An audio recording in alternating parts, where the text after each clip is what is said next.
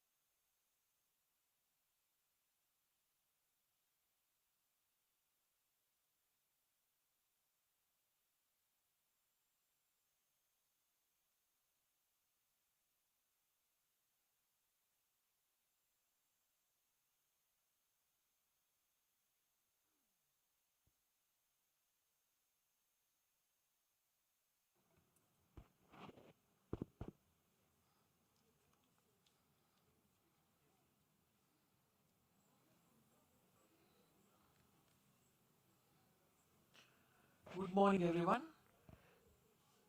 On this bright and sunny morning, I extend a hearty welcome to all of you to this second day of this international seminar on obesity and metabolic disorders.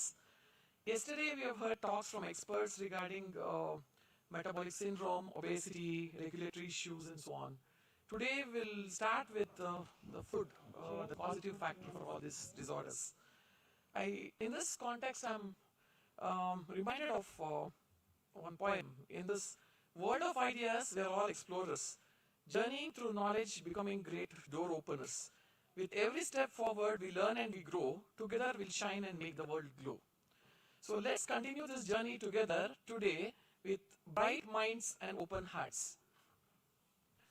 It's my privilege to welcome Mrs. Soumya Janakanti Kumar, Madam, as a chairperson for this today's conference. Please, ma'am.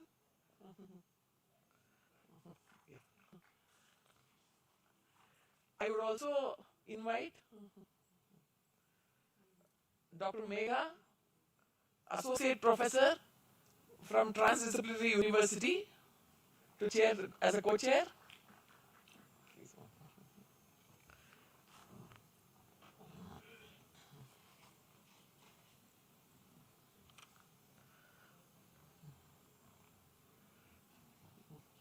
I once again request you to put your hands together to welcome our chairperson and also co-chair. To give a brief introduction, Dr. Soumya Janakanti Kumari is currently working as a senior lecturer of Ayurveda, Faculty of Indigenous Medicine, University of Colombo.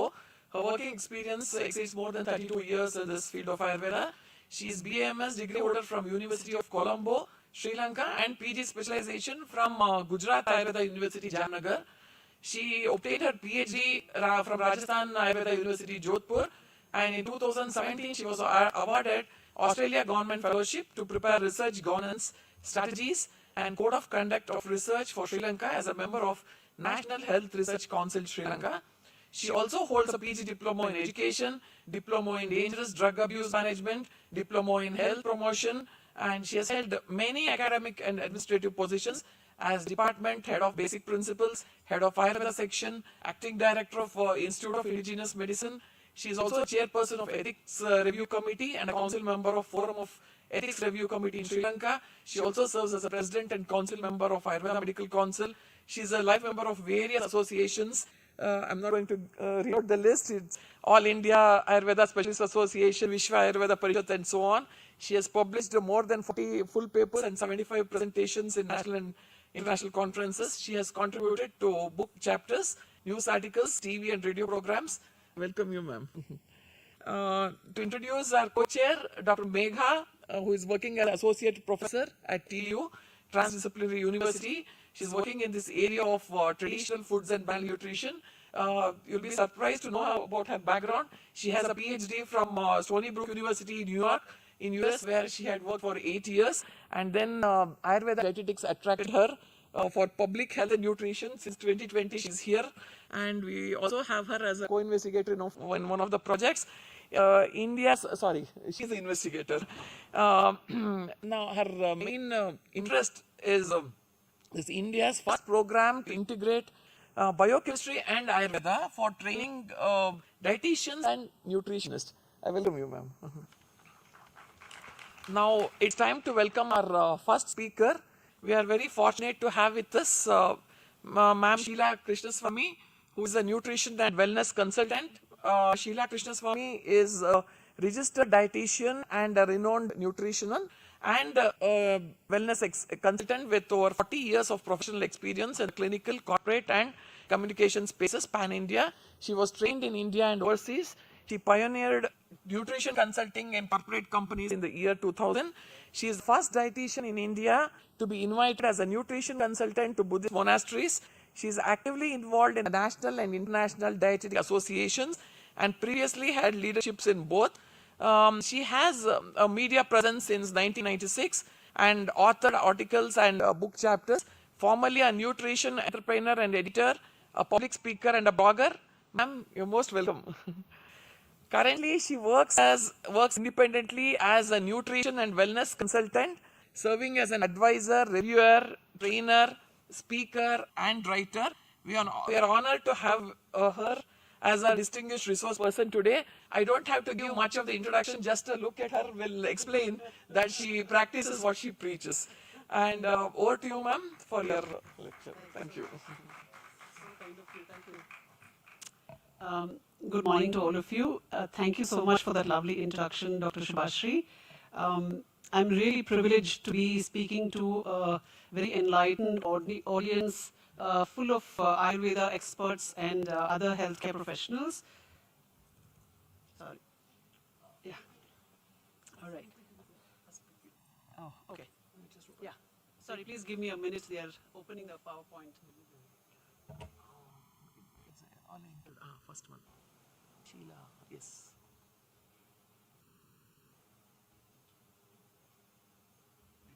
Doctor? No. It's fine. It's fine. It's fine. No formalities.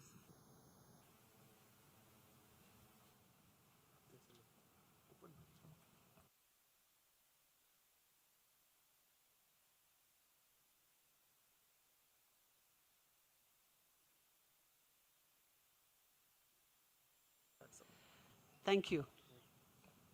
Let me begin by thanking Dr. Sulochana Bhatt, Dr. Shubhashri, Dr. Rajendra, and all of the people who have given me this opportunity to be here today.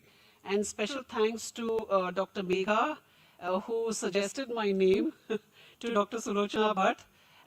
And of course, I cannot not be happy and totally I've been so, what should I say, on top of the world since yesterday because I am in the IISc campus, one of the best campuses, I think, across the country, probably even in the world. And more so because I grew up on the campus several decades ago. So my father was a professor here, and he retired many years ago. He's, of course, no more, but it's been really nice and very nostalgic for me to come back here. So thank you very much once again for the opportunity. Okay, I'm going to begin by talking about my experience, what we ate 45 years ago when I was a student of nutrition and dietetics, and how things have changed today. How do I move this forward? Yeah, it's not going. Yeah, all right. So 45 years ago, we had very less ultra-processed foods. And I think the only ultra-processed food was a breakfast cereal that was cornflakes called Champion. I don't know how many of you ate that many years ago. But then that was the only ultra-processed food that we had. We did not have anything else. Eating out was extremely rare. Food deliveries, of course, did not exist at all. There was no distraction during family meals because we all ate together and we were just chatting over the meals, and there was absolutely nothing else, no other activity during meals. no oils were considered bad. Today we say this oil is better than that oil and the third oil is better than the fourth oil, but that time nothing was considered bad. All oils, in fact we did not have this kind of variety of oils, but whatever oils were available were all considered great in small quantities. There were no gyms, only outdoor games and other physical activity. And we sat on the floor, cross-legged, and I'm sure Ayurveda believes in this form of eating meals. We ate mostly whole grains for consumption. We did not have too many refined grains. And refined grains like maida and things like that were kept only for special festival occasions. There was local seasonal fruits and vegetables available. Whole milk and milk products were consumed. We did not remove the fat. Nothing was skimmed except cream from curd to make buttermilk, butter or ghee. We believed in slow cooking, and information was obtained from authentic sources like teachers, journals, books, discussions and so on. Now fast forward to today. There's a very high intake of ultra-processed foods, high sugar, high fat, sugar, salt and foods, high refined foods. Fruits and vegetables are available all around the year. Cooking methods have become very quick because everybody is in a rush to go to the next place.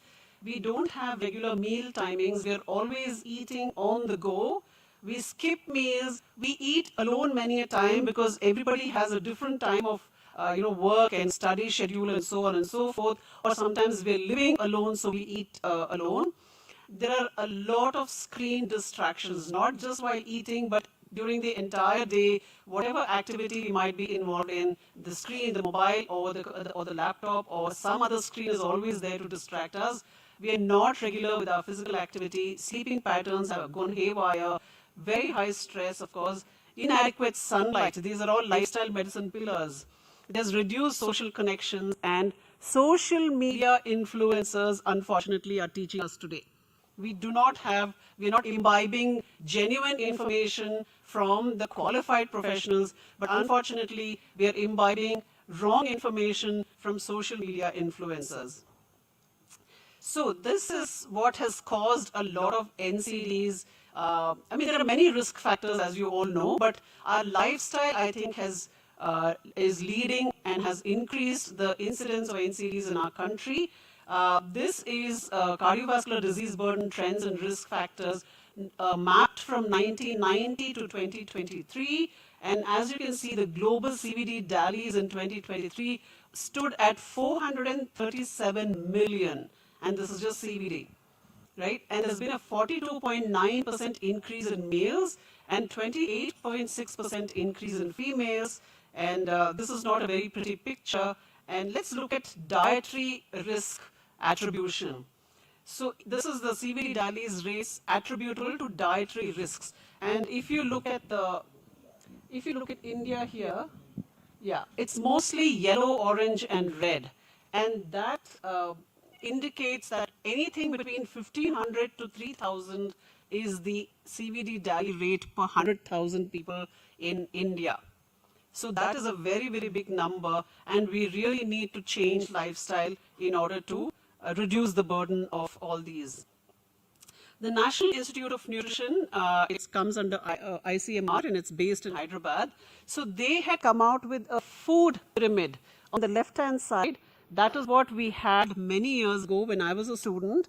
We studied that as a dietary guideline. And in the pyramid, you can see at the bottom, I don't know if the pointer is visible. Anyway, at the bottom you can see consume adequately, and the bottom segment of the pyramid is nothing but cereals and grains. So all of the cereals and grains we were asked to consume, and that's what we were told, and we learnt that, and we told the people that they need to consume adequate cereals. The next, on top of cereals, came fruits and vegetables. On top of that was all the protein group and some amount of fats and oils. And right on top was all the ultra-processed foods. But now, again, fast forwarding to what is now. What do we see now? Even the NIN guidelines of how to eat and how much to eat has changed, because half the plate, in this diagram you can see on the right, half the plate is fruits and vegetables. And a little more than 1/3 is cereals and millets. a little less than 1/3 is all the protein-rich foods, and a very small strip here is fats and oils, and of course there is also dairy on the side. So even we have realized, even the scientists in NIN and everybody has realized that we need to eat more fruits and vegetables because our protein intake and fiber intake is not very high, the antioxidant and polyphenol intake is not very high, the protein intake also has fallen, and therefore we need to readjust the way we eat. And this is the latest My Plate for Day, which was released, I think, about 5 years ago, 4 to 5 years ago by NIN. Moving forward, I'm not going to talk much about traditional Indian diets, although the topic says traditional and contemporary, because all of you are Ayurveda experts, and when I looked for traditional Indian diets, most of it led to Ayurveda publications. So I don't need to tell all of you that. You all know much better than what I do. So I'm just going to present one slide here, which says the health benefits of traditional Indian diets are mediated by a combination of antioxidant, anti-inflammatory, and metabolic impacts driven by the presence of polyphenols, fiber, and other bioactive compounds. And I'm sure Ayurveda says the same thing. By incorporating different varieties of foods and spices into everyday meals, traditional Indian diets offer a comprehensive approach to promoting well-being and reducing the risk of chronic diseases. Now, what does India eat? What are we eating currently? This is, of course, a reflection of the NIMHANS study, which NIMHANS survey, actually, the National Institute of Nutrition, published a report in 2020, and it was titled "What India Eats." So, although this was published in 2020, it kind of reflects on what we are eating even today, because not much has changed in 5 years. In fact, probably our intake of ultra-processed foods have gone up further, but this also kind of reflects what we eat today. So if you take a look at this figure, the dark blue on the right side that you see is the cereals and millets, and that of course is rich in carbohydrates and other micronutrients. And I first thought, when I saw this diagram, I first thought the dark green one was actually protein pulses, protein source, but it is not. The pulses are actually the light green one. So that is the amount of pulses and legumes we are consuming. Northeast and East is slightly better than the rest of the country. And look at vegetables and fruits. That one, the light yellow colored one, is vegetables and fruits. It is so less compared to what we should be eating, right? This is intake of protein from different food groups. So let's just take a look at the pool data. Almost 50% of protein comes from cereals and millets. And the rest of the protein comes from pulses, legumes, nuts, milk and milk products, and meats and all of that. So in India, because we are a cereal-heavy nation, we get a lot of protein from our cereals itself. This is the fat intake, and again looking at the pool data on the left, the blue bar represents visible fat, which is 57%, almost 60% of our fat is coming from visible fat, and we do not recommend that. We recommend about 40 to 50% comes from visible fat. The remaining should actually come from invisible fat. That is the fat that is naturally present in foods. Visible fat is what we add to our food and cooking, like oils and ghee and butter and all of that. So that is much more than what it should be, and the invisible fat is less than what it should be ideally. So therefore, this kind of skewed intake of food is actually increasing the prevalence of NCDs, beginning with obesity. In urban Indians, again, the pool data here shows that the abdominal obesity is 53% in urban Indians, and overweight is 31% in urban Indians. Not a pretty picture. And as you all know, we tend to gather fat along our middle region of the body. So abdominal obesity is very high, and that in turn increases the risk of cardiovascular disease, hypertension, type 2 diabetes, and inflammation, MASLD, all of that. So this is not really a pretty picture. Prevalence of obesity in India, this was a paper published in 2021, was, according to the authors here, it was 40% at that time. South, for some reason, was the highest, and East was the lowest. Obesity was higher amongst women than men, more in urban than rural, and higher in over 40 years of age than under 40 years of age. More education also implied a higher obesity, as did lowered physical activity. The NFHS5 showed that 6.4% of women and 4.4% of men aged between 15 and 50 age are obese. And 3.4% of children under 5 years are overweight. Again, a very scary picture, because these are the ones that will actually grow up to be obese adults or overweight adults. A study by the NCD Risk Factor Collaboration published in Lancet in 2022 found that 44 million women and 26 million men in India were obese. This again was an article published in Times of India earlier this year in June 2025, which again showed how terrible our country is as far as obesity and overweight is concerned. Prevalence of hypertension, pooled data shows 32% of people are in the urban area are hypertensive, and 21% in the rural area. So it's not just the urban area that's being, urban India that's being affected, even rural India is being affected. And of course, diabetes, I think we have spoken enough about diabetes yesterday as well. 25%, and this is published in 2020. So 25% in urban India and 7% in rural India already have diabetes. And we know there are probably 100 million overt diabetics in our country, and there are more than 100 million people with pre-diabetes living in our country, which is, again, it's just going to explode in the next few years. So this was a paper published in British Journal of Nutrition titled Transition in Dietary Quality Evidence from India. The study examined changes in diet quality and the critical socio-economic correlates of this quality from 83 to 2012. And more than 100,000 households were included in each round. And what they found is fat consumption increased over time while protein and energy consumption decreased, and average diet quality index deteriorated in the urban sector.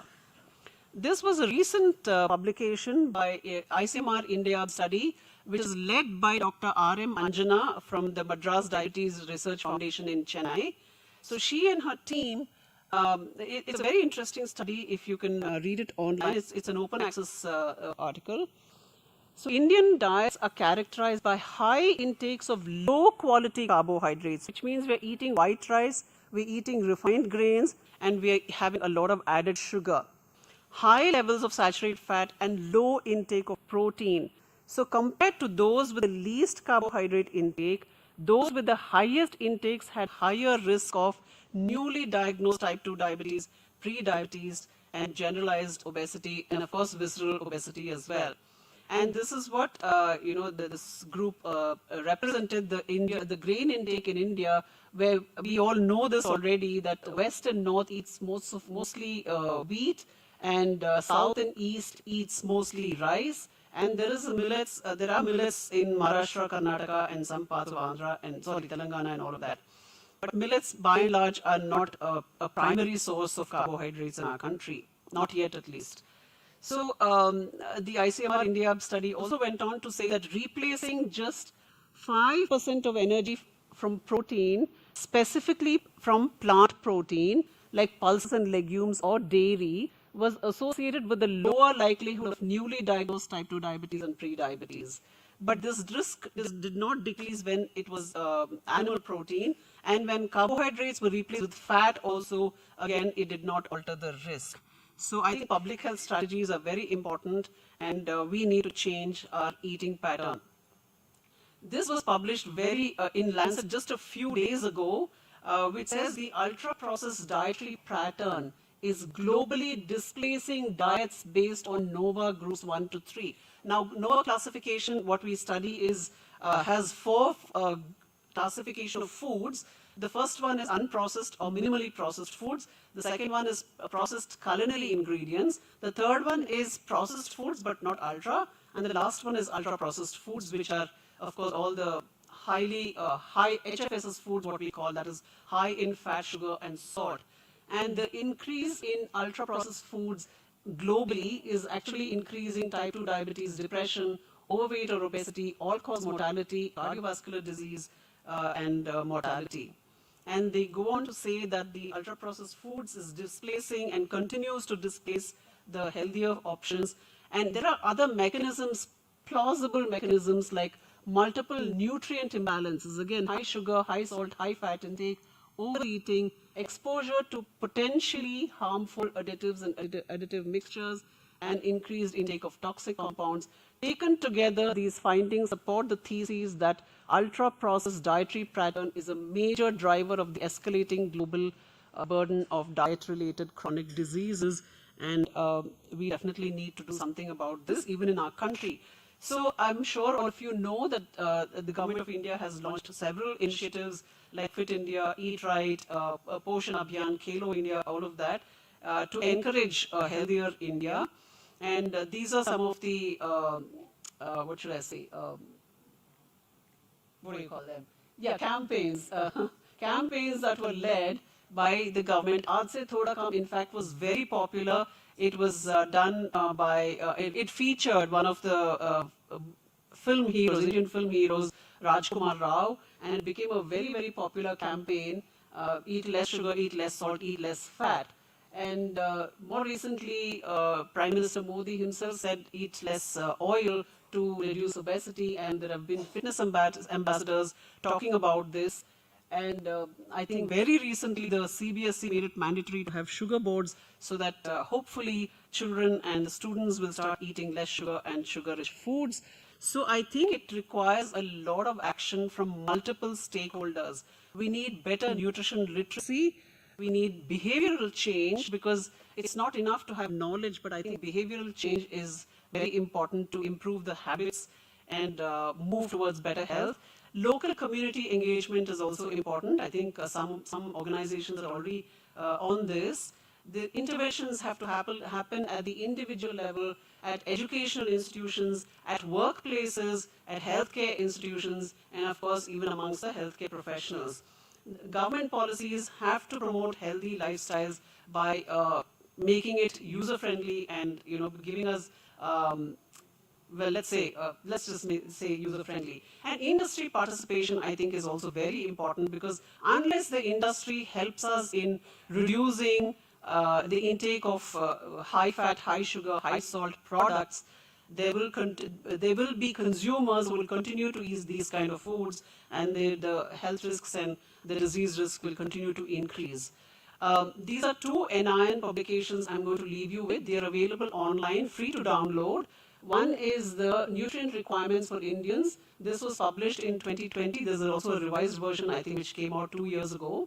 And this is Dietary Guidelines for Indians, which was published earlier this year, I think last year. But this very briefly gives, what normal adults should be eating and how to avoid risks of various diseases, and also probably build up our immunity and all of that. It's a very nice 17-point guidelines with some explanation, of course. It's a very useful PDF which you can take a look at and probably share it with your patients and your clients as well.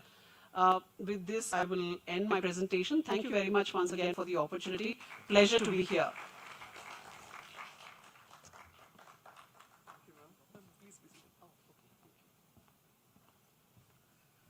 Thank you, ma'am. Thanks for your informative talk with many thought-provoking insights. As you rightly said, behavioral changes, nutritional literacy, community engagement are all quintessential, goes a long way. Thank you once again. It's time to introduce our second distinguished speaker, Sridevi Annapurna Singh. Ma'am, please come on to the dais. Uh, it's a privilege to introduce Dr. Sridevi Annapurna Singh, former director of CSIR, Central Food Technology Research Institute, Mysore. Um, it's my privilege to introduce her to all of you. She has a distinguished career spanning over 3 decades at CFTRI. She rose from junior scientist to chief scientist and head of protein chemistry and technology department, protein chemistry and technology department, eventually leading the institute as its director with exemplary scientific and administrative vision. Madam holds a master's in food technology and PhD in food science from University of Mysore. Her pioneering research on enzyme structure, function activity relationships, protein technologies and development of high protein supplementary foods have driven impactful innovations resulting in around 40 technology transfers to industry and public health initiatives.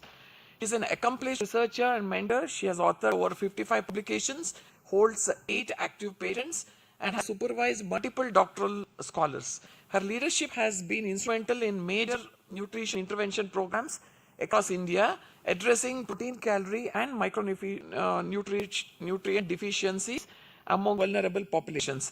Madam has served as in many of the national committees and boards like DBT, DST, FSSAI, and leading universities, and has represented India in scientific delegations to Germany, US, USA, France, Finland, and Thailand.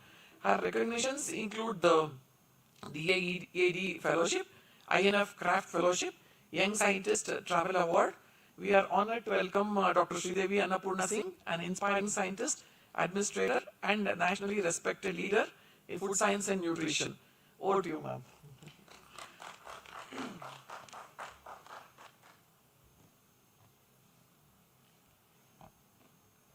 Very good morning to all present here, the distinguished people sitting in the front row, as well as all the students and other experts who have gathered here. I am indeed privileged to be standing in front of you, but as my biodata says, I am not an Ayurvedic practitioner. I will just try to say what little I know in terms of the food and how it can be related to marketing the products. So this is the topic that was suggested, and I readily agreed, thinking that it is food related and how we can actually market them globally. So what kind of safety and global market opportunities are existing, and where we need to be cautious about these. So already the previous speaker has stolen words out of my mouth and given an excellent introduction to the Indian traditional food system. And probably in my childhood days, I went back to that when she was speaking, because that is how we had food. We would sit together, there would be a lot of relaxation and laughter. Many people of the family participated in the cooking of the food, so there was menu diversity, and nothing else was done other than eating. So all of that probably gave us a better health and less stress, but no longer that exists today, especially in the urban setup. So these traditional foods system in India especially has been built on time-tested wisdom, and several key benefits are attributed to it. The one thing that stands out is how we used to cook fresh and consume it the same day. It was never leftover, and I remember my mother telling me that the leftover rice would be put into an earthen pot, and it would be milk and curd would be added to that, and that was the breakfast the next day for the children. Today we are eating cornflakes, and in England it is probiotic rice is being marketed. So there is a kind of inversion that we have adapted to a less healthy diet, especially for breakfast, as compared to the Westerners who are looking at India.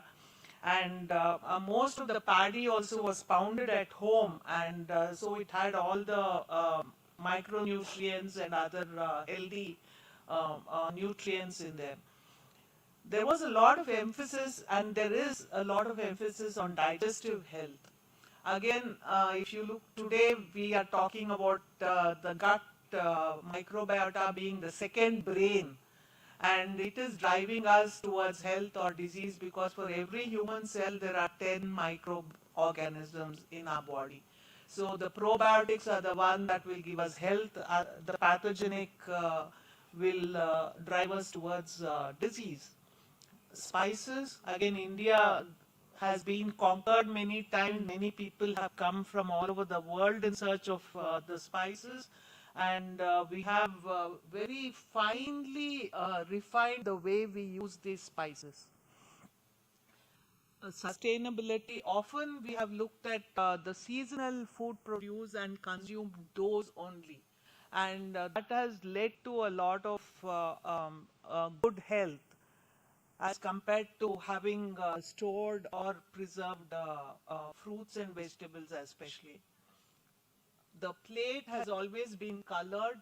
It is almost like a rainbow, and you get all the nutrients that you require from this rainbow. And definitely there has been a cultural and spiritual connection. Depending on the day, depending on the occasion, depending on the festival, different kinds of foods were prepared, ensuring that we will have a balanced diet also. So traditionally, again, we have used a lot of plants and products in our daily life. If we talk of turmeric, I would like to tell you about a small, I loved telling the story that in my childhood, in a small place in Andhra Pradesh, any festival, when the ladies met, especially the married ladies, it was a practice to rub turmeric on the feet of each other. Now, while many religious connotations are given for that, saying that married women have to do this for the long life of their husband.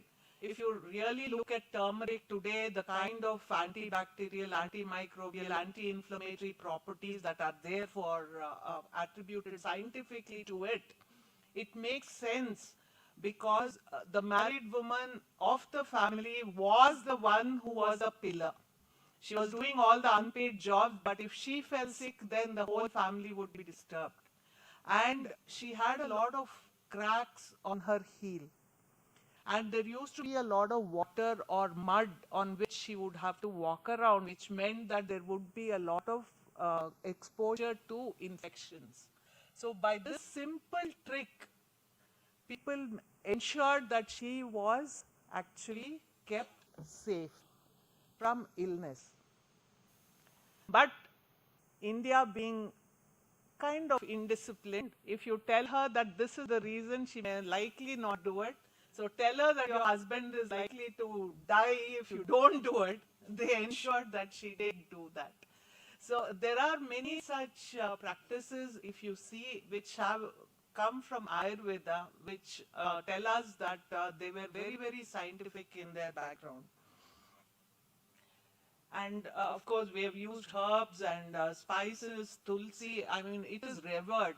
In fact, in my childhood, if turmeric was over, the stock was over in the house, I think the person who was going to the market would be told that haldi bar gaya hai. They would never say ki khatam ho gaya hai. It was that revered. And tulsi, of course, all of us have it in our homes, and we do revere it.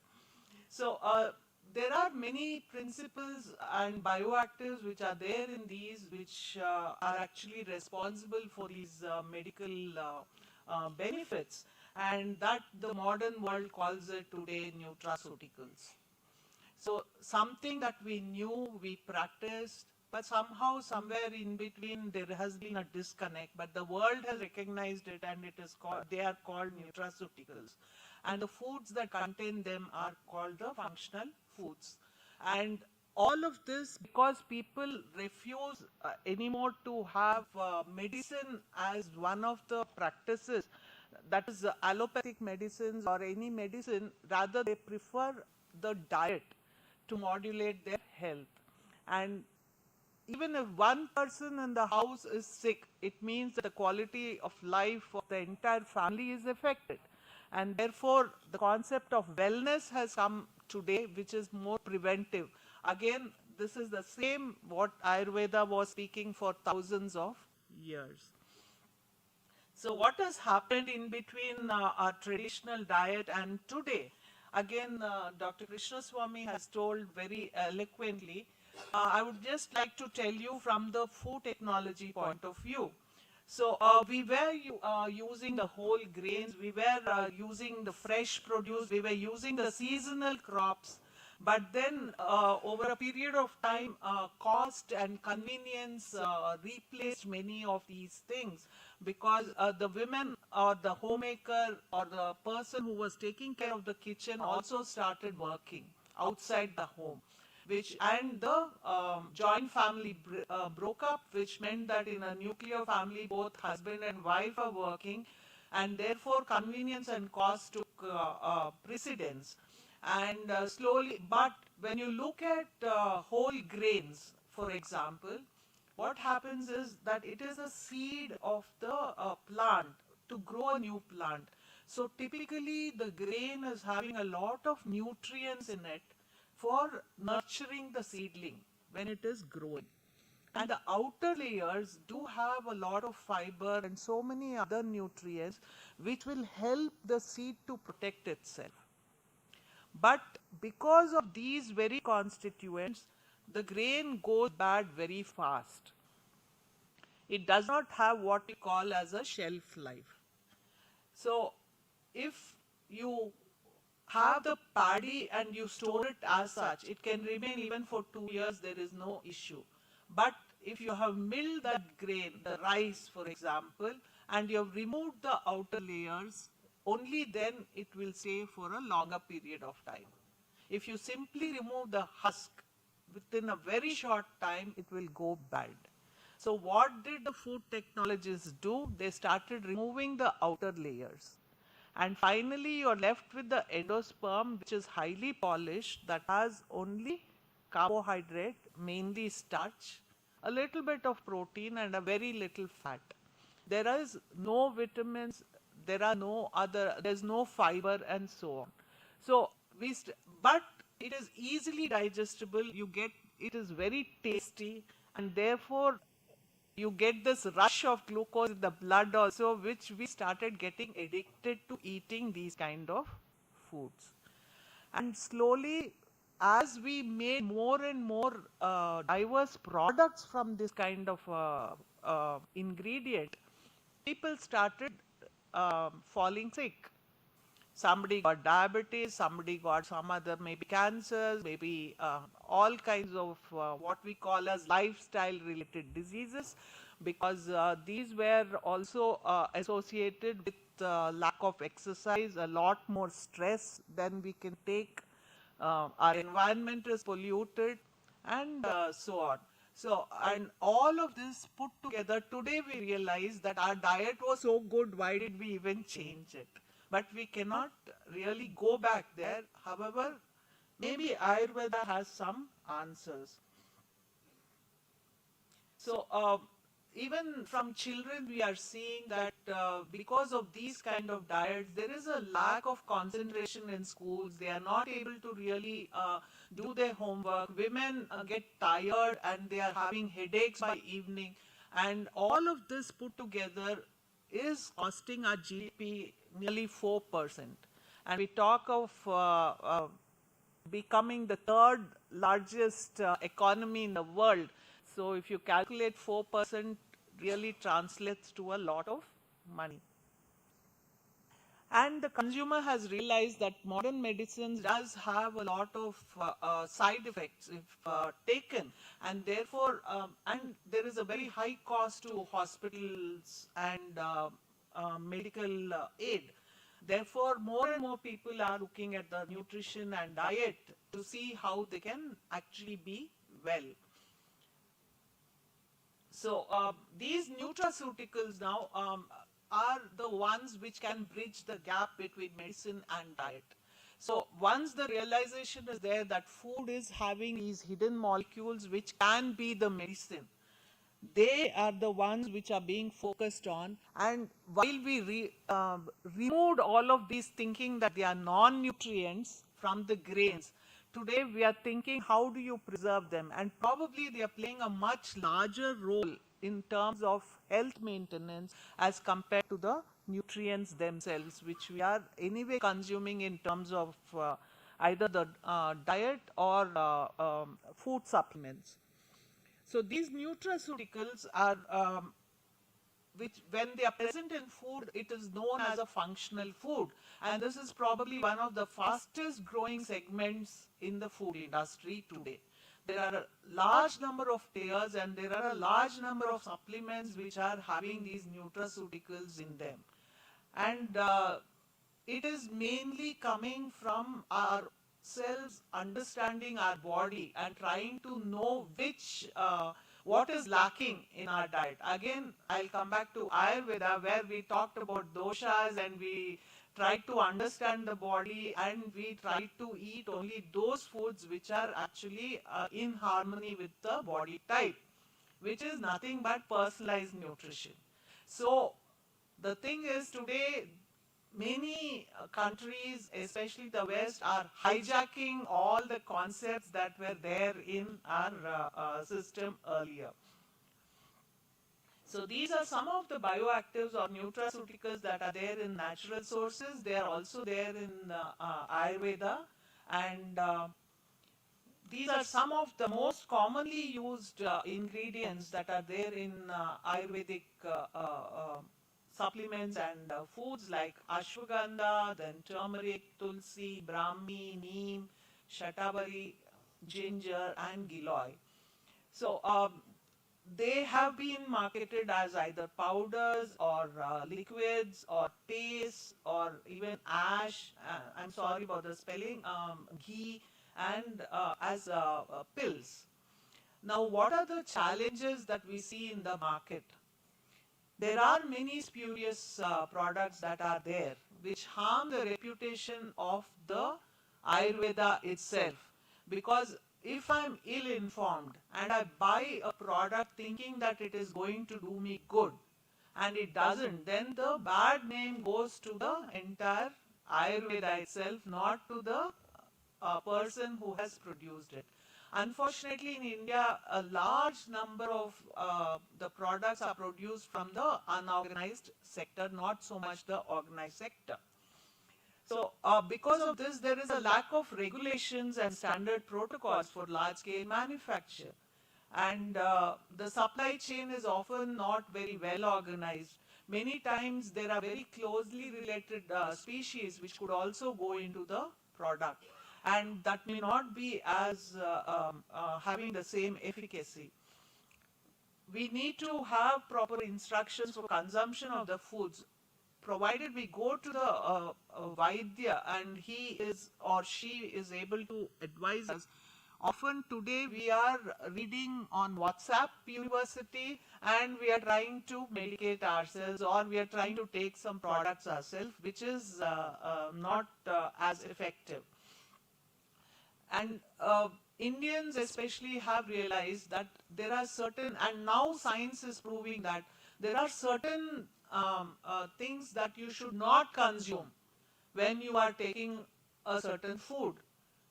While it is called Viruddha Ahara in Ayurveda, science is also talking about co-nutrients and antagonistic nutrients. So if you take vitamin C along with an iron-rich food, the absorption is better. But if you take coffee or tea which is having a lot of tannins in them or polyphenols, then probably the absorption would be affected. So thanks to COVID, all of us have realized that we want to eat better food and we want to be well and we want to have good immunity. And therefore Ayurveda has become the focus, and many countries are looking at the ancient Indian science of Ayurveda to also make products, especially for digestive health, that is fermented foods, then anti-inflammatory effects, especially of many of the spices, and better weight management, cardiovascular health, detoxification, diabetes and lifestyle related diseases, and so on. So there is a huge market, and today it is projected that it would reach somewhere around almost, I think, $70 billion by 2030.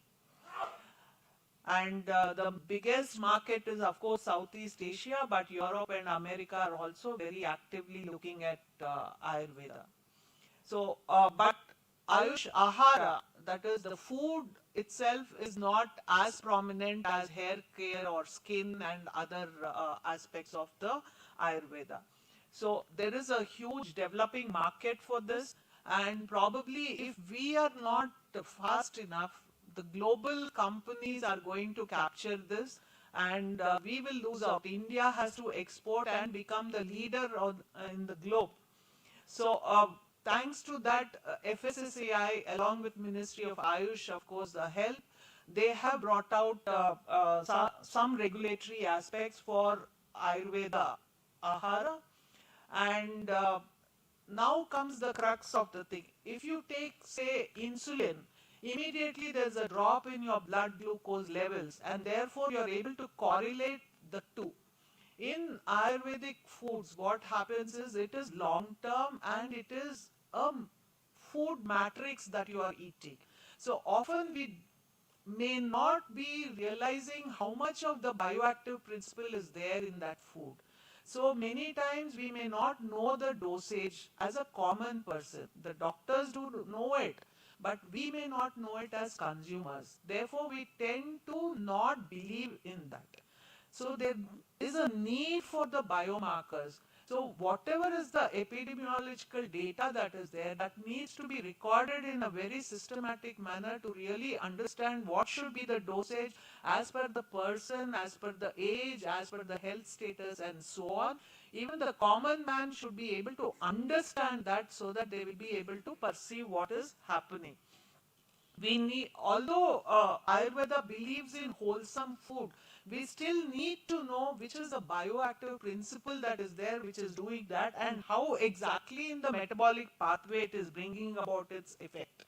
And therefore, we have to validate the claim using either clinical trials and animal and so on. And then there are instances today, if you look at the environment and the climate and the globe, the soil has changed, the water has changed, there is so much of pollution everywhere. So often the plants that were recommended then may not have the same amount of the ingredients today. So we need to redo some of these things to understand where we are. And while packaging, we have to know the shelf life and the stability. Further, after ingestion, we need to know whether it is the same molecule which is doing the job, or is it getting converted to a metabolite, and it is that metabolite which is bringing about the effect. And we need to look at the delivery systems, how it should be given. So first is the supply chain is a challenge. We need to have a uniform supply of raw materials. Many of the texts actually do not know whether it was made in an iron vessel or in a copper vessel or in a brass vessel. So often we don't know whether something is leaching into the food, and that is also giving the effect in conjugation with the bioactive molecule. So we need to redo some of these things to understand, so that at a global level we are very confident. Then many times we also, when we look at exports, each country has its own regulatory mechanism. It need not be the same throughout. So what is good for Europe is not necessarily for the US or Japan or Australia or Canada, and therefore we need to understand that and then make these products in large scale with standardized protocols, so that uniform quality will be maintained and we know exactly how much is the bioactive principle that is there and how it needs to be taken. Because of the environment and the soil and the water being used also, there are a lot of contaminants that are coming into our food. There is a heavy metal contamination, there are toxins, there are all of these need to be also tested and understood, so that the same efficacy can be and batch variability will be lower. So we did have a collaborative work along with CARI, and just a little bit about that. There are many recipes which are today not seen in the market, and the project was taken up to understand whether we can bring them back into the Indian market in the first instance. And for this, we looked at the recipes where commonly available ingredients are there today, and they are relatively less in number, and they are easily identifiable, and product development is also easy, and we can market them in either ready to cook or ready to eat forms. And also there is a innovation in making newer products, and the sensory quality as well as shelf life would be good. At the same time, therapeutic potential can be demonstrated using animal studies. So 9 such recipes were taken, and we made them in larger quantities, but certain bottlenecks were there. While it is easy to prepare in a lesser quantity by hand, we found that some of these ingredients were very, very hard, and we needed to remove some of the layers so that toxicity would come down, but machines are not really available for these operations. So when you talk of large scale, we need to develop equipment, and we had to be assured of the quality and purity. We had to test for the contaminations and understand whether it is safe for consumption. Often when we add these ingredients, the sensory quality totally becomes changed. It is often very, very bitter or pungent. And so how do you mask that taste so that it can come into a common market as a food, and then look at the efficacy. So while today you have capsules and so many other ways of powders and pastes and so on, we also need to think of innovations like maybe gummies without the high sugars, cookies and other more internationally acceptable products, to see that these can be delivered at the same time they will be absorbed with better availability. So translation of traditional knowledge to consumer requirements has very great potential, more so today than ever. But if India has to be competitive and somebody else does not hijack as they have been doing all these years, we need to do what I have told earlier, and also develop a wide range of products that are internationally acceptable, but they adhere to the Ayurveda concept of diet, and they have improved taste and as per the different cultures, and there's low or no interference with the existing food habits as well as nutrient absorption, and it should be suitable for all people. And having said that, we also need to scientifically validate many of the things that we already know and believe, but the world need not necessarily follow that. And for this, we need to publish and look at the instantation of traditional recipes. Because even idli today, gulab jamun, everybody has forgotten the traditional way of making a gulab jamun. I remember my mother would start at 6 a.m. on my birthday, and finally at 3 p.m. she would have the gulab jamun on the table.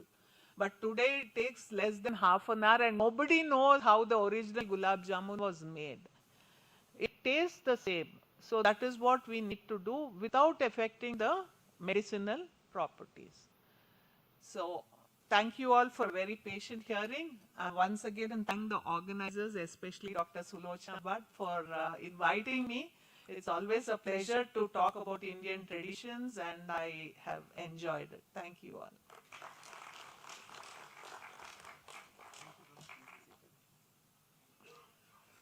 Thank you, ma'am. Thank you for your informative and engaging talk with anecdotes, sharing your rich experience with a blend of scientific validation. As you said, right, as you rightly pointed out, cost and convenience has definitely replaced our eating habits, and your explanation gives us insight regarding why the old Purana Shali or Viruddhahara is mentioned in Ayurveda. Now, moving on to the third speaker, I'm glad to welcome our third speaker, uh, Mr. Babu, Dr. Babu. Please come on to the dais. It's my pleasure to introduce Dr. UV Babu, Director of R&D at Himalaya Wellness Company. Dr. UV Babu is an eminent medicinal chemist and a senior research leader, currently serving as the Director of Research and Development at the Himalaya Wellness Company. A PhD graduate in natural products from CRA Lucknow, he brings over 28 years of industry research experience in herbal science and drug discovery. He has authored over 100 scientific publications and holds an exceptional portfolio of 83 global and Indian patents. Dr. Babu has represented India internationally, including as an official speaker on organic natural products at Germany, and also he has led the Natural Products Vision Group at India France Knowledge Summit. He has contributed to national regulatory and scientific frameworks through his work with an Indian Pharmacopoeia Committee on DNA barcoding of medicinal plants, and he serves on advisory and academic councils of leading institutions including Mahem Manipal, JSSHER Mysore, MVIT, Reva University, PS University, and others. His academic engagements span multiple universities with collaborations across IIT Delhi, IIT Guwahati, IIT Madras, IIT Bombay, and IIT Mandi. Dr. Babu is deeply committed to capacity building, mentoring farmers and students, developing national workshops on phytopharmaceutical processing, and spearheading the pioneering BTech in phytopharmaceutical program. We are pleased to welcome you, sir, as a distinguished resource person. Over to you, sir.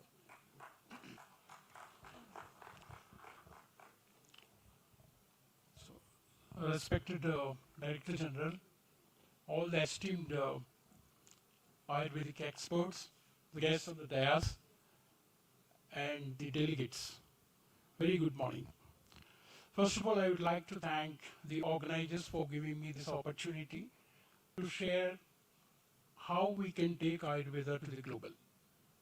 Today, my talk is something different than what you have been discussing maybe yesterday till today. I would like to focus more on industrial perspective. What is the current state of Ayurveda and how the Ayurveda is seen in the global level? What are the challenges today that we have and what best we can do if we have to take the Ayurveda to the global map?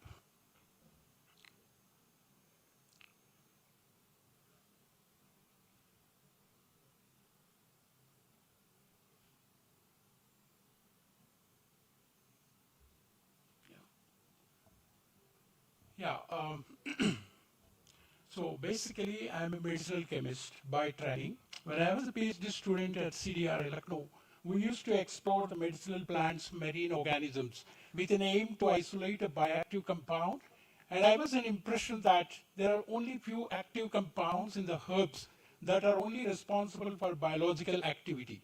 Therefore, as a drug discoveries, research personnel, I always wanted to explore what are those bioactive compounds in the herbs that we can, isolate, making into a drug.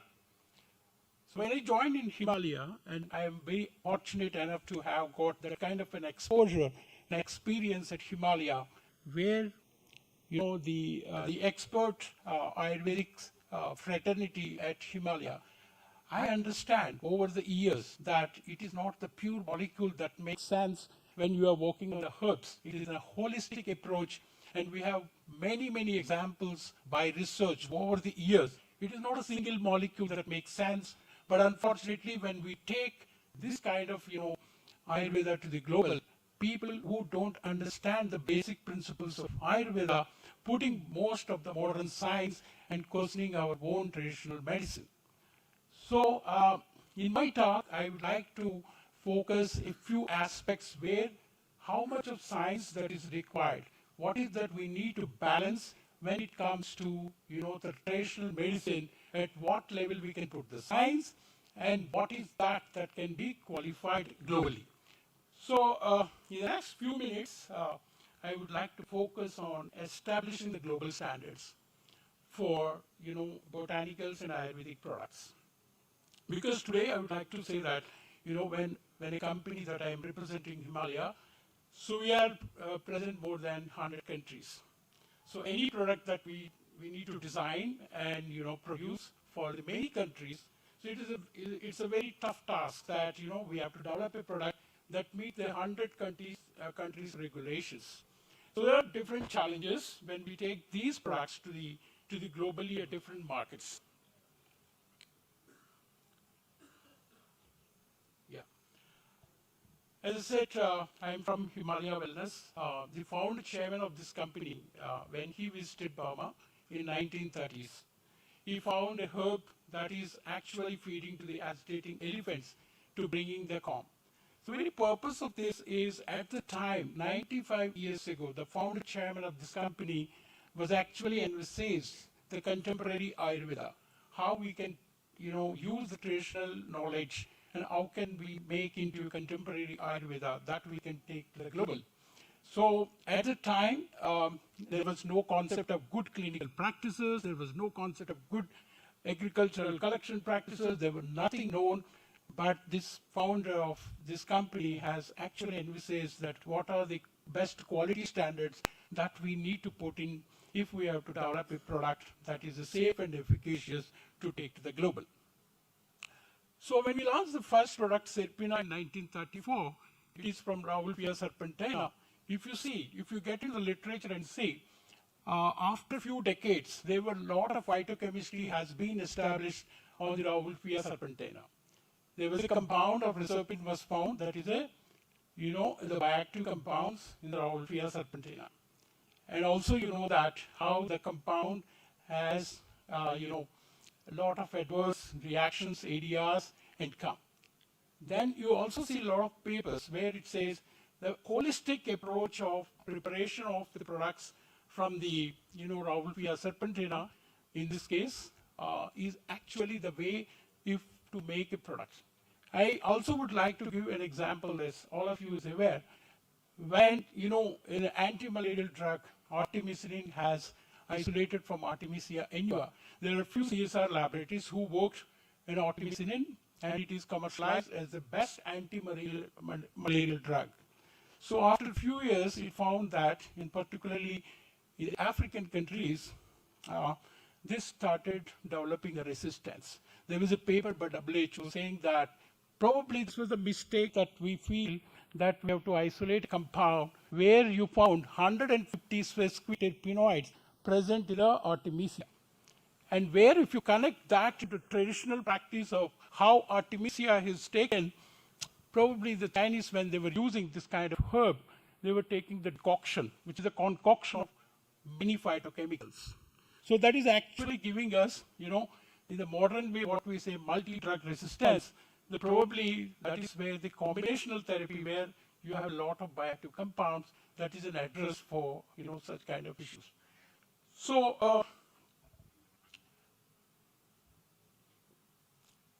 if you look into this, I want to make it very clear that how, when we are understanding in Ayurveda and associated herbal science, how the people are confusing and how we are putting science into it and making it much more modernizing. If you see this herb, you can use a herb, and all make your Ayurvedic practices, you can develop a product. It can be Ayurvedic classical product or proprietary product. Where the herb, you have many examples where you take the herb, you can use the powder, you can make it into a classical, preparations. That is what we have from our classical textbooks, how it is written, how it is to be made as an Ayurvedic product. Now, what happened to the next step? People always question that when you are taking this herb, how do you ensure what is the bioactive compound in the molecule? But we are really forgetting that knowing the bioactive compounds or analytical markers is to standardize the herb and establishing the quality of the herb, not necessarily only those compounds are responsible for the bioactive compounds. And this research going to the next stage, where now, from the few years, there is a new concept is coming of phytopharmaceuticals. So what we are doing is the herb you take and make an extract, make a fraction or semi-purified fraction where it is mix of 10 or 15 or 20 compounds, but it's standardized to 4 compounds. Then we are saying, look, this is a phytopharmaceutical. This is more advanced than the product that is developed from the herb. And traditionally, you know that herbs have been explored for the discovery. 64% of the molecules or the drugs that you take it from shelf today are directly or indirectly inspired from natural products. The people have been isolated those compounds and putting into a modern drug discovery. You have many examples. You can take the Taxol. You take any herb today, any molecule today that has got associated with a kind of phytochemistry, or the molecules come from natural products. So there are a lot of challenges if you see, when it goes to the molecule. So always when you purify the molecules is associated with a lot of safety issues, okay, and the cost issues. Unfortunately today, when we talk about herb fractional molecule, we are associating when it comes to the herb, and we are claiming the positive of Ayurveda.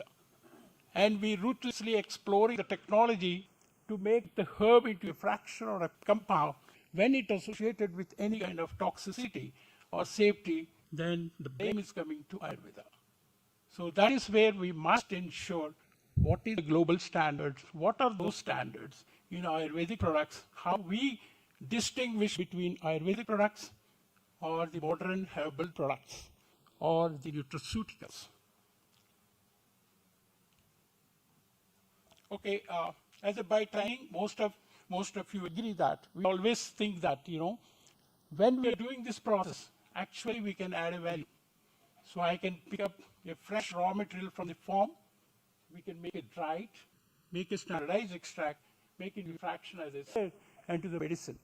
So this is very well fit into a modern scientist or a chemist or synthetic chemist, where always the aim is to isolate a pure molecule. Always it is a, understanding that by doing this, we are actually adding a value, not necessarily that we are adding values. We have several examples where you are going up, actually you are diminishing the importance of that particular research or work or a product.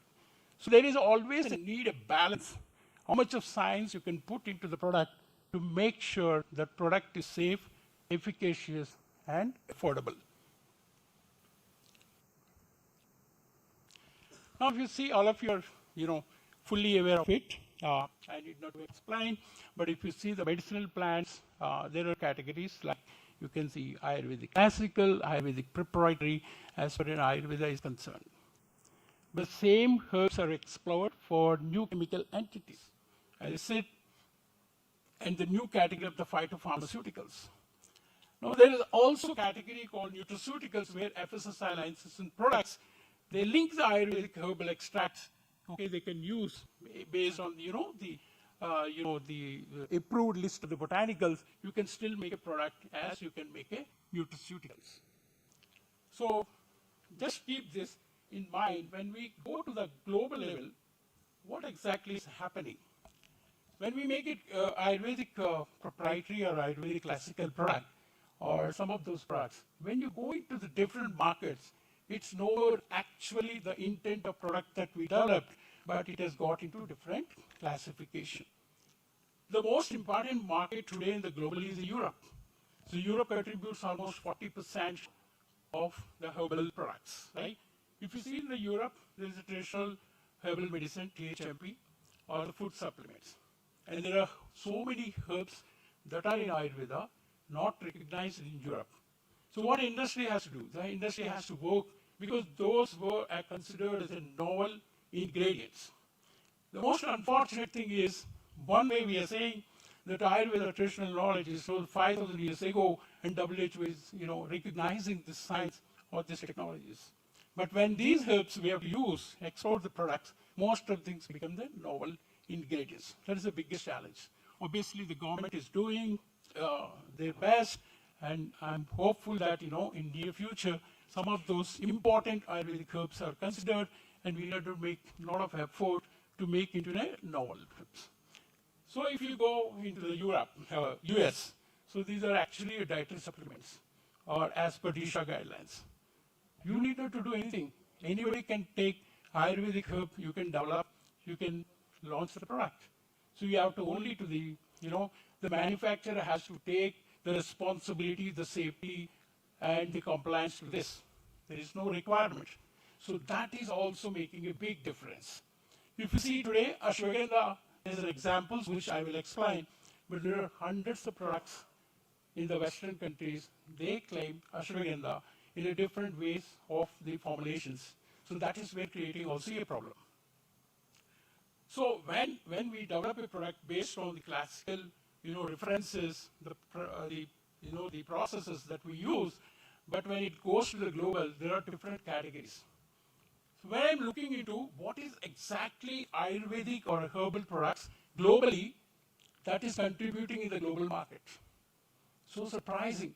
From India, it is $2.16 billion. So it's just so confusing. If you look into the nutraceuticals, it is $900 billion. So what exactly is happening? A lot of these products going into the West, now they are considered in the West. If your product is in the Europe, that is considered as a food supplement. We actually lose our identity there. Like the same products is going to food supplements, same product is going to dietary supplements, is actually not at $2.16 billion. It would be much, much more. The contribution, because all are coming around nutraceutical, which is around $900 billion, that is where I feel that there is a difference. Yeah. When the companies want to explore the Ayurveda or the natural products, or the herbal products, or any traditional medicine from this country, then we have to follow certain consumer sense. Because today companies won't make their own innovation, the strategies. The products are developed based on the consumer expectations. The consumers today expect how your product is 100% natural. Is your product is biodegradable?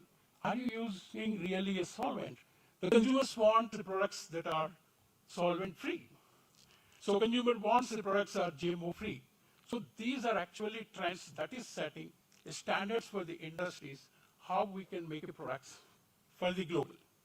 So here again, my submission is like when we have to take these products to globally, probably, and we have to look into from, the perspective where some of those technologies which were not there in traditional Ayurveda, we have to bring.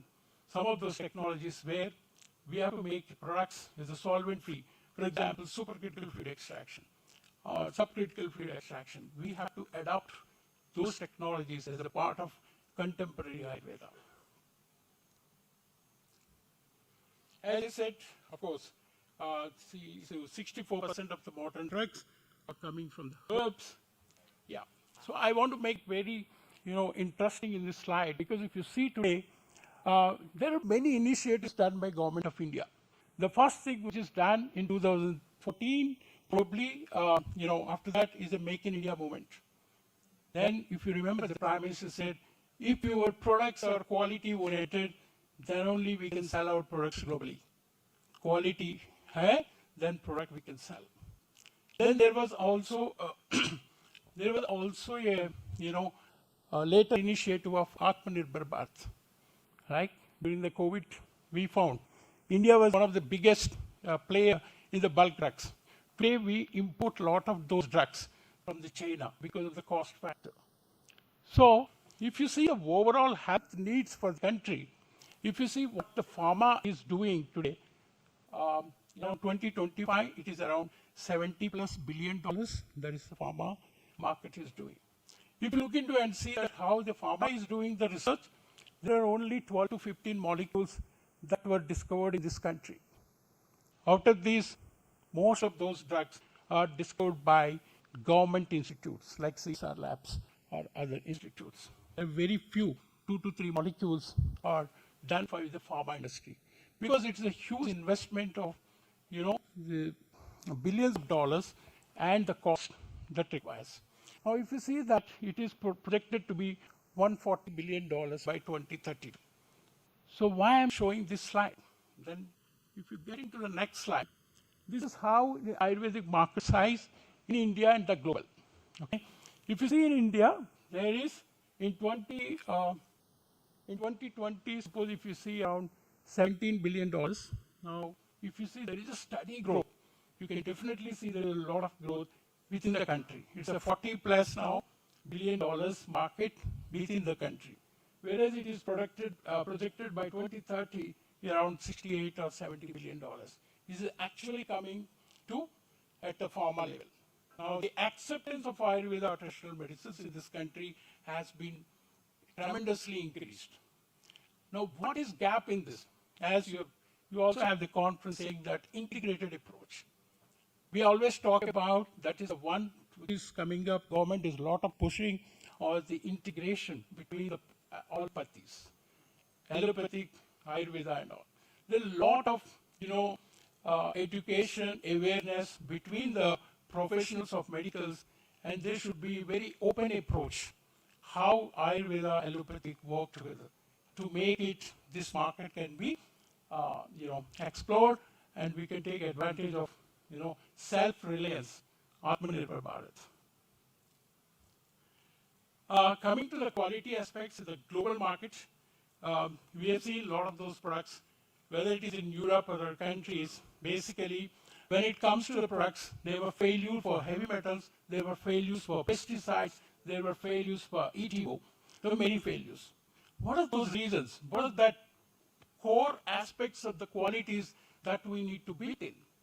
Of course, there should be a lot of support from the government, like we have, a lot of MSMEs or startups. All cannot afford the advanced facilities, but some of those technologies or things that we require is when we are talking about herbal products, the authenticity is one of the key products. All the safety issues begins with authenticity. There are many instances or references where you found the toxicities associated with wrong species. So we need to have advanced authenticity and GACP standards. I always say 50% of quality of product starts from the farm, not in the lab, not in the process. Actually, 50% of our quality of the herbs come from the farms. How you collect it, how you process, how you cultivate it. So that is most important of establishing good agricultural collection practices in the manufacturing facilities, good GMP and bioactive analyticals, and the standardization. Okay, and the contaminants, contaminants and pesticides, and all these making sense. So of course I will try my best, but yeah. So we have done the DNA barcodes, which is very important for the authenticity of the herbs, and we have done more than 150 DNA barcodes, and we published in the databases, and this is one of the things which is coming up in the pharmacopoeias in near future as authenticity, apart from its pharmacognosy techniques for authenticity of those herbs. Yeah, I'll just take, I was asking when you take any Ayurvedic proprietary, right, or a classical product, so you have a formula, you take any formula, and we have a specifications of raw materials. And then we have a specification of finished product. But if you look into the correlation individually, probably that herb is fit for that particular specification. But when you mix the 10 or 15 of those herbs and make a product, and this is the final specification, when we look into these things, if you see the single herb, probably you take an ashwagandha and see, evaluate what is the specification that we established today and what are those challenges globally. And if you take here in FSSI, so if you take here, just I want to say, you just look into that. No specific requirements for license statement or ingredient, because some of those, you can take any herb reference from Ayurveda, because these are botanicals are well established, but you can take it from FSSI, you can do. Just for an example, if you take an ashwagandha, for example, or you take a turmeric, there are 100 ways of doing extractions. There are 100 products, 1,000 products can be made from the one herb by making different processing technologies. So all those processing technologies cannot be same. So therefore, we need to establish a global standard when we see a product, when we see the process. Look at this. The biggest problem for our products to export the Western is the heavy metals. So we have our limits of 10 ppm. Where it comes to Europe, it is 3 ppm. All our products should meet 3 ppm. That is the stringent quality. There are many other specifications that is very, very difficult. In the Europe now, it's established all of your aflatoxin, ochratoxin, and the recently established pyrrolidine alkaloids they found. And these pyrrolidine alkaloids is naturally available, some of those botanical families. So some of these, the specifications that are going to be challenged when we take into the global. So ultimately, if I have to summarize, there are about 300 tests that it is required from the herb to the process to the product that can meet across the globe. So these are compilation of entire quality checks of the full spectrum from the herb to the extract or to the product. So we need to implement some of those technology, some of those testings, analytical specification that meets the global standards. Maybe the last one, which I would say that as you've been discussing yesterday and today, there are many herbs that are reported in Ayurveda for obesity and metabolic syndrome. Some of these herbs are well trended, well known in Ayurveda, like Ayurvedic herbs for management. You take about Garcinia. Today we have issue. Garcinia has been alerted in Health Canada. Garcinia has been alerted in South Korea. Turmeric has been alerted in Health Canada, and Europe is seriously considering for its hepatotoxic. Ashwagandha, as you all know. So there are many herbs today globally. There are many challenges is coming up. How we counter those challenges? Quickly. So actually, there is a lot of collaboration is required from the government, CCRS, laboratories, industry together, as we also discussing last week at CCRAS-CARI Institute in Vijayawada, but a lot of collaboration is required. So industry and government has to work hand in hand to address those issues. It is not that an issue has happened, a safety issue has happened, that we are working in isolation. So that is where creative problems. So there are challenges, restriction to global markets, as I explained. There are safety concerns, there are the quality issues, there are novel food classification.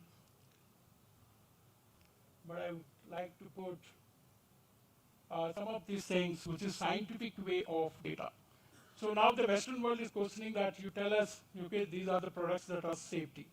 Then we may have a different kind of, the submissions. But I think probably we should have a consolidated national consortium where we establish all these issues and address those safety issues. So because of paucity of the time, I will skip all the slides, but I just want to say that today we are seriously concerned about ashwagandha that's happening globally, the safety issues. We within the country, we are fully convinced that we know that ashwagandha is safe, and we have huge dossiers submitted and all.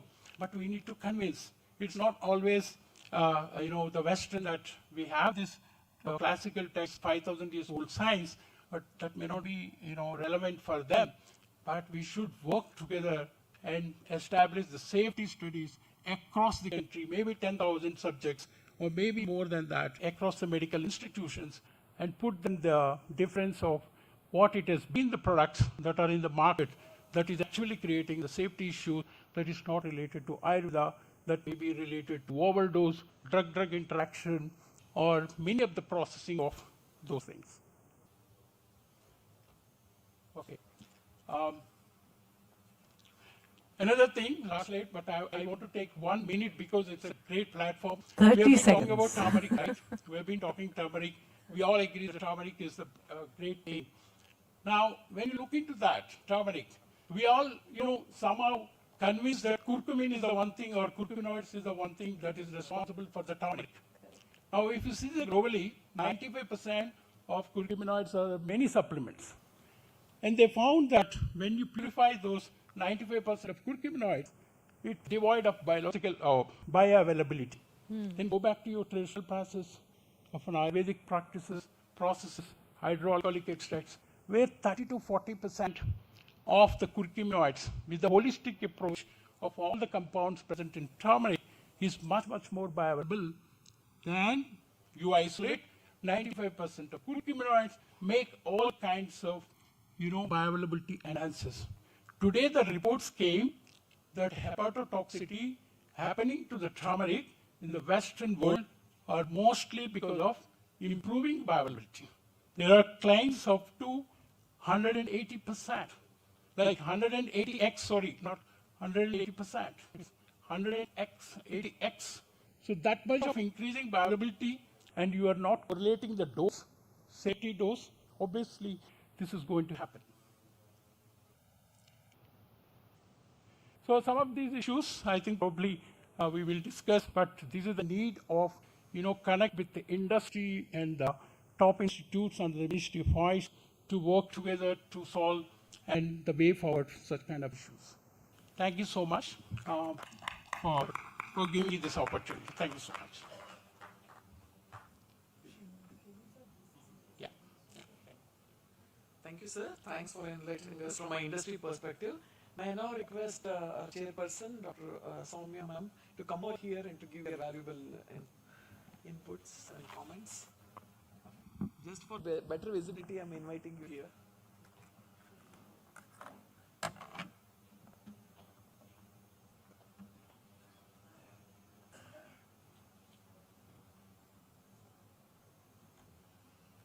Namaste. Thank you very much for inviting me to be the chairperson of this session.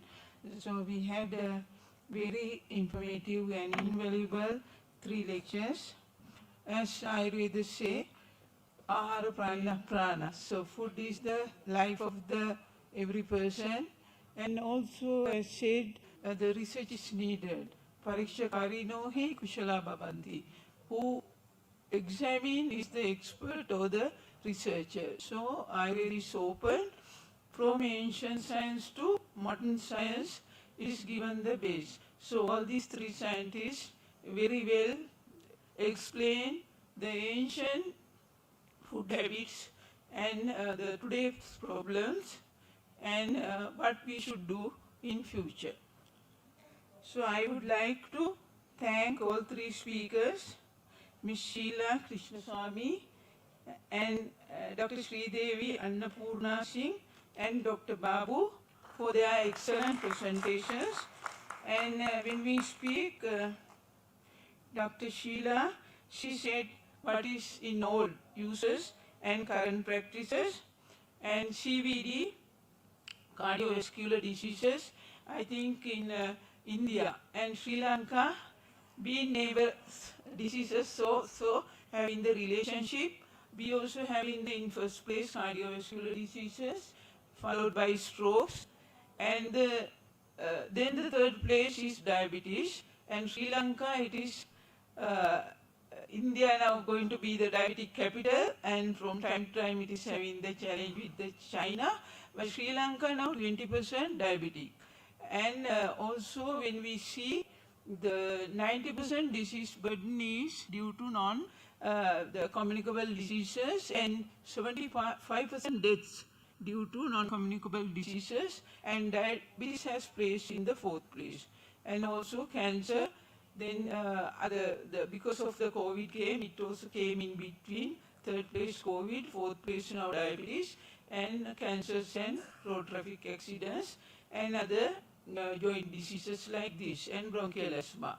But mainly we can see food-related diseases. Sri Lanka also very traditional, the country which are having very good, rich food culture, but the same thing like modernization and fast foods, our obesity, child obesity has become, recently we did, it is 14%. But malnutrition also there between 15%, like that. But the food is a main reason, because we are made of food, and ultimately, Saptadhatu made of food, and again Shukranartha, both are made the human being. So if our food is okay, pure, Satvika Ahara, I think our qualities, our Satvika qualities will increase, but today we are taking more Rajasic and Tamasika Ahara, so this is causing imbalance of our life. So she said about the dietary guidelines, traditional Indian diets, fat intake, then obesity prevalence and hypertension, and how these are contribute to those diseases. So I thank Dr. Sheila for her excellent presentation. Then we move to the Dr. Sri Devi. She also spoken more details about the Indian traditional food system, and she said about the use of spices. Now Sri Lanka and India, we always use spices, and Sri Lanka also for every food we add spices. Only the change is we eat rice. Sometimes all 3 times breakfast, then the lunch and dinner rice. So we don't have roti, so you all when come, you face little difficulty because you can't find the roti because we don't have atta. So our main food is rice, but because of the purification of rice, we also get in the diabetes. So unpurified, that red rice now there is a tendency of taking that because diabetes is increasing.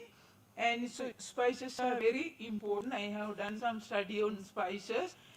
Spices almost except 1 or 2 all are in Ushnavirya. And they are in Katavipaka, so they will reduce the cholesterol as well as the sugar level. So that is the, we have to see that whether we are getting the real spices. Adulterations are there, additives are there, and also other flavors are there. Because of that, we don't get the real effect of these spices. So I thank her. Also, she has said about the functional food, nutraceutical foods, then how we consume the food today, and she also said about the scheduled A food, and also she said about the Prakriti also and Ayurveda perspective.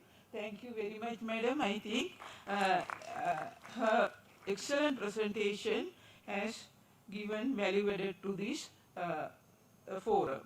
Also, Dr. Babu from the Director Research and Development Himalaya Wellness Company.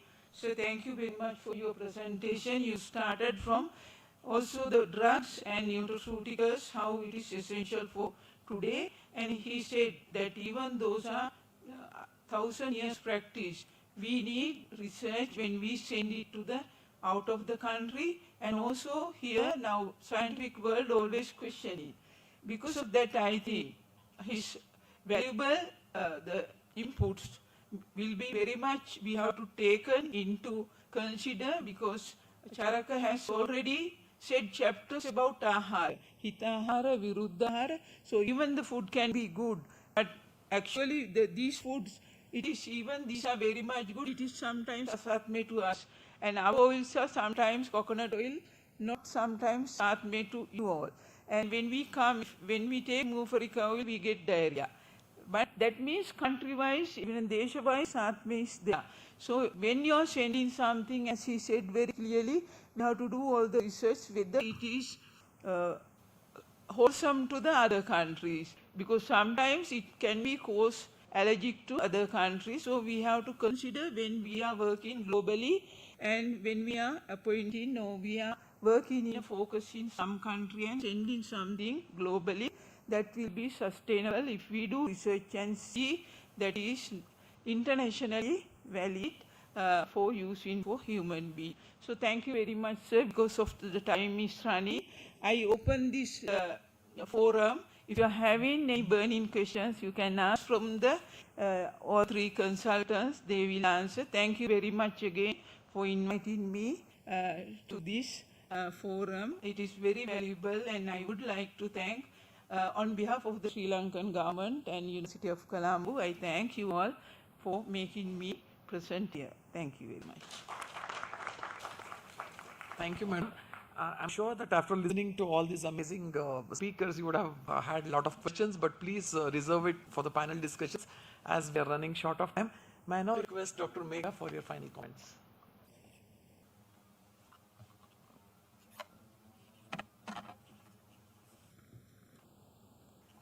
I think since my co-chair has done such a fabulous job of summarizing all the 3 talks, instead I'm going to cheekily say, let's have some questions. Are there any burning questions in the audience? Anyone? Okay. Panelists, yes, there's a question there, yes.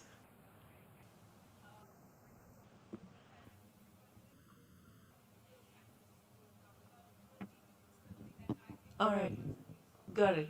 So I'm going to take your question and twist it just a little bit. So panelists, there's a question on protein. And I'm going to ask each one of you a question based on your talks about protein. So first question for you, Ms. Krishnaswamy. We're going to break for tea now. What's a good protein snack you think people should be eating? I don't. Yeah. I'm not really sure what's being served outside. So, so I think I'm going to put my foot in my mouth if I say something against what is being served outside. But I will still go ahead and say nuts and seeds are a great protein snack to have between meals when you're hungry. Especially in the evening, I think a lot of us who work do feel hungry, and we tend to eat high fat or high sugar or high salt products. So I would substitute them with nuts and seeds. Thank you. Wonderful. Super. Okay. Dr. Singh, a slightly more food tech question for you. I mean, laddus are a great way to have, the fruit, nuts and seeds. But what do you think is the major issue with commercializing an Ayurveda-based recipe based on nuts and seeds into a snack? See, nuts and seeds have a lot of fat in it. So anytime you are processing it, then there is every chance that the cell structure is broken and the oil will ooze out, which can lead to rancidity. So we have to be careful as to how much. And plus, when you make a laddu or something, you're adding a lot of sugar. So the whole purpose of having health is defeated because you're adding high sugar and high fat. Plus, there is the inherent fat which is healthy in the oil seeds and nuts. Lovely. Dr. Babu, I'm so sorry we had to cut your talk a little bit. But from sort of the global perspective of Ayurveda products, something like a laddu is, I think, something we would like to export from this country, and we would like to have, herbs in them.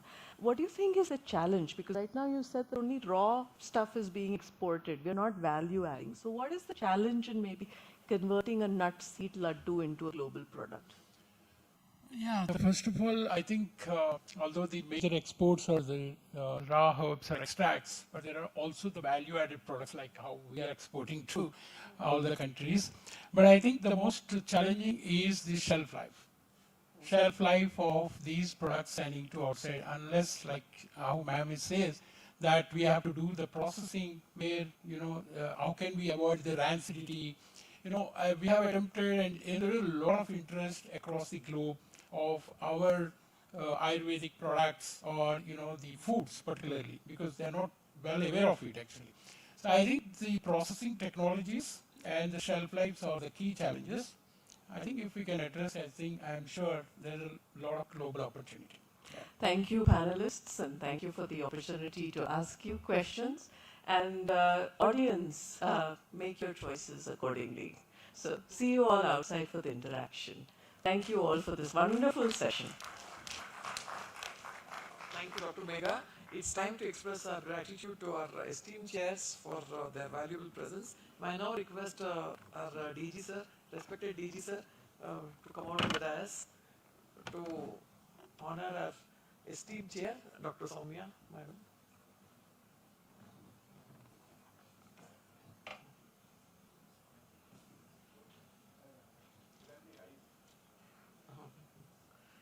I now also request Dr. Padi sir, our ex-DG sir, DGG, to hand over memento to Dr. Megha.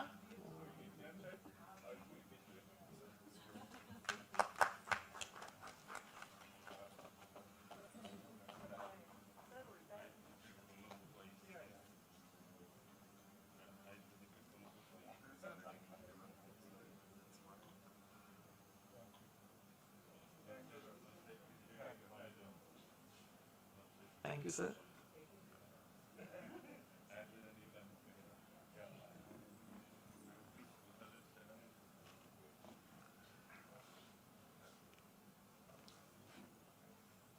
I also request Shrikant sir, DDG sir, next, to hand over the memento to our esteemed speakers.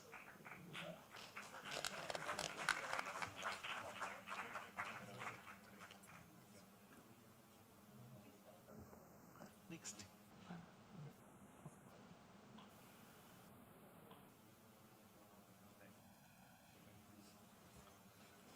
Sir, kindly hand over this memento to our eminent speakers, Sheila Krishna Swami, Dr. Sri Devi Singh, and Dr. Babu.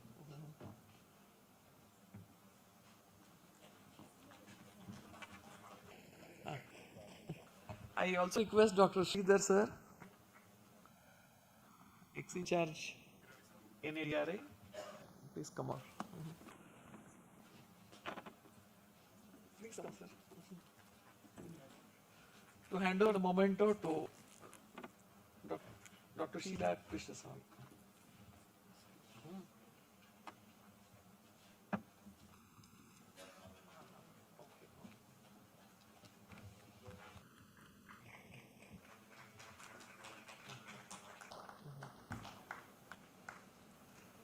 Sir, please join.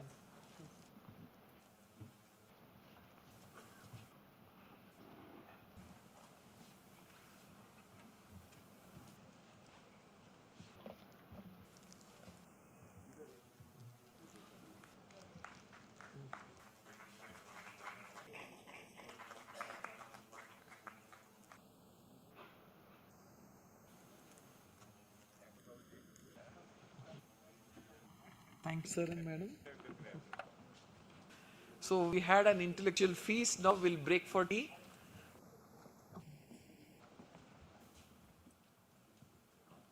I request all of you to be here by next session. 50 minutes. Tea is arranged in the ground floor. Next one.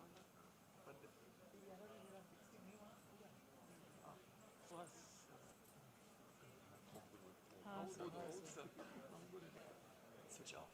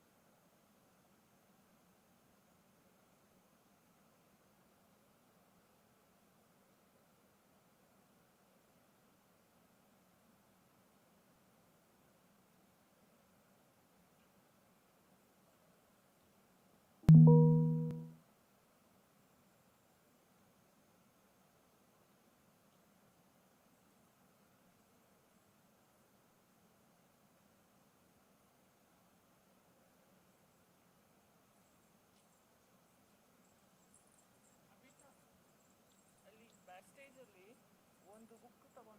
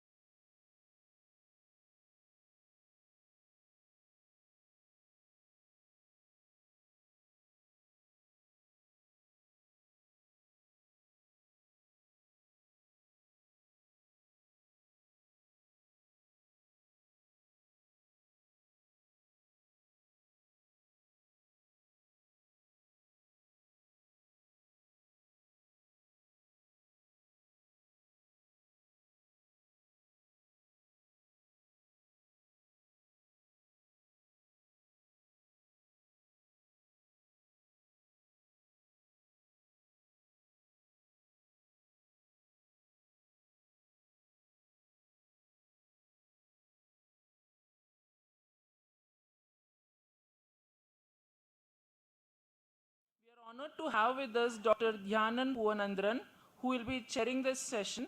Dr. Dhyanan Puvanandran is a distinguished medical professional and public health expert, serving as the Secretary of the Traditional and Complementary Medicine Council, Ministry of Health, Malaysia, holding an MBBS degree from the Manipal Academy of Higher Education and a Master of Public Health from University Malay, Malaysia. He brings over 2 decades of experience to the regulatory landscape of healthcare. Since his appointment as the Council's first Secretary in 2016, Dr. Dhanan has been pivotal in shaping Malaysia's national traditional and complementary medicine framework, spearheading critical initiatives in practitioner regulation, accreditation, and evidence-based safety governance. A prominent voice in the global health community, he frequently represents Malaysia in international forums, contributing valuable insights into policy, integration models, and regulatory best practices for traditional medicine. I welcome you, sir, on the dais.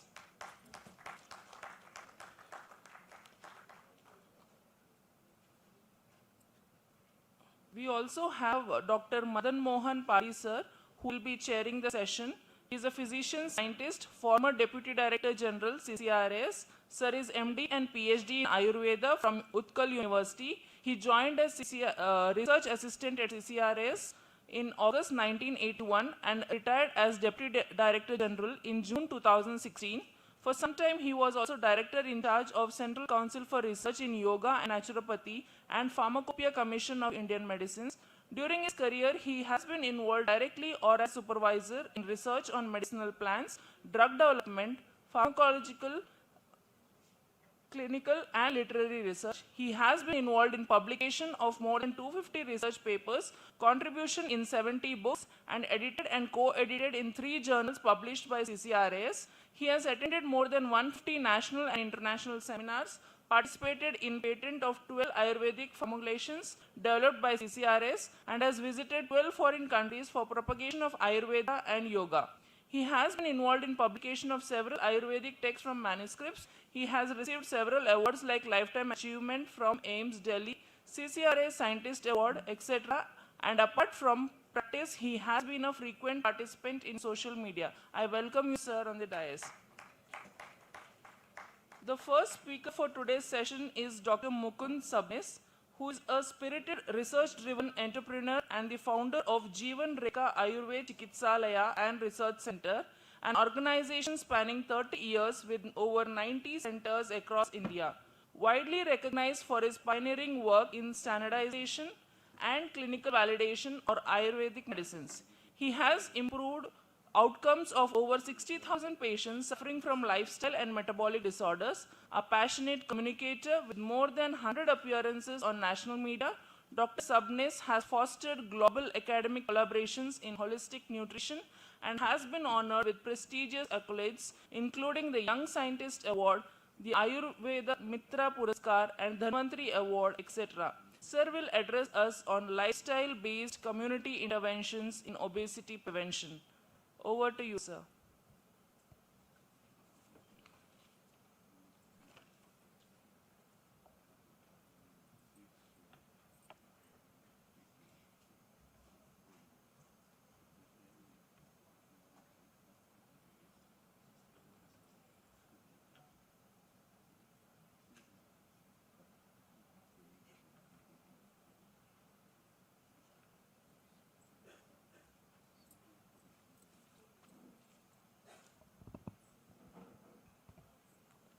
सर्वे सुखिनः सन्तु सर्वे सन्तु निरामयाः सर्वे भद्राणि पश्यन्तु मा कश्चित् दुःखं वा भवेत्. Respected DG sir, respected Suhash Shetty sir, the organizers in Bengaluru, and all their delegates. Today it is actually a controversial session because previously we have heard about the nutrition which has been mentioned in modern medicine, which is not exactly matching with the nutrition which is, and that too in specific in metabolic disorders. I'm going to talk specifically about obesity and metabolic disorder, where the nutrition which has been explained in Ayurveda regarding the metabolic disorders is exactly different from the nutrition which has been mentioned in modern medicine and modern nutrition. That's very important to understand what is the exactly difference and why the difference is said. What is the reason behind that? And when we say that this is a holistic approach towards it, you know, there is one thing, that is, there is one social good and there is one individual good. So social good, foods are good, milk is good, honey is good, that is a social good. But when it comes to metabolic disorders, when it comes to diabetes, when it comes to obesity, these are not good. So these are not personal good. These are all social good which moves on the social media and which are people, they become a prey for this social good, and then it creates a lot of issues. So it is a reductionist versus a holistic approach towards obesity and metabolic disorders. So this is, in short, I will not describe it, but here people, we know that we blame people who are alcoholic, that alcohol is not good. I blame people who are carbolic. And this carbolic community in India is a very, very bad community, creating fatty livers, fatty pancreas, fatty heart, and obesity and metabolic disorders. And that too, whatever the sedentary lifestyle has been mentioned, this sedentary lifestyle also leads to wrong, what we call as cooking concepts, and that I have underlined it very clearly. And that Ayurveda says it about a viruddhana or incompatibility of the food. And here they clearly say that sanskritani mausani dadi sarpi payasicha. It's very clear, all kebabs, all the non-vegetarian food, it should not be processed with any milk and milk products, which we see that they are processed with curds, they are processed with milk, they are processed with milk products, which can create viruddhana, not stopping here, which can create ages, that is advanced glycation in products. And this ages which Ayurveda emphasis on has been just included in modern nutrition, maybe 10 years back. But this ages, that is advanced glycation in products, maybe carboxymethyl lysine, maybe carboxyethyl lysine, or maybe such type of complexes which can create hardness into the tissues, maybe muscles, maybe fats, maybe smooth muscles and all. So this processing of the food has also been emphasized in Ayurveda very clearly, which has been completely neglected, and that creates a lot of issue. And this overfeasting, the Ayurveda people say that, Charak says that overfeasting, swapna prasangacha naro varaha iva pushyati. It is like feeding like to a pig. That type of obese people, they hog on the food. So when we talk about metabolic disorders and obesity, we never talk about any atherosclerosis, we never talk about obesity, PCOS, Ayurveda never talks. Whatever the fundamental principles are there, they are to be targeted, which are not at all targeted by any of the drugs. See, glycation, oxidative stress, insulin resistance, membrane instability, inflammation, epigenetics, methylation, autophagy, none of these pathways are druggable. None of these pathways. There is no medicine can treat it, but except maybe inflammation, and they are all foodable. So food is to be emphasized when we have to control metabolic disorders. That's very important. And the concept of food, concept of Ayurveda looking towards the food is totally different. It doesn't match with modern nutrition at all. And the main reason is that here we again see that there are eating windows. Eating windows were never considered. And these eating windows are well elaborated by Ayurveda. They say that vikara sheti ghoran kanchit kal ativetikramat. So you are eating out of the time. And timings play, the circadian rhythm shows that timings play a very important role in treating metabolic disorders. What are the timings? Ayurveda has clearly mentioned what should be the timing. Then people feel that obesity and metabolic disorders are the disorders of adipose tissues or fats, where Ayurveda say that medo mausati vruddhatvat. It is a disease of muscles as well as fat, where the fat has been infiltrated into the skeletal and the smooth muscles, what we call as ectopic fats. These ectopic fats are to be targeted. These ectopic fats are the quality of ceramides, which is a type of springolipids. And these springolipids are highly, highly, highly toxic, and that are never be targeted. And they are all foodable. They are all related with the lifestyle. But never targeted maybe with orlostatin, or neither may be targeted with the GLP-1, that is Monjaro and all these things. So all these basic pathologies are to be targeted, where Ayurveda wishes to treat the basic pathologies.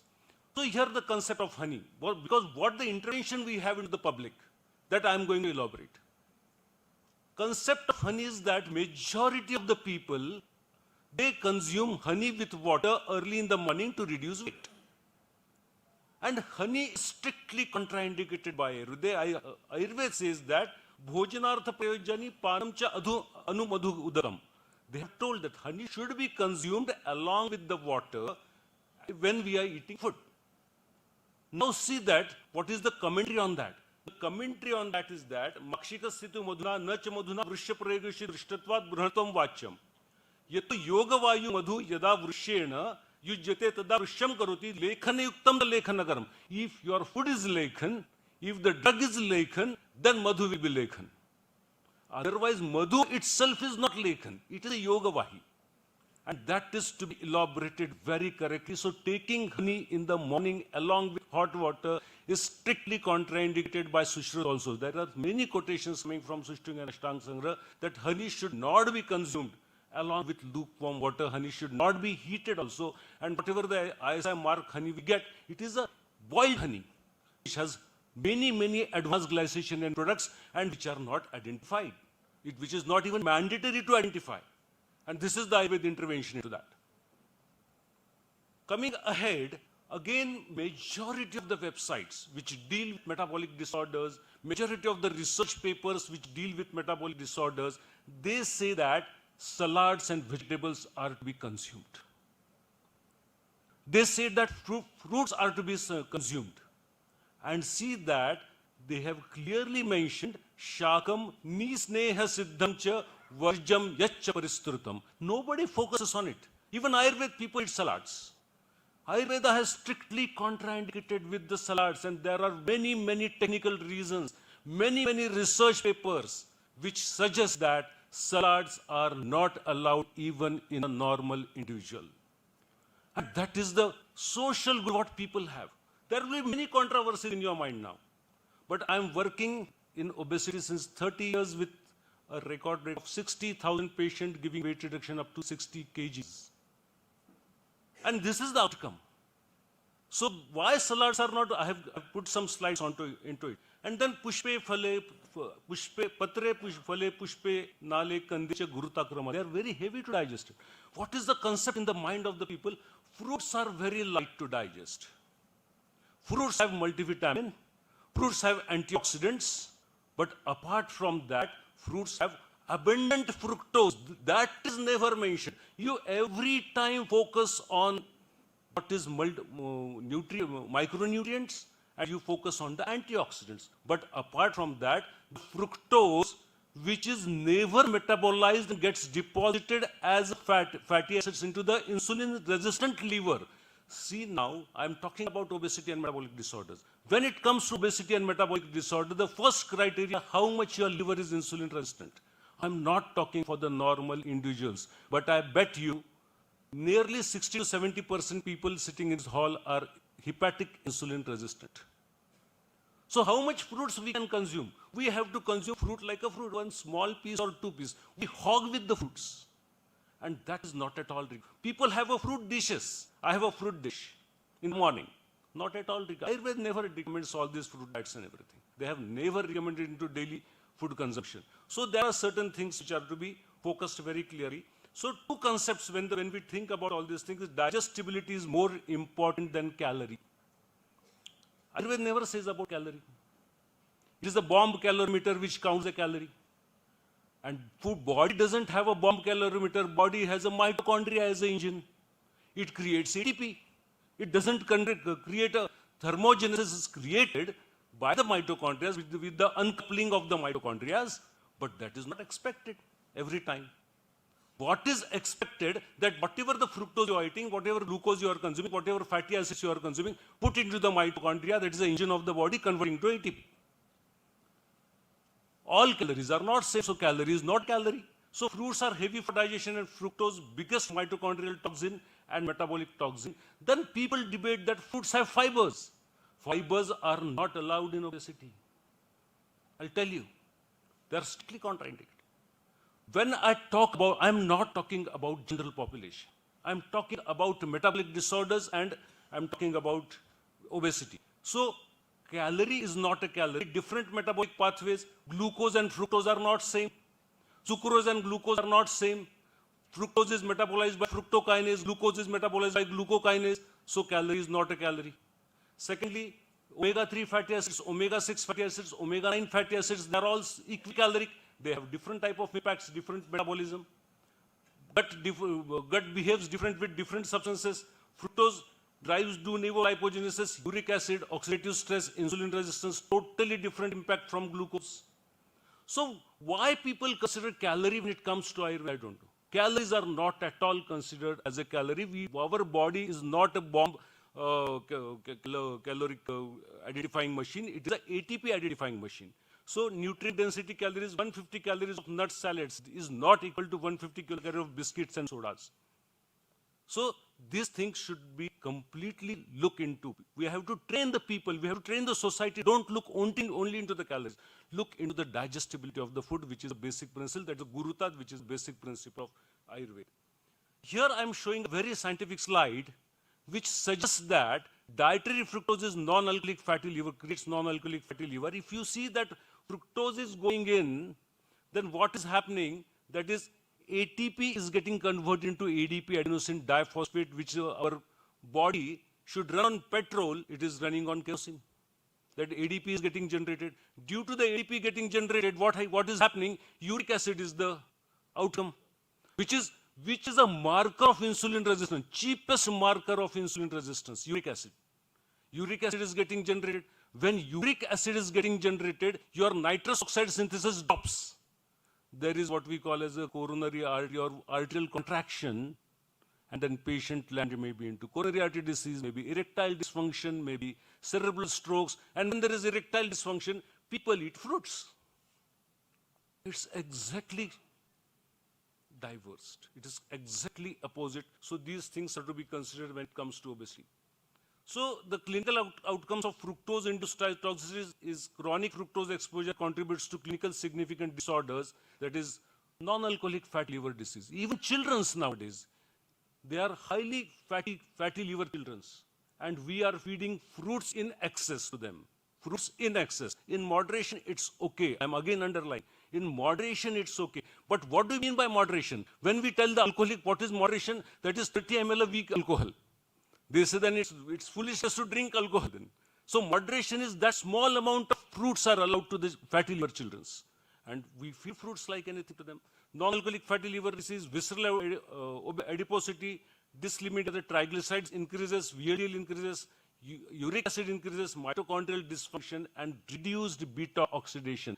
When you're consuming excess of fruits, what happens? The mitochondria forget to burn fats, they start burning glucose. And that is the wrong fuel they are consuming.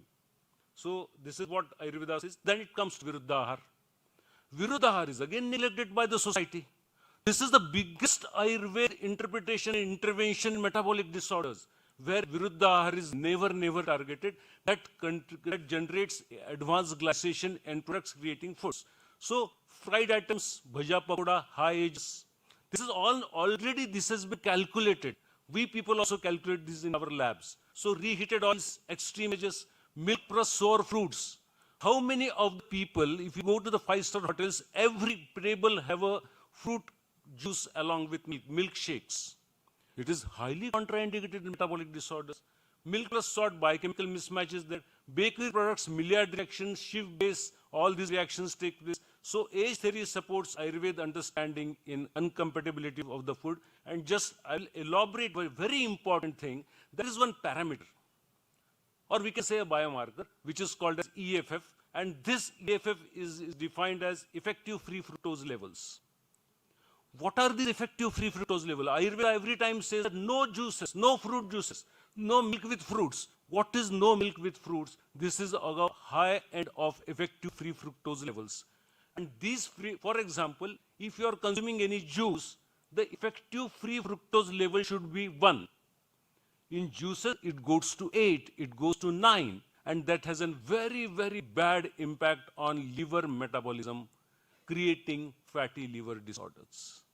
So these milk plus fruits or fruit juices alone are not at all indicated in obesity and metabolic disorders, and Ayurveda supports it very strongly. Ayurveda supports this theory very strongly. Then time balance. When it goes to time balance, Ayurveda has clearly mentioned that ekashan bhojanam sukha parinama karanam. That one time meal is every time indicated. Then it depends on the phenotype and the genotype of the person. Then it comes to the individualistic approach. Ek kala bhaved bhayo durbal agni vivrdhayaha samagnitataaharo dvivikalam api pujitaha. You can have 2 times a meal. Every 2 hours eating is a great foolishness for a normal person also. Because nobody eats a single bowl, a single bolus. Ek niwala koi nahi khata hai. A single bolus nobody consumes. Because of the stimulation of insulin, people say that, okay, but nobody sits and eats single, at least you'll have 1 idli, 1 dosha, 1 vada. And that much amount is very sufficient to have an insulin spike. And insulin spikes are not indicated or not agreed or not advised to have insulin spike in any of the metabolic disorders. Maybe PCOD, maybe hypothyroid, maybe insulin resistance, maybe obesity or hypercholesteremia, hyperglycemia, anything. No insulin spike should be there. But unfortunately, a very small meals will create many insulin spikes, and these insulin spikes are highly detrimental for metabolic disorders. So what are the timings which I have given? So in the Ama chapter, Charak says that tasmat sa shigro jarat aharachad atikangshitaha vikarash charute ghoran kangshit kala vetikramat. Here Charpani says kala vetikramati bhojala kala vetikramat. Untimely eating. And the circadian rhythm scientists say that healthy food eating at a wrong time is a junk. I'll repeat it. Healthy food eaten at a wrong time is a junk. Time plays a very important role. Here there is an oscillating clock in the hypothalamus. There are again oscillating clocks in the liver. And these oscillating clocks are related to the melatonin. When melatonin drops completely, liver stops digesting. It has to focus on the metabolism. If you're eating, going on eating and eating, then metabolism will, just 2 minutes, madam, sir. Metabolism will hampered, and that's why timely eating is a concept of Ayurveda that is to be focused very correctly. Again, going ahead, they say that Sayam Pratar Manushyanam Shritichauditam Nantaram Bhojanam Kuryat Agnihotra Samovidi Yama Madhye Na Bhoktam Yam Yama Yugmam Na Langhayat Yama Madhye Rasotpatir Yama Yugmat Balakshayaha. So every 6 hours, there should be a gap of 6 hours between 2 meals, and you should not eat after the sunset. These are the Ayurvedic, from Yoga Ratnakar I have taken this. These are the quotations from Yoga Ratnakar. They have clearly mentioned. And now modern circadian rhythm scientists say that even after the sunset, if you are eating, the food metabolizes differently when melatonin rises. And that's a very, very important concept coming from Ayurveda. So these quotations are to be interpreted in terms of modern medicine or molecular biology. Last 1 or 2 minutes I'll take. Here again the concept of oils. People say that Ayurveda has promoted ghee, and ghee is very good and everybody should consume ghee. It's correct. Ayurveda says that pathyam tavat ghrutam. That ghrita is a pathya. It is very good for health. Tad atimatram apathyam bhavati. In excess, it is not good. Bhavati kalecha vasante apathyam. In the vasant ritu, it's not good. Sanskarenecha virudravyam sanskritam apathyam. It's not good when it is processed very wrongly. Bhumo chanupam, who are living beside the river and the sea, it's not good. Evam dehe atistule doshe chakafe apathyam. This Charak and Chakrapani explains about the fat threshold, that how much amount of fat a person should consume, who should not consume. No doubt they have praised ghrut because ghrut is an unsaturated fatty acid, saturated fatty acids with a very long chain carbon, which is not getting rancid after processing also. But still, if your insulin is high, if your triglycerides on the higher side, if your HSCRP is on the higher side, then you can't consume ghrut. That's the contraindication. What people have a notation about honey, about timing, about ghrut, about tela, and lastly about the oils I am explaining, that oils are strictly contraindicated by Ayurveda. They have not said, see that Vatagnam Maduram Tesham Kshaumam Telam Balapaham Kadupakascha Achakshusha. All the oils, even til tel, they have explained that it is Achakshusha, though it is Krishanam Brahmanayam Sthulanam Karshanayacha. Still it is Achakshusha because of the high amount of unsaturated fats and high amount of omega-6 fatty acids present in the oil. Now you see the list. Safflower oil, which is supposed to be highly heart friendly, it has safflower oil 75 to 80% of unsaturated of omega-6 fatty acids.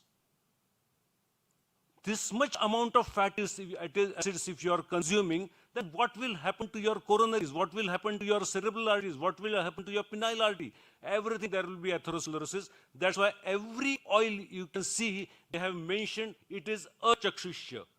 See now, vipake katukam telam kusumbham sarvadoshakrut. On the contrary, Ayurveda has contraindicated safflower oil for a normal individual also. Kusumbham is safflower. They have made it vipake katukam telam kausumbham sarvadoshakrut rakta pittakaram tiksham achakshushyam vidahicha. That's very clear. And it's, if you see, compare it, the safflower oil, 75 to 80% of omega-6 it has. So oils are strictly contraindicated. Ghrut is strictly contraindicated, or the doses should be reduced. So we recommend, WHO recommends nearly 400 ml of oil per person per month, along with ghee, means fat, all fats. So that must be the things. So, but because of the time concerns, I stop here. Thank you very much for the listening. Thank you.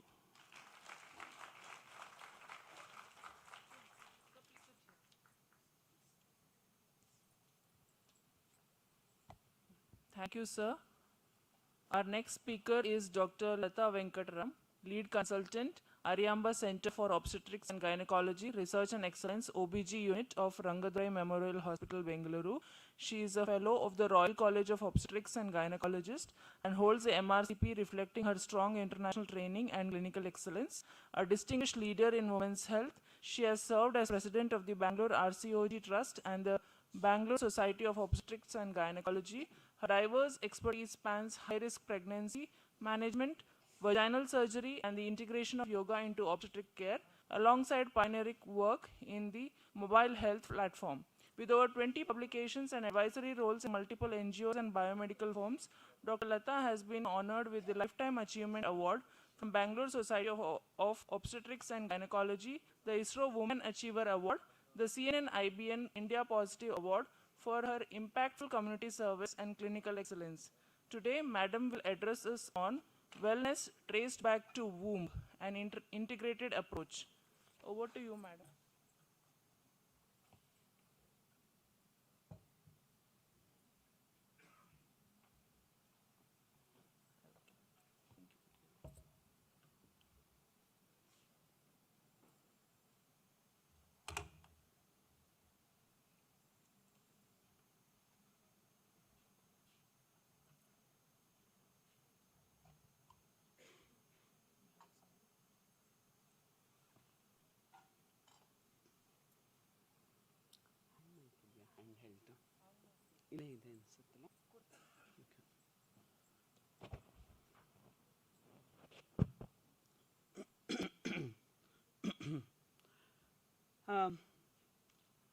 Good afternoon to everybody.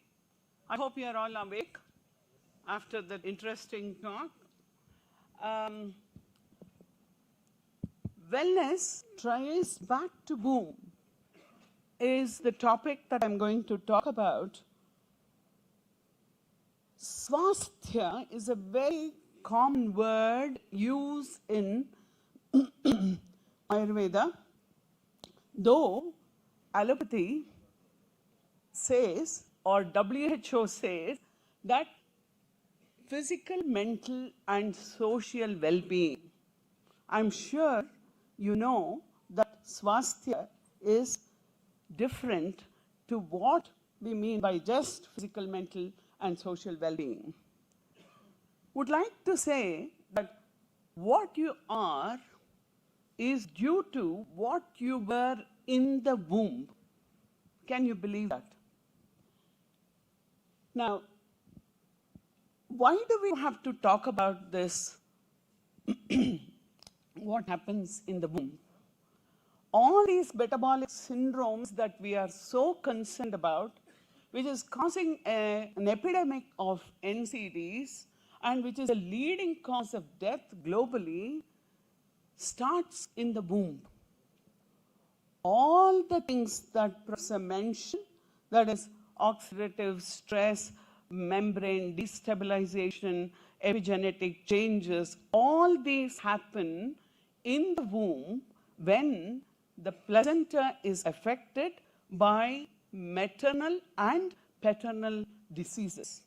Anyway, coming back to this, about 40 million deaths annually, 60 million premature deaths, that is less than 70 years, and even earlier in India, we are sort of preceding every disease or getting it earlier by 10 years, okay, when compared to the global partners. Now, similar alarming trends in India, nearly 66% of deaths in India are now attributed to non-communicable diseases, and 23 are at risk of premature death due to such diseases. Women are dying even earlier. So, NCDs are being traced back to the womb. And if you can see this, yeah, deaths caused by, I don't think the pointer is working. Okay. Deaths were due to 25 lakh deaths due to cardiovascular disease, 11.5 lakhs deaths due to chronic respiratory disease, deaths directly due to diabetes, 3.5 lakhs, though it looks a bit less, but it contributes greatly to the cardiovascular deaths, and also 9.2 lakhs due to cancer. So, where does it arise?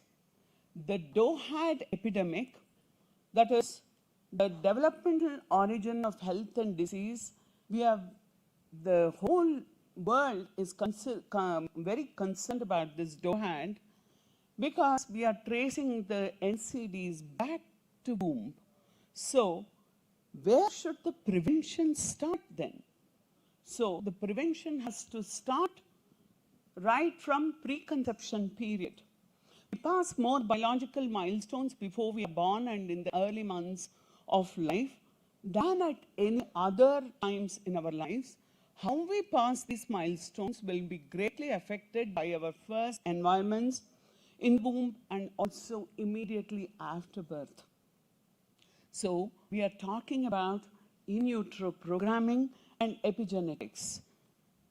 See, we don't have control over what genes are contributed by the parents, but it is the epigenetics, that is the functionality of the gene, is determined by the intrauterine atmosphere, which depends on the maternal physical, mental well-being. So, are our mothers or have optimal health before they conceive? Do we have any control over this epigenetic modification?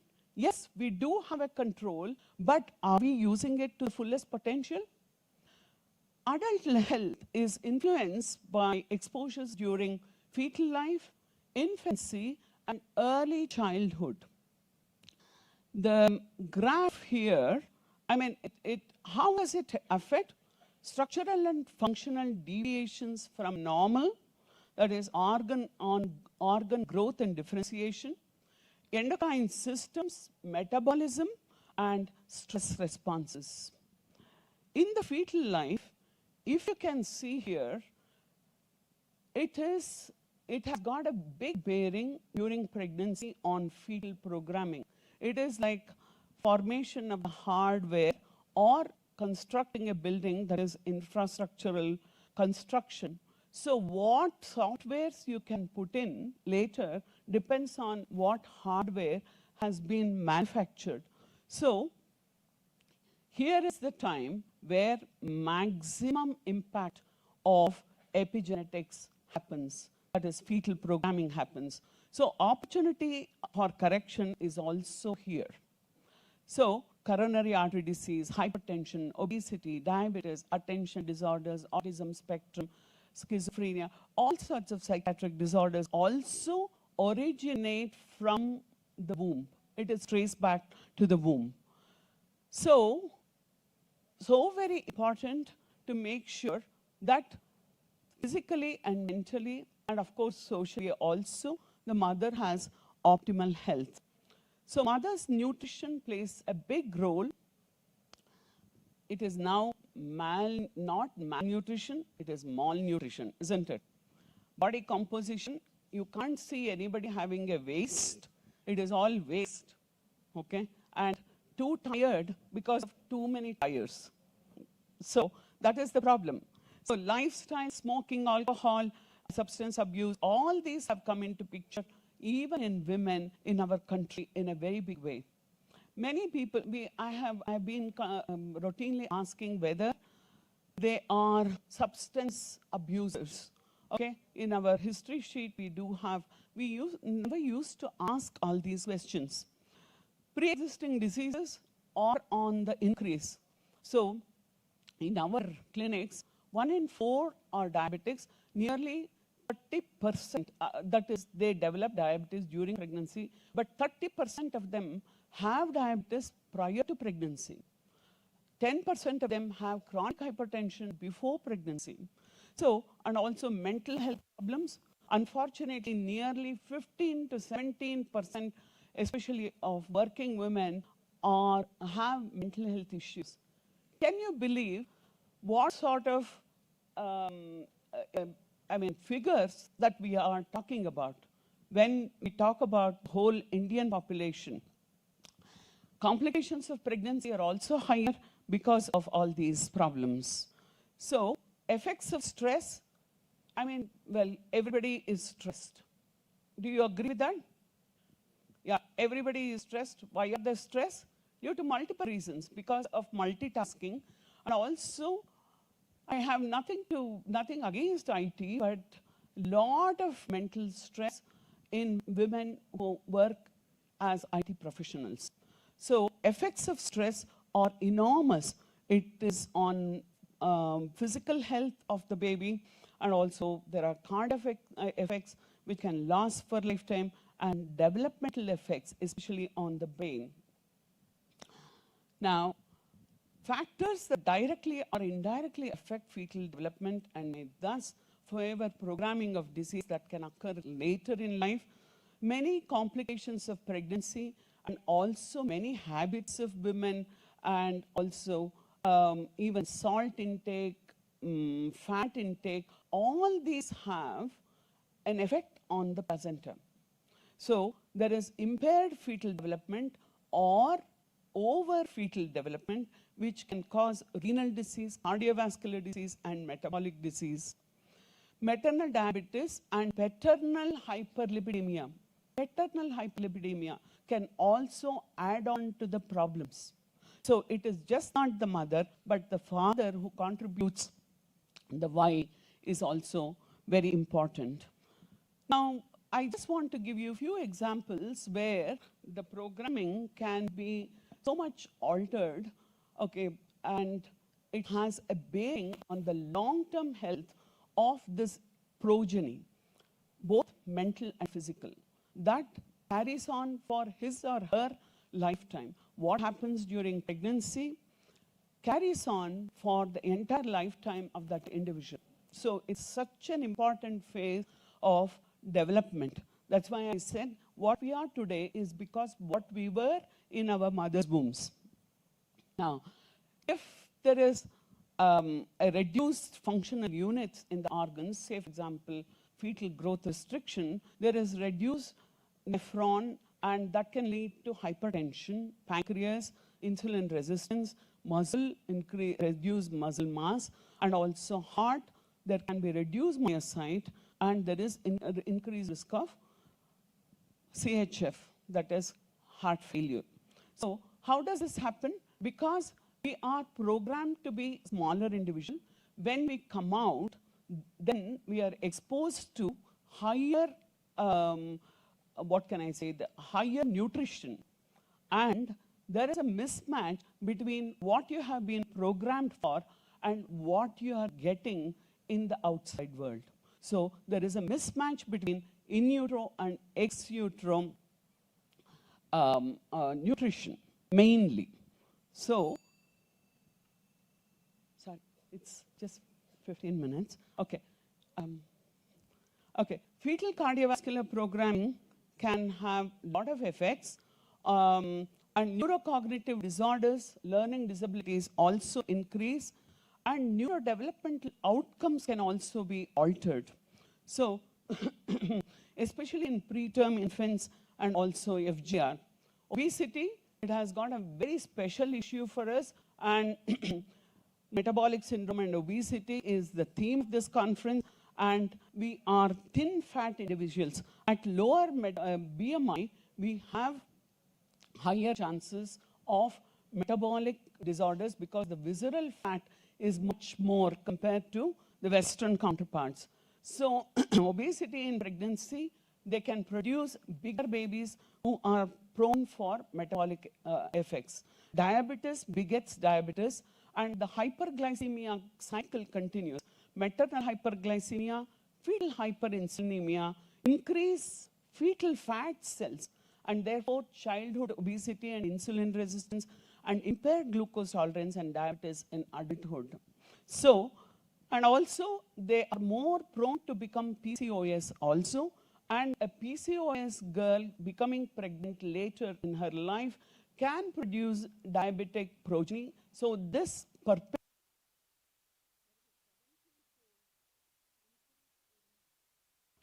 metabolic syndrome and a tenfold increase in overweight in adolescents. GDM complications by age of 17 years, 1/3 of diabetic mothers with diabetes mellitus have had evidence of IGT or type 2 diabetes. So if with uncontrolled sugars, you can have earlier and earlier diabetes in progeny. Especially first trimester sugar control is very, very important. Maternal mental health, it can produce a gamut of things because the stress can alter the HPA axis even in the fetus, and therefore there can be decreased growth, reduced maintenance, especially suppressed immunity, and they are more prone for allergic reactions, etc., and altered reproductive strategy, and also altered behavior, mental health issues, etc. So, in the Journal of Psychiatry, a gene environment or possibly a gene-to-gene interaction is there in the development of schizophrenia even. Impact of environmental stresses, EDCs, I think they are endocrine disturbing chemicals, okay, and they can cause a lot of problems, both physical and mental. So if the mother has these metabolic problems, if the child is a female, that child can have metabolic problems sooner in life, and during pregnancy, again, she transmits the same things to her progeny, and this cycle continues. Thereby, the perpetuation of all these metabolic problems can continue through generations if we did not take care of these women during pregnancy. And also, these women, pregnancy provides one window of opportunity to see what this mother is going to be in the next 5-10 years. If they have had diabetes during pregnancy or hypertension during pregnancy or mental health issues postpartum, they are at 50% chance of developing these problems 5 to 10 years later or within 5 to 10 years. So what do we do? Can we do anything about it? Yes, but unfortunately, we have very limited things in allopathy. So integrated approach is very, very important, keeping mothers happy, healthy prior to pregnancy and throughout postpartum. Ayurvedic and naturopathic concepts of diet are very, very important because we have only this half plate concept or whatever we call. We don't actually counsel them regarding diet very much. And Garbha Samskaras, I think, very important because they do have a meaningful epigenetic, bring out epigenetic modifications is what I understand. In utero learning also happens, it's being scientifically proven. I think it is time for change. I think before even a lady misses her periods, she would have conceived and the embryo would have developed for 15 days. So periconception period, as very well described in Ayurveda, is very, very important that we follow, and I think the systems have to complement each other. We do talk about just implantation, pre-implantation, preconceptional care, just giving holistic approach because we emphasize on physical, mental health, and also we tackle medical problems as allopathic people, but do not talk about wellness, swasthyam. So stress has to be controlled, obesity has to be controlled if we have to improve on the mother's health and also the progeny's health. Yoga is known to reduce stress and has shown to improve the pregnancy outcomes and also labor outcomes. A lot of publications are there. So I don't want to go into the details.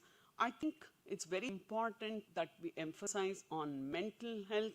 So yoga is one of the best ways. But what do we do as allopathic people?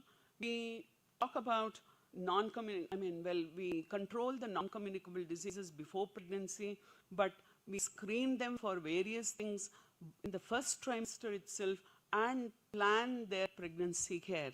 But is that enough? It is not enough. And also we try to restrict weight gain. We talk about diet very grossly. So it is not really sort of meaningful that we do a hodgepodge sort of job. So we have to sort of integrate the systems is what I feel. How much activity? Just 150 minutes a week of exercises, but they have to be meaningful exercises. Yoga has to be promoted. And also I don't have to talk about these concepts, Garbhadana, Garbhavakranti, Garbhini Prichaya, Sudika and Bala Paricharya, all these are very, very important. These concepts have to be brought in, and also samskaras also have to be brought in. As allopathic practitioners, we should encourage normal deliveries because the gut microbiota, which plays a very important role in the immunity of a person, and gut is a second brain. So that happens, gut immunity gets programmed while the baby is passing through the vagina. So there is no substitute for normal delivery if you really have to have good gut bacteria. But we are fancying cesarean sections for various reasons, and I don't think that should be done, or I should strongly say I condemn cesarean deliveries for no good medical reasons because it has a lot of effect on the health of the progeny. Over. Okay. Cesarean-born children perform significantly better, even mentally, their school performances are better. So with this, it is not all over at the birth. Okay. Postnatal nutrition activities, even for the children, I think we have to bring in Ayurvedic concepts, but we have gone far away from it. Can we make a change? Integrated clinics, integrated labor wards, integrated postnatal care should be the way forward. Individuals and institutions integrated with integrated approach. patients and doctors' education in integrated care is very, very important. Research, all of us who join together to do research and also targeted short courses in alternative systems, integrated UG, PG institutions should come up. Together, we should bring wellness. I think fetal life plays a very big role to shape the rest of life, both physically, mentally, and as obstetricians, we not only give care to the mother, but to the progeny, and also that's why it is called as Matra Swasthyam, Loka Swasthyam. If we gave the best, to have the best, the world will have the best. Thank you very much for your patient hearing. Thanks. Sorry, I have overrun my time by a couple of minutes. Thanks. Thank you so much, ma'am, for your insightful talk. We now have with us Dr. Suhas Shetty for the next talk. Sir is an eminent Ayurvedic physician, researcher, and academic leader. He currently serves as the principal and medical director of KLE Shri BMK Ayurveda Mahavidyalaya, Belagavi, and is also an adjunct faculty member at the Southern California University of Health Sciences, USA. Dr. Shetty is internationally recognized for his contributions to mental health, clinical research, and medical statistics. He has authored 4 books, including a widely used textbook on biostatistics, and published over 85 scientific papers in peer-reviewed journals. As principal and co-investigator, he has led 10 completed and 8 ongoing funded research projects and has guided more than 50 postgraduate and 10 doctoral scholars. He is a sought-after expert for global policy bodies such as WHO, NIMHANS, and CCRAS, and serves on several prestigious national board accreditation committees and state health authorities. With his deep expertise and wide global engagement, Dr. Shetty continues to shape the future of Ayurveda education, research, and mental health care. We are honored to have him with us today as a distinguished resource person. Sir will address us on Ayurveda interventions for obesity and metabolic syndrome, current evidences, and future directions.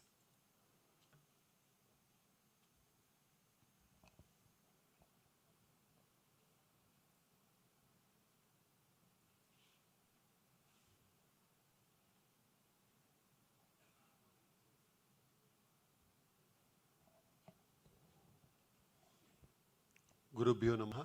A very good afternoon, respected chair, my co-speakers and day delegates. I'll keep it very short and very specific, focusing on the summary of the various clinical trials that has been carried out on Ayurvedic intervention for obesity and metabolic disorders, like what are the current evidences that we have and what is the future direction that we can take this research forward. I'll be summarizing as in general what has happened across the world and what at our institution we are able to provide.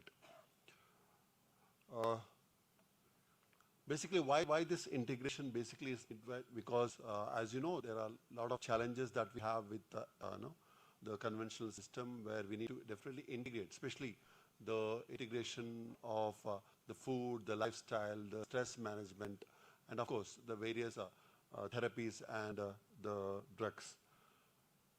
So basically, when we talk about planning any clinical trials in Ayurveda, we definitely look into the consideration of basic framework, which is based on Agni, Ama, Dosha, and definitely on the diet and metabolism. And to just summarize the pathogenetic mapping that we have in Ayurveda of how exactly we look at obesity and the metabolic disorders, we see the insulin resistance, dyslipidemia, and of course the oxidative stress and the immune fatigue that we have. So we basically have to address various pathology that we look into in terms of the diet, lifestyle, and of course we always say that Ahara, Nidra, and Brahmacharya are the Trayopastambhas which need to be addressed very frequently in case of the obesity and the metabolic disorders.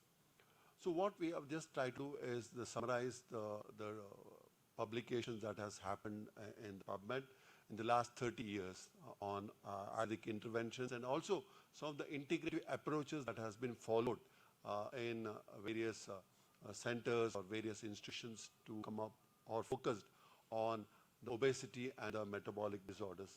So also what has happened very frequently on the last 3 years with the keywords that we have used is Ayurveda, obesity, metabolic syndrome, how do it gets combined as meta-analysis, the systematic reviews, RCTs, and observational studies. I'm restricting only the clinical trials, that too specifically that has been published in PubMed and specifically that has been summarized as meta-analysis, the systematic reviews, the RCTs and the observational studies. Have just skipped the other type of the studies.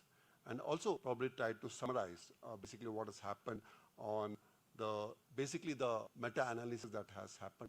Specifically, various type of studies has been done. Specifically, Triphala and Triphala Gugulu has been widely studied, and we could find that they have been combined together to have the better outcome, especially significant reduction in their weight and the average reduction that has been done by these clinical trials somewhere spanned between 2 to 2.4 kgs for a duration of 30 to 45 days. Also on like association of the liver disorders, like as Dr. Mukund was mentioning, the relationship between the liver disorders and the metabolic syndrome, and how the modification in the diet and lifestyle has significantly affected on the outcome that we are looking upon. Also, the role of yoga, the yoga and Ayurvedic diets, how it's helped, has been summarized because it's a significant reduction when it is followed or clubbed together in the reduction in BMI, blood pressure, the inflammatory markers which are very widely seen. The systematic reviews, especially that has been done in developing the evidence synthesis, is that there's been integration, especially when it's integrated the Ayurvedic herbs, diet and yoga. There has been a significant improvement in the outcome, and few of the clinical trials that has been done, especially on Triphala, Trayoshnadi, Gugulu, and also there's been combination of Trayoshnadi, Gugulu and the Vidanga Churna that has been done. Navaka Gugulu has been widely researched, and if you look at the outcome of this, there has been a considerable significantly reduction in terms of the weight, in terms of the lipid profiles, in terms of the clinical outcome, and very importantly, the quality of life. The quality of life is a very important thing need to be considered. A few of the observational study, especially on when we integrate Ayurveda, diet, therapies, and there's been acceptable low risk when the holistic approach is being used, and significant improvement in the psychosocial improvement, and of course, sustainable weight gain has been provided. There has been various studies, especially on the Ayurveda multi-herbal approach.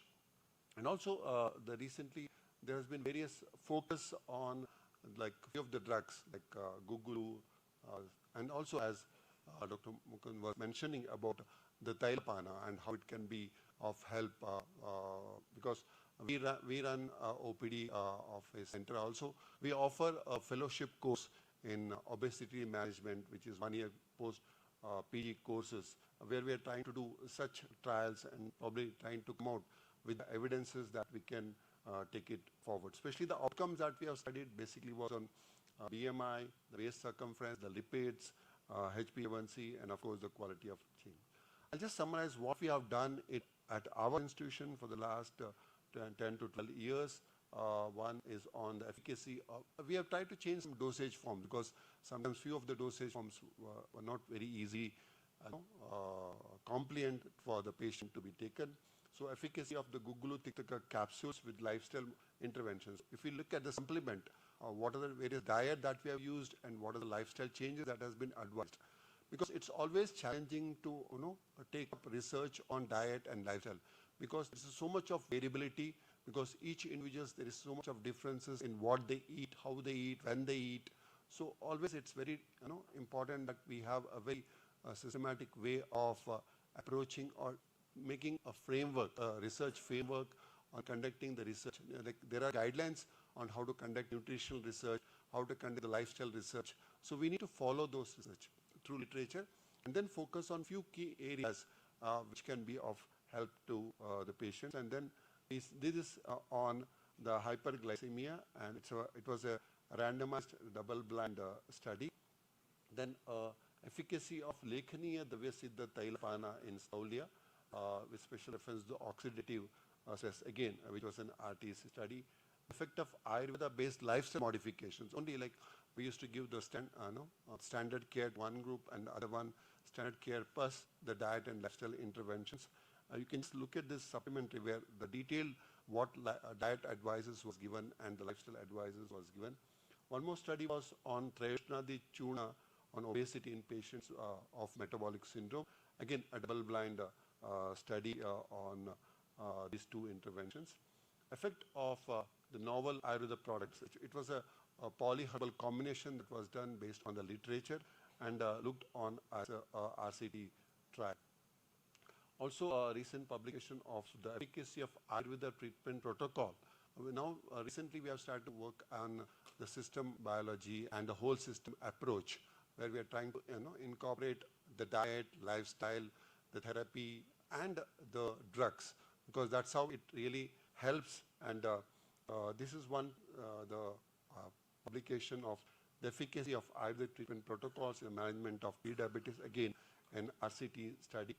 And a very recent publication in the European Journal of Integrative Medicine is a Integrative Ayurveda treatment protocol in the uncontrolled type 2 diabetes. And we also are in the process of one more study which is supported by CCRS, where we are having the standalone treatment with our medical college, where we are having one group where we have standalone treatment, and the other group we are using the Ayurvedic diet, lifestyle, and the product developed by CCRS. So to summarize of what exactly the publication that we have done is basically a few of the products that has been the candidates, like Gugula capsules, Lekhaniya Tailapana, Shreyashnadi, and the average, this is the comparative evidence table based on all the studies that we have done at our center. The average reduction, we can see that it's around 10% of improvement is seen. The waist circumference is around 7%, the triglycerides around 25%, and the HbA1c mounting to 10%. We also have been working on the mechanistic insights, like how exactly these drugs study, and especially on Gugulu, Triphala, Harida, Lekhaniya Dravya, and also about how yoga and pranayama works in these conditions. In the recent CCRS has published the Ayush treatment guidelines. I think this can be a very important guidelines for us to plan for any clinical trial in the future. Especially when it comes to the obesity management, the focus should be on Agni Deepana Pachana, of course Shodhana of Vamana Virechana and Basti, Rasayana and the Patya and Apatya, and integration for the various parameters like BMI, lipid profiles, and HbA1c. So the planning of the therapy, or if you want to plan the future planning that we should do on the obesity management, should be on Deepana Pachana, especially the purpose would be to increase the digestion, and the outcome expected is reduction in the AMA and the better metabolism. The Shodhana for reduction in the BMI and lipids. The Lekhaniya Basti especially for reducing the visceral fat, and the Rasayana especially to increase the energy, as more than calorie, it is the energy and the ATP that are more important. That's how OJS retention is very, very important. We can definitely develop an integrative therapeutic protocols that can be developed and looked at a very bigger large population studies, multi-centric studies. They can definitely be planned, like metformin, herbal drug, yoga, and the diet. 24 weeks studies has been done, which very, very minimal adverse effects and improved quality of life. Of course, we have done some pilot studies on some diet and lifestyle and yoga intervention, like Surya Namaskara, Trikonasana, Pavanamukhasanas, like Kapalabhati, Bhastrika, which is helping to activate Agni. Most important is focusing on the mindful eating and the circadian principle more than the actual nutrition. As even Dr. Mukund was mentioning about this emphasis on the circadian discipline that we are talking to the concept of Dinacharya and the Ritucharya. So because it strongly aligns with the chronobiology.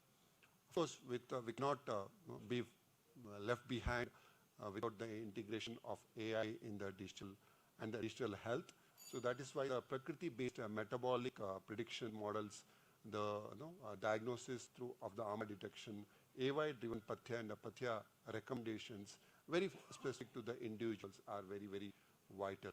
So the future definitely would be to take up various multicentric RCTs with the omics integration, identify Ayurveda biomarkers, especially to develop like something like Agni index and the AMA load of an individual, and then probably have at different levels what can be at the Madhyama, Alpa and Prabhuta AMA loads, and what can be the treatment protocols that can be.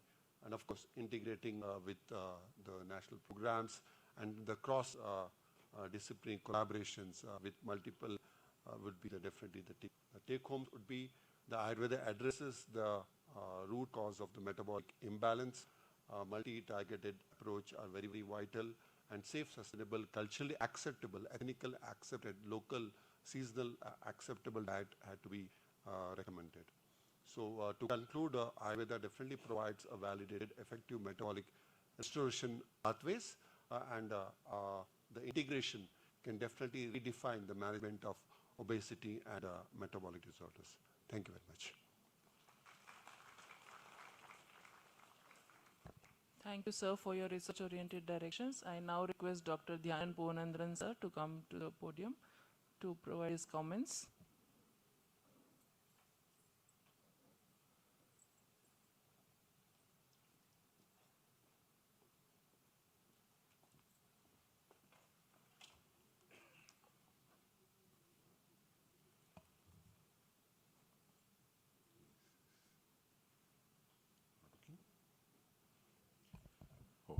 There's a mic here. Okay, a very good afternoon to everyone. Firstly, my apologies to the speakers if I had interrupted you in your flow of speaking earlier by pressing the buzzer. Anyway, it was a very enlightening session by the three speakers. Certainly, there's a lot of things that I had learned, especially from the first talk by Dr. Mukund Sabnis on the Ayurveda-based community interventions in obesity prevention. Initially, it seemed to me like we were going through an episode of CSI, crime thriller. You know, we are looking for the assailant or for the person, for the perpetrator.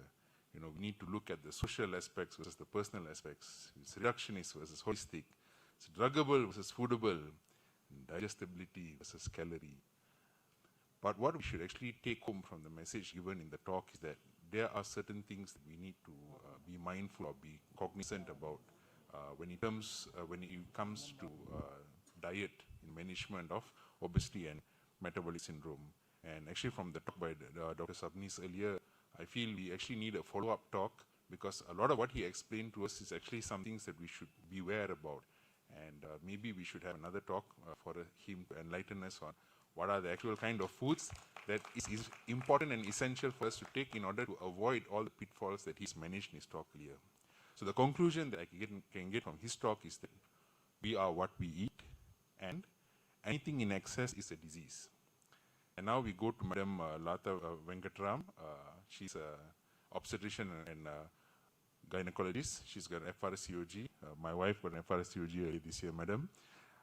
And she has somehow or other incorporated elements of Ayurveda in her management of what she sees of the issue being that, you know, health is something that is from womb to tomb. And she has addressed very eloquently what are the pitfalls that we can expect to find if we do not address these issues at the womb level itself. However, I feel that if we had put her talk into an Indian drama series, there will be a lot of tension all over India tomorrow. You know why?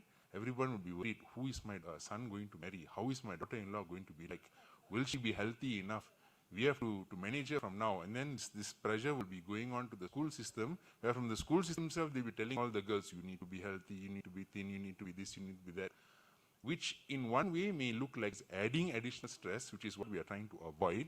But at the same time, we also need to be mindful that this is not a single person's journey.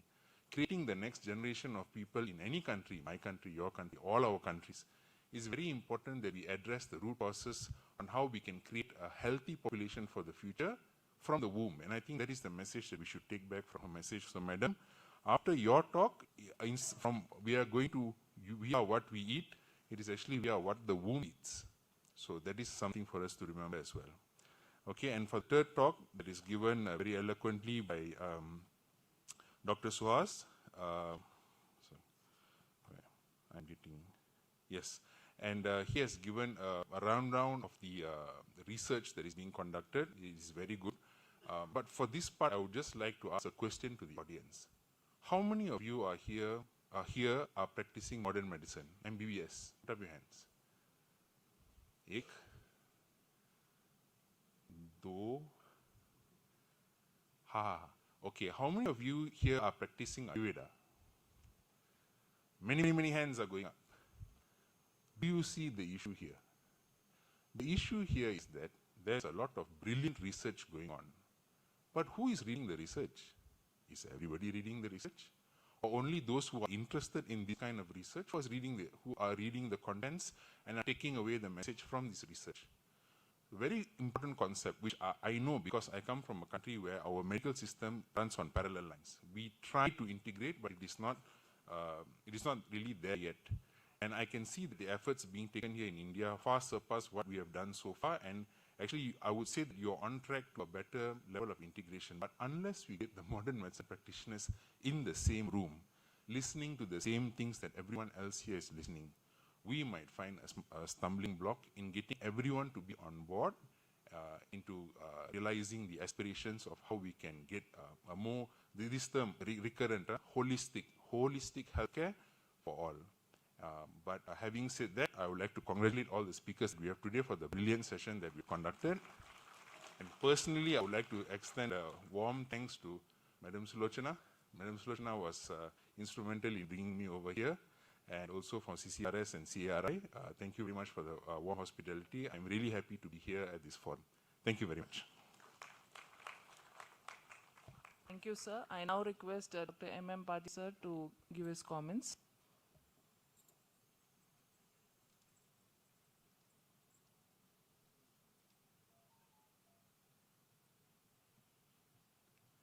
Thank you to all.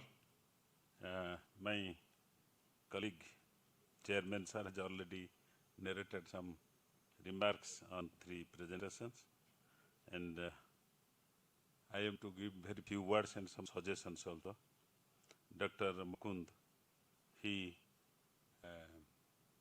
very well narrated about the principles and original Sanskrit slok verses mentioned in Ayurveda regarding the properties of various food items, and correlated with modern concept, physiology, biochemistry, and what are the changes going on there. For example, he told some items once boiled or prepared, if cold, should not be boiled again. But very often what we do, we prepare some tea for our family members. 4 members are present, 2 members are outside, you keep it. When they come, we again boil it and serve it. Similarly, the curry which we prepare, that is also kept. And some persons cook it and some persons came later on. Then again we heat it. Actually, is there any study to show, that may be discussed in panel discussion, that what toxins are created? What is the difference between the curry or tea cooked once and if it is kept and boiled? Of course, now there is a fridge. If you keep it in the fridge and boil again, is there any change in nutrition, or is there any production of toxin? Dr. Mukund has also emphasized on Viruddha. That is very well, because in most of the functions, marriage ceremony and other functions, if you go there, you will take some fish, some egg, some chicken in your before that starter. Then after that, ice cream, this milk products, dairy products, sweets and other things, along with huge amount of non-veg items. All these are actually banned in Ayurveda, and they are also causes of production of so many toxins inside the body. He has also suggested to keep time balance. Actually, diet is a vast chapter in Ayurveda. We have a lot of consideration about diet. Ayurveda has defined diet just like a modern method. They are telling cereal process, and we had classified it as Sukadhanya, Samvidhanya, Pushpavarga, Phalavarga, Matsyavarga, like that. Another thing, this is nutritional values. They are telling carbohydrate, protein, fat, vitamins, minerals, stresses, so and so. And Ayurveda classified it on the basis of taste, rasa, guna, virya, vipag. On the basis of that, our pharmacological interventions were described, whether medicine or diet. And he has also narrated about this ghee and oil, which are beneficial for obesity and which are not beneficial. But in market, some thing to be addressed. Now you will find our mustard oil, it is banned in USA. It is cardiotoxic. So how counter it?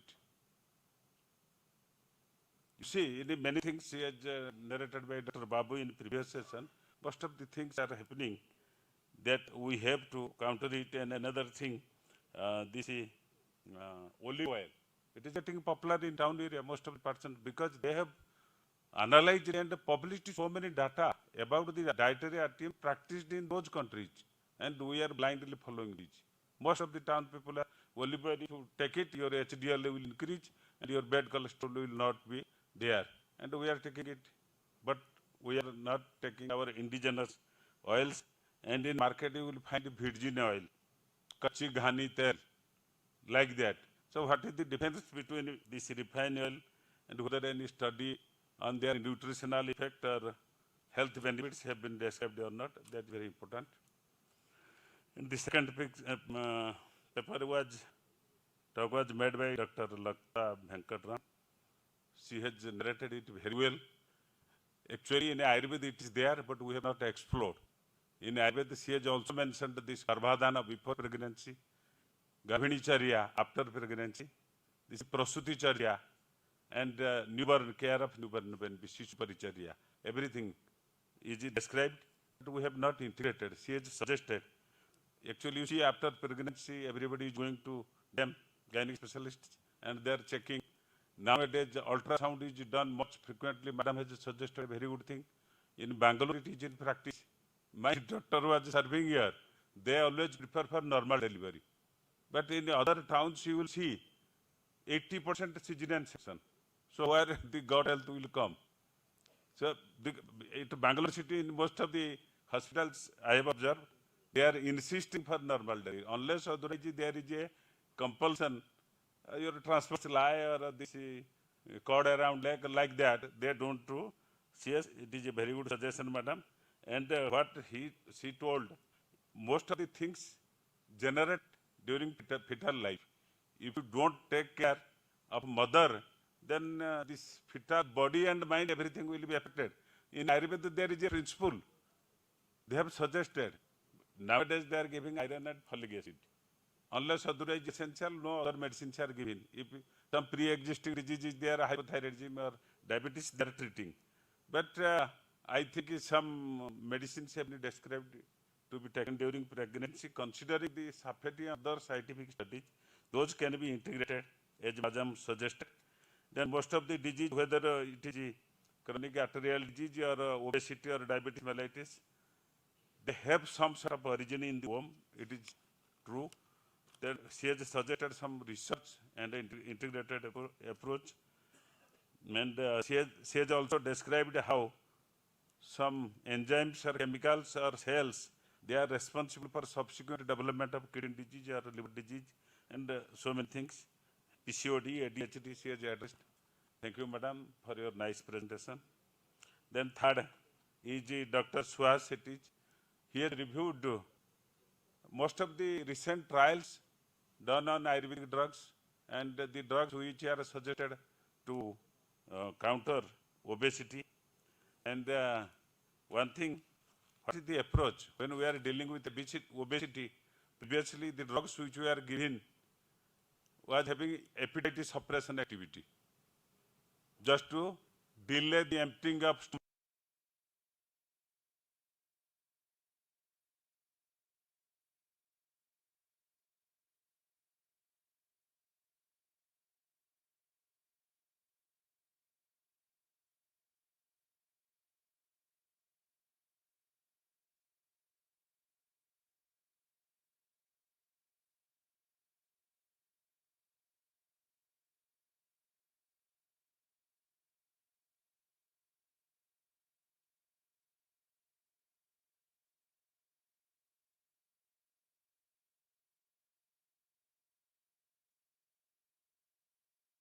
And the chilka of apple contains so many medical benefits, but we are unable to take it because it is given some chemical preservatives which are harmful, even carcinogenic. So how to counter it? Whether any organic preservative can be developed, pears and apple are the most victims foods which are instead of giving any health benefiting, generating disease. So all these three presents, this is my remark and my some suggestions. Thank you to all. Thank you to all speakers. Thank you, sir. Thank you all the dignitaries on the dais. We shall now break for lunch, and 2:15 we will gather back here for next session.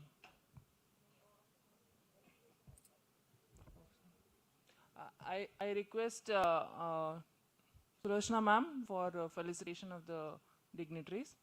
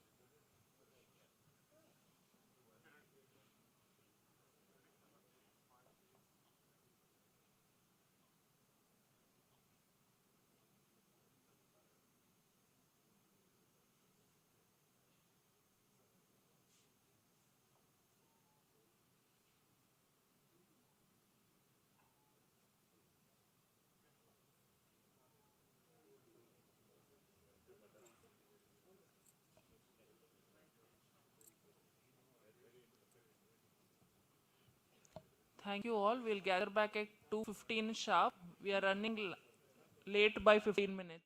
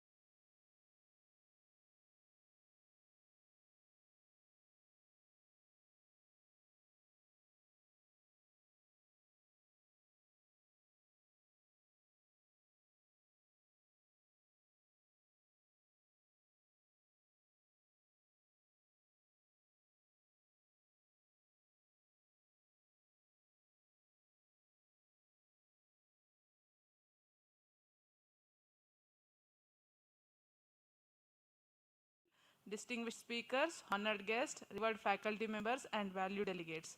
I warmly welcome you all to this fifth plenary session. I invite our chairs of the session, Dr. Sajeeva Kanchanmala ma'am and Dr. B.A. Venkatesh sir to dais.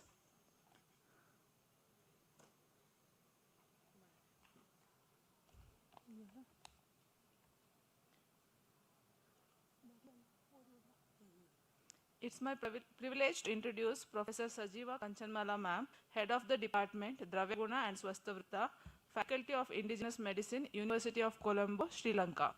Professor Sajeeva is a distinguished academic and clinician with over 2 decades of ex-service. She holds a PhD in chemistry from the University of Kenya and an MD in Rashastra from Banaras Hindu University. Her research expertise in mercury and heavy metal safety, along with the traditional medicine pharmacology. She has contributed to major national and international projects in collaboration with Ministry of Environment, Sri Lanka, and United Nations Industrial Development Organization, Government of Switzerland funded research projects. With over 51 research papers, 150 abstracts, 2 books, and more than 100 scientific communications, her scholarly contributions are substantial.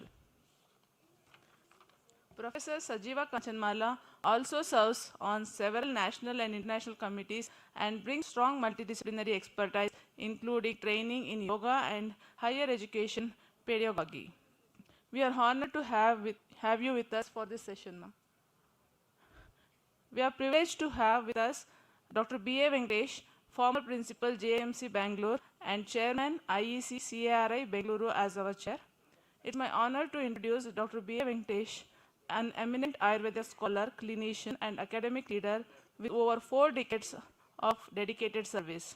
Dr. Venkatesh has served in premier Ayurvedic institutions across Karnataka as professor, head of the department, and principal, shaping generations of Ayurvedic practitioners. He has significantly contributed to Ayurvedic education and research as Dean of Ayush Faculty at RGUHS, member of National Syllabus Committee, and guide to more than 40 postgraduate scholars. He has pioneered clinical innovations, including the introduction of Netra Kriya Kalpa in Karnataka, and has actively led clinical trials, publications, and professional training programs. Dr. Venkatesh has chaired numerous national and state level seminars, delivered lectures across India, and played a pivotal role in advancing curriculum, clinical training, and professional standards in Ayurveda. We are truly privileged to have you with us for this session, sir. With our esteemed chair, I am privileged to invite our eminent speaker, Dr. N. Shrikant, DDG, CCRAS, New Delhi. Dr. Narayan Shrikant is a gold medalist in ophthalmology from the University of Health Sciences, Andhra Pradesh. Dr. Shrikant holds an MD from Bengaluru University, PhD and DSc from Tilak Maharashtra Vidyapita, Pune, and completed prestigious postdoctoral training in immunology and molecular biology at the University of California, Los Angeles, where he served as a fellow of Advanced International Research and Training Program. With 25 years of extensive research, teaching, and administrative leadership, Dr. Shrikant has played central role in formulating, implementing, and monitoring major national research programs in Ayurveda, spanning clinical research, drug development, pharmacovigilance, medicinal plant research, and large public health initiatives like THCAP and NPCDCS. He also holds the positions of DG. He held the position of DG Additional Charge and Chief Vigilance Officer of CCRAS. A prolific scholar, he has published over 560 research papers, authored and edited more than 200 books, monographs, and technical reports, contributed to 14 policy documents and guidelines, including ICMR's National Ethical Guidelines, and holds 3 patents. He has guided and coordinated over 800 national and international research projects, including collaborations with WHO, CSIR, WIPO, NIH USA, Clark University, and several global institutions. Dr. Shrikant has represented India in numerous international delegations across the world, like USA, Europe, Africa, Central Asia, etc.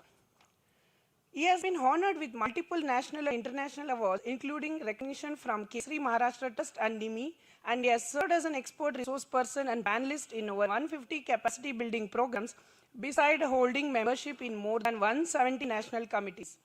We are privileged to welcome Dr. Narayan Shrikant, a visionary researcher and international ambassador of Ayurveda and one of the country's most accomplished leader in integrative health sciences. Welcome you, sir. Today, sir will be presenting on the topic evidence-based integrative approaches to non-communicable diseases, CCRS research and development initiatives. We are honored to welcome you, sir.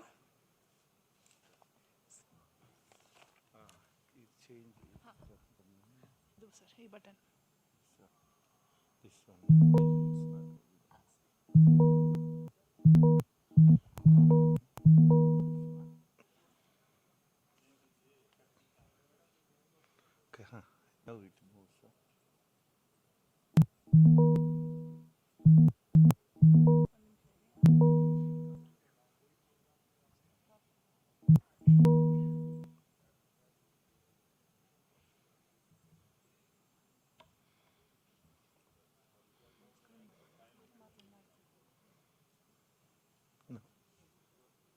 No, नहीं, यहाँ भी full कर लीजिए मेरा.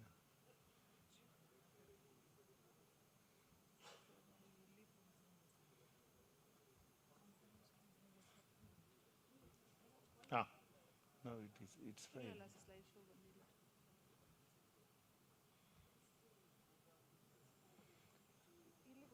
बिल्कुल बदला. Duplicate screen order.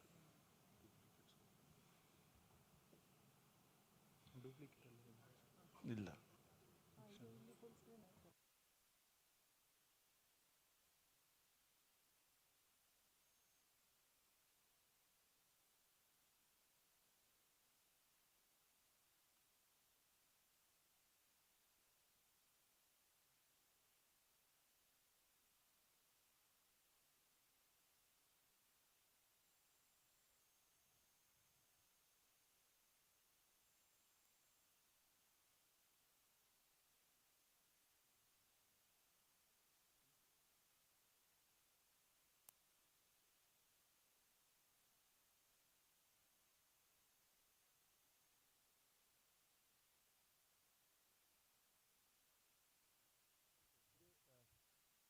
Today we will, I think we had a lot of good sessions earlier, and I will put very brief about the evidence-based integrative approaches in the management of non-communicable diseases and other things in general. We will go through the very brief about what is integrative medicine and what is a NCD scenario, what is the policy support in the country, and what actually some success stories and initiatives taken by CCRAS and way forward we will go very briefly. The NCDs, if you see this, I think we have been discussing NCDs as one of the major health burden in the globe, where around 41 to 42 million people die every year, where actually more than it actually accounts for 74% of the deaths globally, NCDs, when we compare to other diseases and epidemics. Each year there is more than 70 million people die from NCDs before the age of 17. They are very, it is very unique phenomena. It ranges from cardiovascular diseases, which forms the major burden, and more than 17.9, followed by the various cancers, followed by the respiratory disease, and metabolic disorders like mainly the diabetes and obesity and hyperlipidemia. The risk factors, if you see, why it is more relevant to the integrative medicine and Ayurveda is actually the risk factors which are associated with the NCDs. There are various factors actually. There are the social and behavioral factors, including environmental factors and behavioral factors, and some biological factors which are more contributory. Another comorbid NCDs, and that is also very important, and NCD-related disabilities. Why I am putting these different classes of the things, and one is the air pollution, environmental pollution, unplanned urbanization, and addictions like tobacco, alcohol, and other factors, epigenetic factors, and these diet habits and unusual diet cooking types and using different fuels.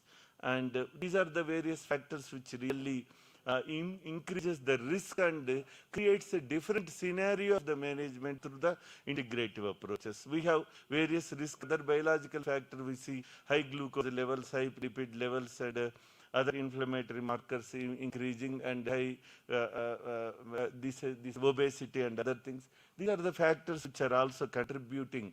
And other things is disabilities. Actually, disability also, due to the complications of NCDs, also causes a lot of wages loss and productivity to the country.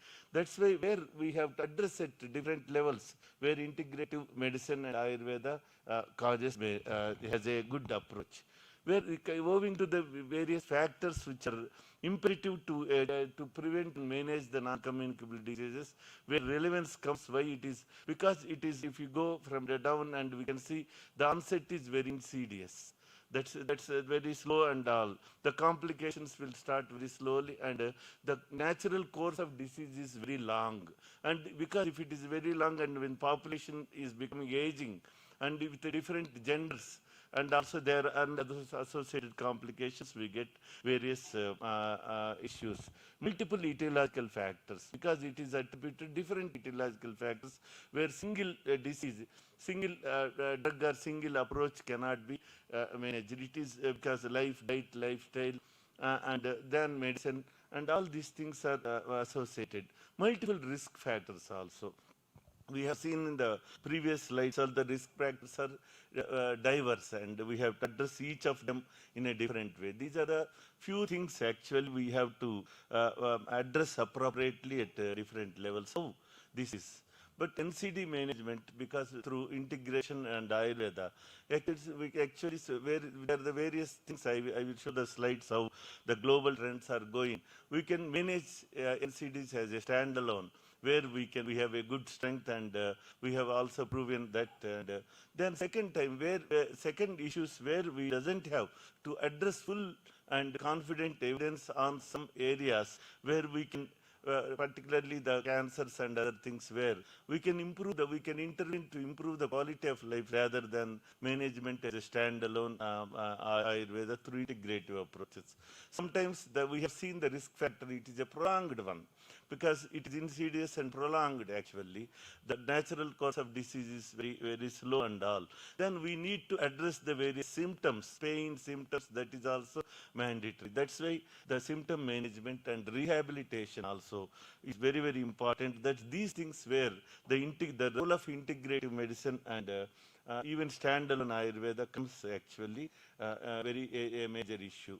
If you see the various types of integration definitions, integrative medicine globally, now WHO came with a comprehensive definition of traditional, complementary, and integrative medicine. Before that, the British School of Integrative Medicine has shown that this is more relevant definition, I feel, my opinion, personal opinion. Integrative medicine is actually it is an approach which is highly individualistic approach. This is actually specially tailored actually to address the individual problems of the management, where conventional and other systems may not address. It will be a totally comprehensive, and it addresses various issues, including well communication with them, what are addressing the preventive measures, good type of counselings and all, and cross referrals. All these things comes actually.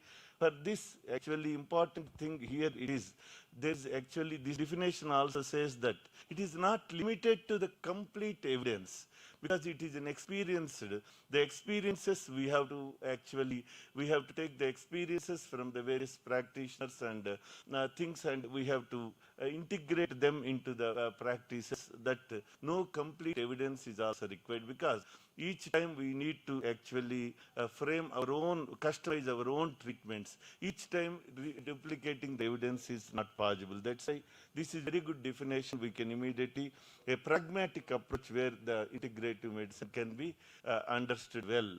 and pragmatic. Second definition of the integrative medicine is NIH definition that says the integrative medicine, it combines with the mainstream therapies where we require the high level of evidence of the safety and efficacy is required. This is a type of the other definition. Both definitions are relevant. In the contextually, it is very, very important, the both things. Some diseases where we can adopt the other definition also. Somewhere we require to generate a full evidence also. The forms of integrative medicine, if you see, actually there are the 4 types of systems which are existing in the globe, where actually a monopolistic system is a system where actually there is only one system they accept, they don't think other systems are existing. The second thing is tolerant systems, which some countries they tolerate, the other systems are going and they tolerate and they let it continue their going things. But where in India we have parallel and dual type of integration is there. Both are recognized. These systems are completely regulated, recognized, and conventionally recognized, both run parallelly, but it is a parallel type of integration wherever I think that the convergence is required to integrate both at policy level still. Then inclusive system is there in China and Vienna, where actually both systems work together, and both conventional and mainstream biomedicine go together, and they will decide how to take the treatments actually in an integrative mode within the policy. But if you see that the WHO scenario, if you see more than 80 countries, WHO member states has the traditional medicine, mainly the 90% of the countries where actually Asia and Southeast Asia, Asia Pacific have actually the traditional medicine practices.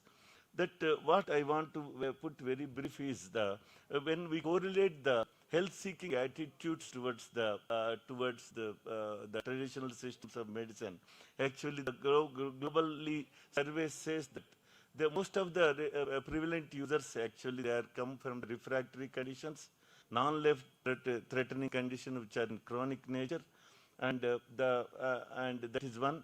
Second type of things are they are chronic but life-threatening also, like cancers. Previously it was HIV, and now both the people actually come to approach the conventional traditional systems of medicine for a standalone management. Second, as a main treatment option. That is, the other one is improve the immune functioning, improve the overall functioning, improve the quality of life, and improve the side effects of the conventional therapies, which are actually to relieve from the symptoms and rehabilitation. These are the various levels people come actually. Sometimes cancer patients come, actually we have a good evidence. We can improve the digestive and appetite and digestion, and also sleep quality and stress we can reduce. Like that, there are the different options. We need not have comprehensive and complete therapy. No system is complete. That's why we have different options. We also, CCRAS also have various illustrations on each example. And by the policy since 2000 till 2017, all the policies, national health policy, national population policy, national health policy for IISc, and National Commission on Macroeconomics and Health, and these various things actually strongly suggested to integrate the IISc and particularly Ayurveda with conventional medicine, particularly in chronic lifestyle disorders as well as the reproductive and child health care. Since 2000, the policy is very strongly encouraging the mainstream of the integrative medicine, particularly in NCDs, lifestyle disorders, and reproductive and child health care. Taking forward these things, actually, the government has actually taken several things, and then I have already emphasized that TM can be an adjuvant, TM can be a TM can add as add-on, and TM can be actually some non-pharmacological approaches also, like marma therapy and others also can complement and each other. And we have several examples I wish to take forward. One by one, I will give a very few examples. We have different options because since morning we have few examples that how to prevent. Previous lecture of obesity has been very good illustrative examples how to prevent with diet and all. That's all. That's the preventive approaches is very important thing, and we have to develop the standard treatment guidelines and therapies. That is also very, very important. Third point is to improve the quality of life and reduce the adverse effects of the conventional medicine wherever required. That is another option we have. These are improvement of the quality of life. These are the different options where we can have. We have good evidence and we have very good options. Options this is all owing to this holistic approach where it's very unique dietary practices. We have good lifestyle guidelines and community-based approaches and global health inclusivity. Because I am showing this and we have different examples actually through research R&D how we achieved all these things we will show. Some success stories I will very briefly put before you. Is we have generated excellent evidence, particularly on generation of evidence on clinical safety and efficacy of about around 100 or 120 classical polyherbal or multi-ingredient formulations for more than 55 disease conditions. That is a very good evidence. We have most of them are non-communicable and lifestyle related, like rheumatoid arthritis, we have gouty arthritis, obesity, dyslipidemia, various other diseases we have, and osteoarthritis. This is one. Second one, we are also developing excellent evidences on the practices, and practices particularly practice like panchakarma and other procedure-based therapies. That is also, and another thing is we have also developing new drugs based on the leads from unmet needs and all. And these are the few examples we will take back. The another example of the government, this is previously since when National Rural Health Mission or National IISc and National Health Mission, both have already having, and that time it is around 90s or 2000 also, they tried to include Ayurveda type of kits, particularly Asha kits, and Ayurveda Unani formulations have been included. Still to actually that is the first step to have a functional integration at primary healthcare level. But it need to be still actually, they are taking forward in a different way now actually, setting up of all these Ayush hospitals, particularly in different aims and tertiary care centers also. And this is some few examples are everybody aware that how traditional NIMHANS we have here, and Safdarjung Hospital, All India Institute of Medical Sciences, RML Hospital, Leading Harding Hospital. We have a CCRAS itself is running. Some places CCRAS itself is running good integrative clinics. It is not always a physical integration, cross referrals also happening. And one good example I will show that the study we have conducted, I think around 2008 today, where Dr. Sulochana was the principal investigator in this study, where particularly the study is supported by WHO. And we have done this study particularly in around 230 subjects of grade 2 and 1 and 2 osteoarthritis excellently, because we struggled a lot to generate this evidence in the beginning. She was here, but we had several meetings with the management of Safdarjung that time, and we improved, actually we convinced them to take this trial and have cross referrals. And this study is very well designed and published also, where what we understood after this study, how to integrate Ayurveda in conventional medicine in tertiary healthcare, particularly by improving the cross referrals, particularly in osteoarthritis. This study, once we conducted this study, at first we have very excellently created awareness about the strength of Ayurveda there. Second one, we improved the communication with good language with them, how they understand actually Ayurveda concepts and where we can intervene. We don't claim very tall claims. We have done what are our limitations, we have told them. Then they have they understood scientifically, and we have shown them the preclinical safety, efficacy, and all experiences. They are very well convinced. Then when we started the study, and then they referred grade 1 and 2. We never claimed that we treat grade 3 and 4 or things. They referred us, and we treated them with ashwagandha, we treated with Yogaraj Gugula and Manara and Taila. And excellently, what we have seen, we have put all the valid parameters, WOMAC and other KGMC indices and other pain scales, and it has then actually we have once the results are analyzed, we ourselves realized that grade 1 and 2 Ayurveda can manage as standalone, particularly osteoarthritis. They need not approach any conventional other type of medicines. So that from that they are trying to refer us. When they diagnose 1 and 2, they try to refer to Ayurveda clinics. This is an excellent evidence to improve the cross referrals and functional integration and developed confidence to us. See, taking forward this, we studied similar study in Germany. And this study actually, this is a type of RCT which is open label, not then comprehensive Ayurveda therapy plus comprehensive conventional management. Both we have taken around 150 subjects. This is. Then we have taken this comprehensive Ayurveda approach, multimodal Ayurveda approach. We take whatever required for the patient. We have done the treatment, and Dr. Paddy sir is well aware about the study.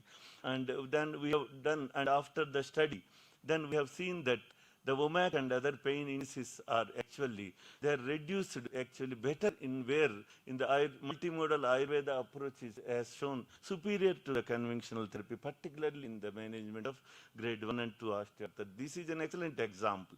This is 2 or 3 OPD and IPD setups. The study was conducted in Germany, Charité University. That also developed us a good confidence that that time actually in the beginning where integrative medicine is evolving, we have struggled actually to take up the study itself. We have a lot of ethical concerns, lot of struggles we got.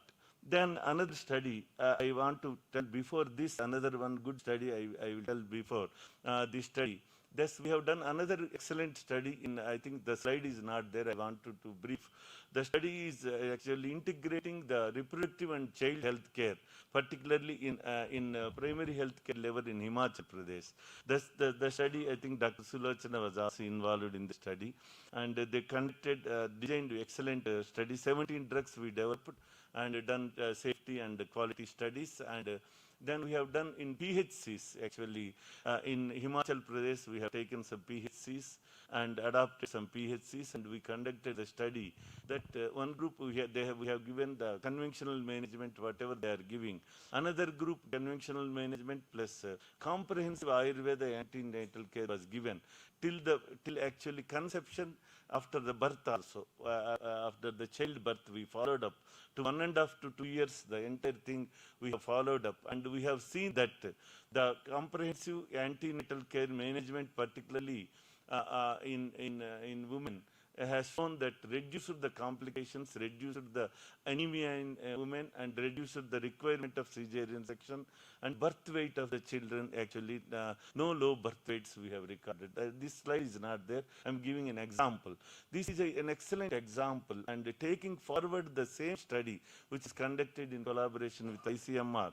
In Gadchiroli district, we have adopted entire district and 50 PHCs and 25 PHCs standalone conventional management we are observing. And another 25 PHCs and CHCs we have given Ayurveda-based antenatal. This is very good integrative model where government of Maharashtra supported us. 10,000 pregnancies we have followed till 2 years, and we have seen similar efficacy. Actually, this is a type of implementation type of research we want to see how actually earlier study which was conducted in 2005 and how now how it is relevant or not we have done. It is giving similar results where actually the complications of pregnancy, requirement of cesarean section all reduced, and this is a good example of integration in primary healthcare level. Beginning I have told in the tertiary level, osteoarthritis, primary level. This is another study. I will put very brief about NPCDCS program. And this program actually particularly in Ministry of Health and Family Welfare runs NPCDCS program, and this is particularly to prevent cancer and other cardiovascular diseases and stroke. This is very big program where we have done a excellent study in 3 states actually, and these 3 states we have seen more than about 50 PHCs and CHCs we have taken. More than 1 lakh patients we have treated in primary health care centers in 3 important states like Bihar, Rajasthan, Gujarat we have taken. And after 1 year of follow-up, what we have understood, similar way what we have understood in primary health care, tertiary health care, we can be able to communicate with the allopathic doctors, we can able to convince them to refer, and they are referring us, and there is a good pragmatic approach for the functional integration, but in a program, in a pilot mode, not in a national program mode, where we have seen after this, actually, we have different options evolved ourselves, because this is not, later we changed the design, where in the beginning, they differ us, and we treat lifestyle and yoga. Then some group we tried lifestyle yoga plus Ayurveda medicine. Some other group lifestyle yoga Ayurveda medicine, and this another group we have given along with allopathic medicine. We have allopathic medicine and lifestyle Ayurveda plus along with allopathic medicine also given. These are various options we have given, and as per requirement. Some may not require allopathy, some may not require yoga, some may not require even Ayurveda medicine, some require allopathy but along with yoga, some with allopathy along with Ayurveda. The various options we have evolved, and we ourselves understood how these are, this is effective, and we have seen this actually, the results. This is actually third-party assessment was done at National Institute of Health and Family Welfare, this entire report.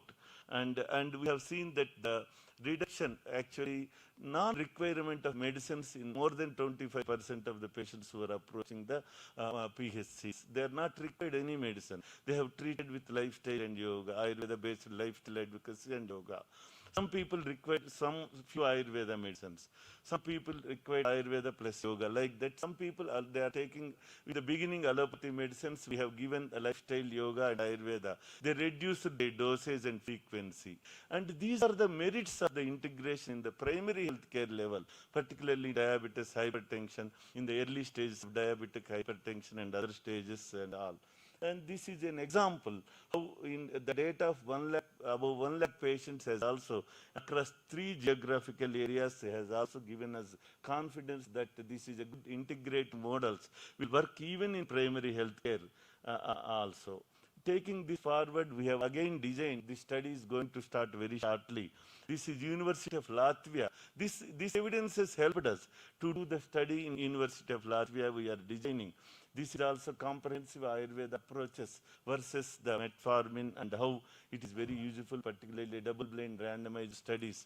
Even Ayurveda drugs we have also made placebo. Multimodal approach, not one drug, one disease.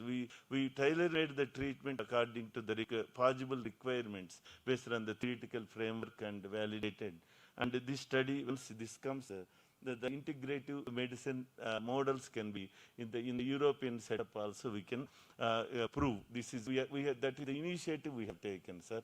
Now and this is another study, very big study. CCRS project was there in Benares University in very early times, actually in 90s. And Professor G.C. Prasad was there in the head of the surgery department. He has observed 10 years observation on 400 cancer patients, different histopathological diagnosis and different stages also, classification, different stages and different types of cancers. How I am not giving very big details, and you can see the monograph. And radiotherapy, he has very nicely classified. Radiotherapy alone given, and radiotherapy, but survival rate. That time many scores and those markers were not there actually. Still they have given a good evidence and, based on the survival rate and event-free survival and improving the quality of life. See, radiotherapy around 17, radio plus Ayurveda therapy survival rate is increasing 50%. Chemotherapy standalone 39, chemotherapy plus Ayurveda, the survival rate is 76, and radiotherapy plus chemotherapy 20, radio chemo plus Ayurveda, comprehensive Ayurveda 65%. See this, how integrated approaches have given added advantage, particularly in the, we don't say that we cure it, but sometimes we can improve their quality of life and survival rate and all. These are few examples. Similarly, taking these examples, CCRS has also developed one good drug. Actually, we are also developing some new medicines based on the leads. There is a new drug, new combinations based on the leads from the classics to improve the quality of life in breast cancer as well as and lung cancer. And we studied at AIIMS and St. John's Medical College in Bengaluru, and we developed a good protocol for RCT, putting the placebo, and chemotherapy was given, at least 4 cycles chemotherapy given. And we have demonstrated after 4 times chemotherapy, we started ethically, and it improved we have examined the safety, efficacy, improvement of the quality of life, and overall survival rate, and progression-free survival rate. It was demonstrated excellently. After these results, this is published, sir, and this document has. Sir is here, sir. Dr. Sridhar sir was with Dr. Chanda Kulkarni. I think he was one of the investigators. And we have seen that this study, that improvement of, we can see all the scales, physical, social, and emotional functional scales we have seen, subscales. And fact B and fact G scores, we are very encouraging. And we have seen ECOG performance status also examined, and it is published. And this has given us a thing that this is a placebo control, double-blind placebo control study. This has shown an excellent confidence for us, and excellent model of integration. We are not treating cancer, we are improving the quality of life. That is the limitation of integrate. We don't claim that we treat it. That is the very important thing. Another important hurdle, particularly in the integrative medicine, is only the drug-drug interactions and drug safety. This is required for policy also. That CCRS has taken some example. This has done long before, where Dr. Ramesh Babu was also there as a DG that time, and we have done a good study with the support of other Pulok Mukherjee, and more than 20 extracts we have done, and drug interaction studies with SIP studies. That time it was evolving long before 2008 or something that we have done. That has also given a confidence that how Ayurveda drugs can be ethically prescribed as a co-medication along with the conventional medicine in various diseases. This also we published. That before this, I want to do one good example that now we have, I told in the beginning also, and that we are developed a good evidence on safety, efficacy, and quality of more than 120 classical Ayurveda medicines for 55 diseases. But people asking, how it is useful for integrative medicine, because now we have taken drug interaction studies of all these Ayurveda classical medicines, where we have evidence on the safety, efficacy, quality is there. We are also generating evidence simultaneously on the drug-drug interactions with all possible. For example, if one drug is used, primary indication is some obesity, we can see all the other common allopathic medicines we are doing a big exercise, sir, because one drug, at least if we are taking one Ayurveda medicine, at least 20 to 30 medications of the conventional medicine, which is possibly as a co-prescription practically in the clinical scenario. Like that 120 drugs we are taking the drug interaction studies. I think it is a bigger study. Evidence is, I think, almost completed in collaboration with ICMR. Still we are taking other studies. Once these studies on drug interaction comes, and it will be very useful to convince, to promote the integrative medicine, and also convince the scientific community and policy makers that integrative medicine is possible wherever required. It is not that we only practice integrative medicine. We'll promote on the standalone. Wherever required, we have a good confidence. That's this type of things This is a long back study conducted by not CCRAS and the CSIR. I think story is known to many people how piperine has given the bioavailability enhancer. But the issues here, it is improving actually and reducing the dose. But in this, what happens? Actually, there is excellent evidence. But actually, morning also somebody told curcumin is also giving time. I think only 1 minute I will finish. What happens that curcumin also increasing the bioavailability is causing the causing actually the toxicity. Like that, we have to see very cautiously see this type of bioavailability enhancers. That seeing this is also initiative of this institute, and this is the first ever document actually developed by CCRAS with CARI Bengaluru also. Cross-referral approach, evidence-based cross-referral approaches based on evidence. This is not full attempt, this is an attempt. This is an attempt how we can give a way forward. Actually, others can we develop very good evidence-based cross-referrals, and from where allopathy to Ayurveda and Ayurveda allopathy, how refer, which conditions this refer, this we developed. And these are the very new drugs we developed for migraine and morbid cases of filariasis and quality of life in cancer management, and particularly pre-diabetes, hypertension, particularly, and various other diseases. We have taken cancer quality of life with all major tertiary care institutions like AIMS we have done, and most of them are published very separately. And many integrative centers also we are starting, sir. AIMS integrative centers. This is the 6 All India Institute of Medical Sciences, CCRAS and ICMR is funding around 100 crores actually. And to set the integrative research, advanced integrative research centers in All India Institute of Medical Sciences, like AIMS Rishikesh, we are doing AIMS Delhi, and AIMS Bhopal, AIMS Nagpur, and AIMS Raipur. We are setting, and actually each one has taken some space. Somebody is working on geriatric care, somebody is working on antenatal care. Like the 6 AIMS, we are setting the integrative centers, which will give an excellent, and we are starting actually, and it is almost started. And drug preparation is on the way, and protocols are developed. And once these evidences comes, it boosts the concept of cross-referrals, particularly in the evidence-based cross-referrals, particularly in the context of integrative medicine. There are several issues. We are addressing all, because Ayurveda has its own clinical methods.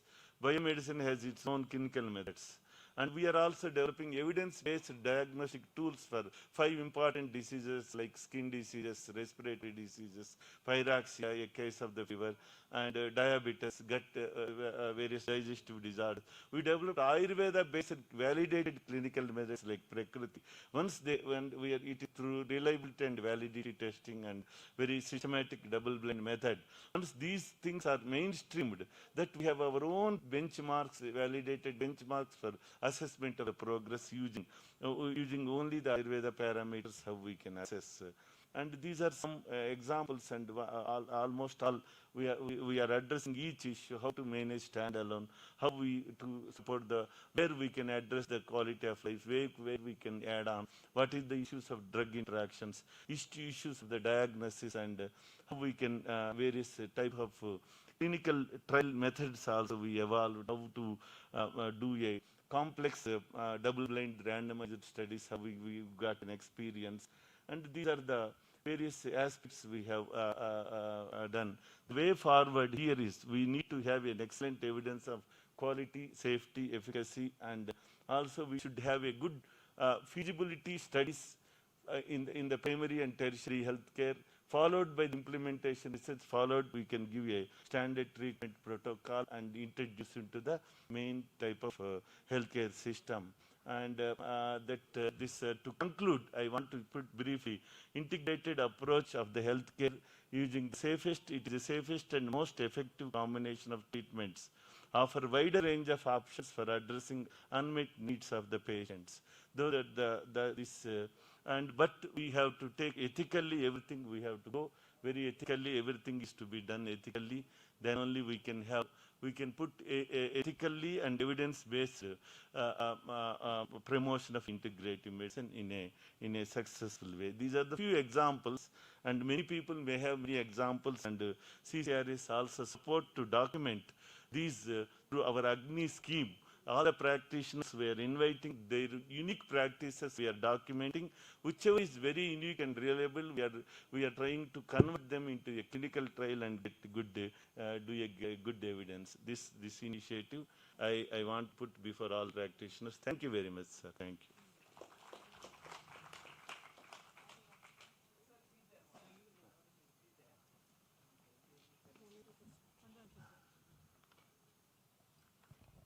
Thank you, sir, for showcasing a comprehensive overview on NCDs and CCRS R&D initiatives. I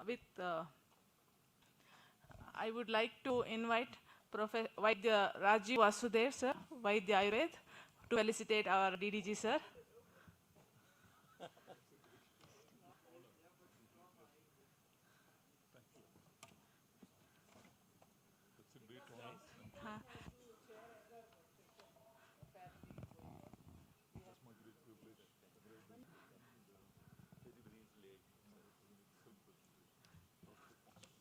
With kind permission of chair, sir will be leaving for another parallel symposium to chair session, sir.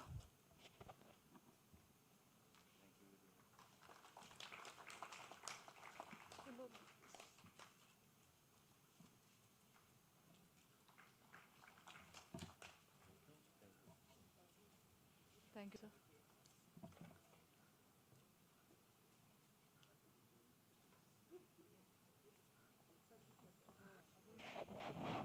Thank you, sir. I now invite our next distinguished speaker, Dr. Shivaram Varambali, sir, Professor, Psychiatry, NIMHANS, Bengaluru. Professor Shivaram Varambali is a senior psychiatrist and leading researcher in integrative mental health and the founding head of the Department of Integrative Medicine at NIMHANS, Bengaluru. Complementing his expertise in psychiatry, he has been a leading pioneer in establishing rigorous scientific evaluation of yoga with mental health research. The work on evaluating yoga-based interventions as a scientific addition to the therapeutic modalities of psychiatry, led by Professor Gangadhar and Dr. Varambali at NIMHANS, brought the rigor of modern scientific research into the area of traditional healthcare approaches like yoga, and has shown the value of yoga as a therapeutic ingredient even in severe psychiatric conditions. This work has been nationally and internationally recognized with several awards. Sir has contributed extensively to the scientific literature with 186 peer-reviewed publications and an H-index of 39 and over 6,000 citations. We are honored to welcome Professor Shivaram Varambali as our distinguished resource person today. With our esteemed chairs guiding this session, I am pleased to invite Professor Dr. Shivaram to share his invaluable insights on synergistic role of Ayurveda, yoga, and modern medicine in managing metabolic syndrome. I welcome you, sir. So good afternoon. I think this is the last session before the wrap up. So hopefully I can leave you awake by the end of this session. So while the slide is loading, let me clarify, as somebody, I think professor from Malaysia asked the question, how many allopathic people are here? I think there are very few, 3 or 4 people. Vijay has just joined us, of course. It's an important thing that we have to realize why integration is necessary. Some of the points which I have been listening to in the morning were very, very interesting. Professor Lata, Dr. Sabnis have spoken on this. I'm not going to spend a lot of time on that. But I want to give a perspective from the possibly the most important organ in the body, that is the brain. But really speaking, the problem what we're facing is that healthcare has become fragmented. I often give this example of a patient who was referred to me from Maharashtra, who with a pain in the elbow and the wrist. He had had already 3 operations before he came to us. One in the shoulder, one in the elbow, and one in the wrist. All 3 done by 3 different surgeons. Specialist surgeons who only operate the wrist, only operate the elbow, only operate the shoulder. The pain had not gone. Finally, it was somatoform pain disorder. This is the problem, what has happened to healthcare today, that everybody is like a blinkered horse and look only at their field. The cardiologist looks only at the heart and nothing else. So, if this is going to happen, hopefully this has not happened in Ayurveda, it should not, but at least in modern medicine, that is the situation that we are facing. A lot of technology came to the fore during COVID. Yes, it has made a lot of things possible, live streaming, online conferences, online demonstration of surgeries, but it cannot solve all the basic problems that we have. And actually information overload, particularly for us, has made, Google has made life a lot difficult for doctors. People already come with the diagnosis and the treatment. They only want you to put the rubber stamp. This is a problem, isn't it? What we are talking about today is a clustering of these risk factors, which is now defined as the metabolic syndrome. But the critical part is insulin resistance and central obesity, which is a particular thing in India. Why I will explain a little later. And Indian data suggests is a very scary thing that nearly 30%. And this concept given by Omran way back in 1971, even before I was born, is a concept of epidemiological transition, that all countries go through this. Initially, there is a famine, there is pestilence, there are infectious diseases. Then you come to a stage where the pandemics happen very rarely. Finally, you come to a stage where the problem is actually chronic man-made diseases. In fact, in 2023, for the first time, the world crossed the barrier of that more people are overfed than underfed since 2023. First time the world crossed it, that overnutrition has become a problem. And if you look at this criteria called as epidemiological transitional level, ETL, anything more than 1 means infectious diseases are more than NCDs. Whereas anything less than 1 means NCDs are more. And India has already come to 0.5, Kerala is 0.16. So it is that we have controlled infectious diseases very well. No doubt modern medicine has a huge role in that. But modern medicine, can it help? The NCDs is a big question. If you look at 22 or 23% of morbidity and mortality in India today are caused by only 2 conditions, IHD and diabetes.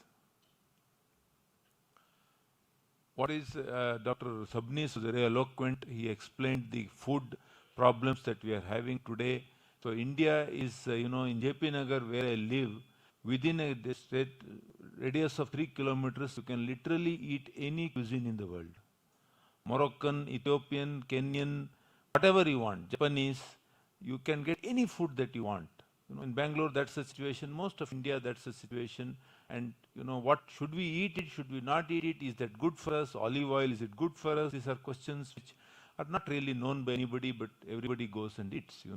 Till 1 o'clock in the night, you can look at Rameshwaram Cafe. There are people waiting to eat dosa at 1 o'clock in the night. This is the situation that we are.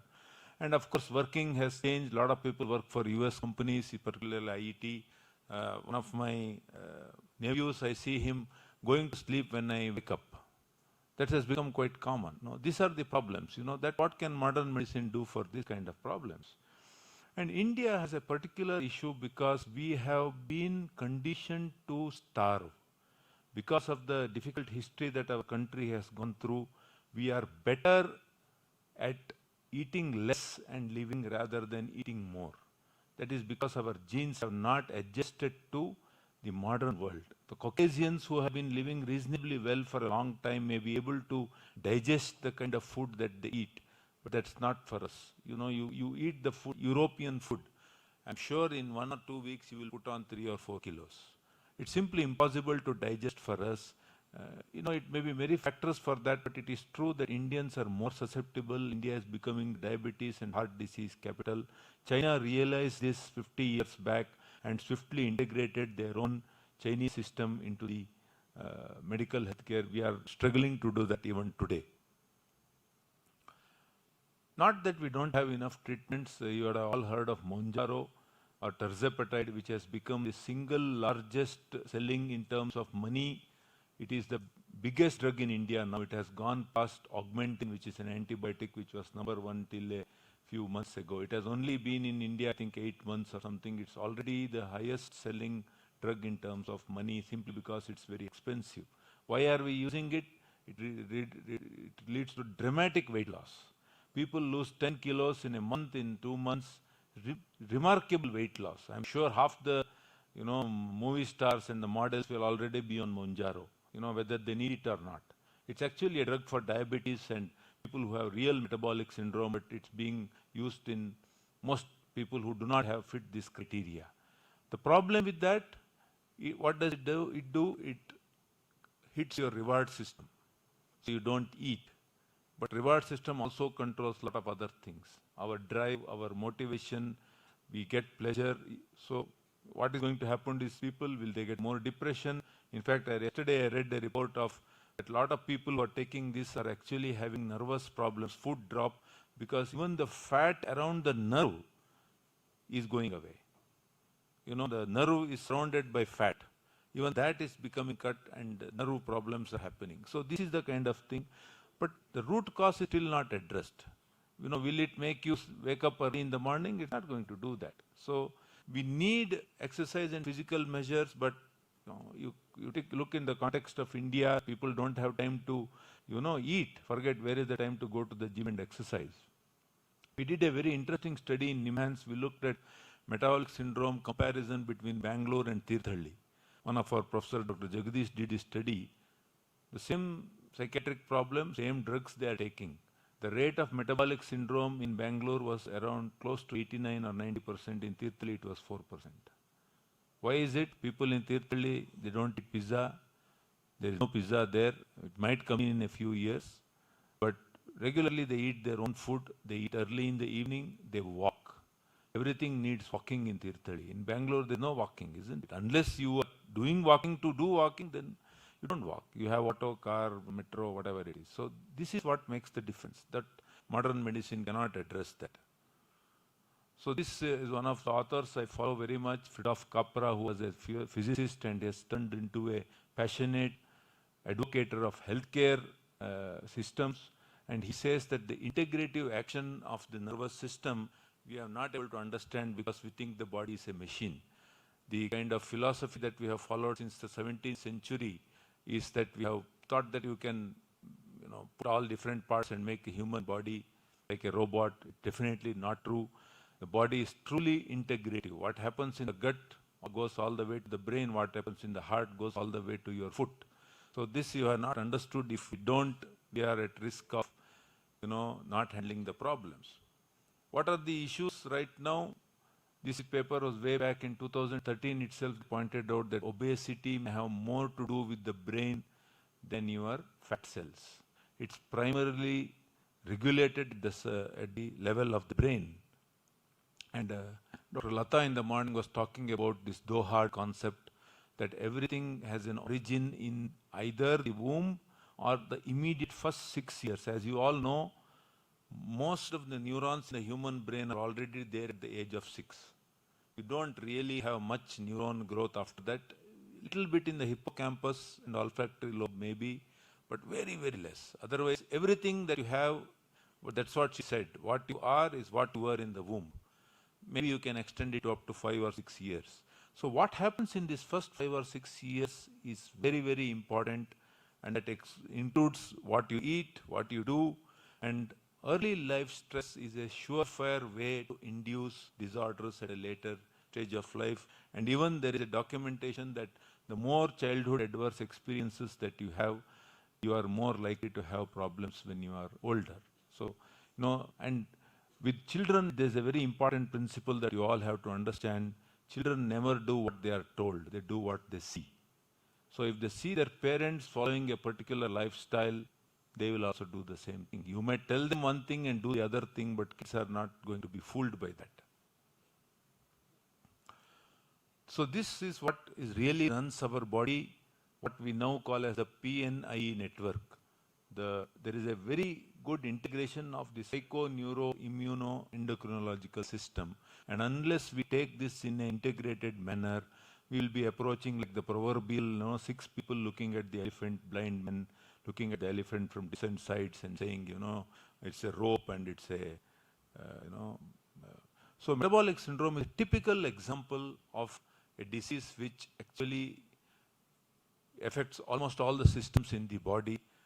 And one of the good ways to study it actually early ways is the autonomic system. Heart rate variability and things like that are a very good indicator of what's happening in the body.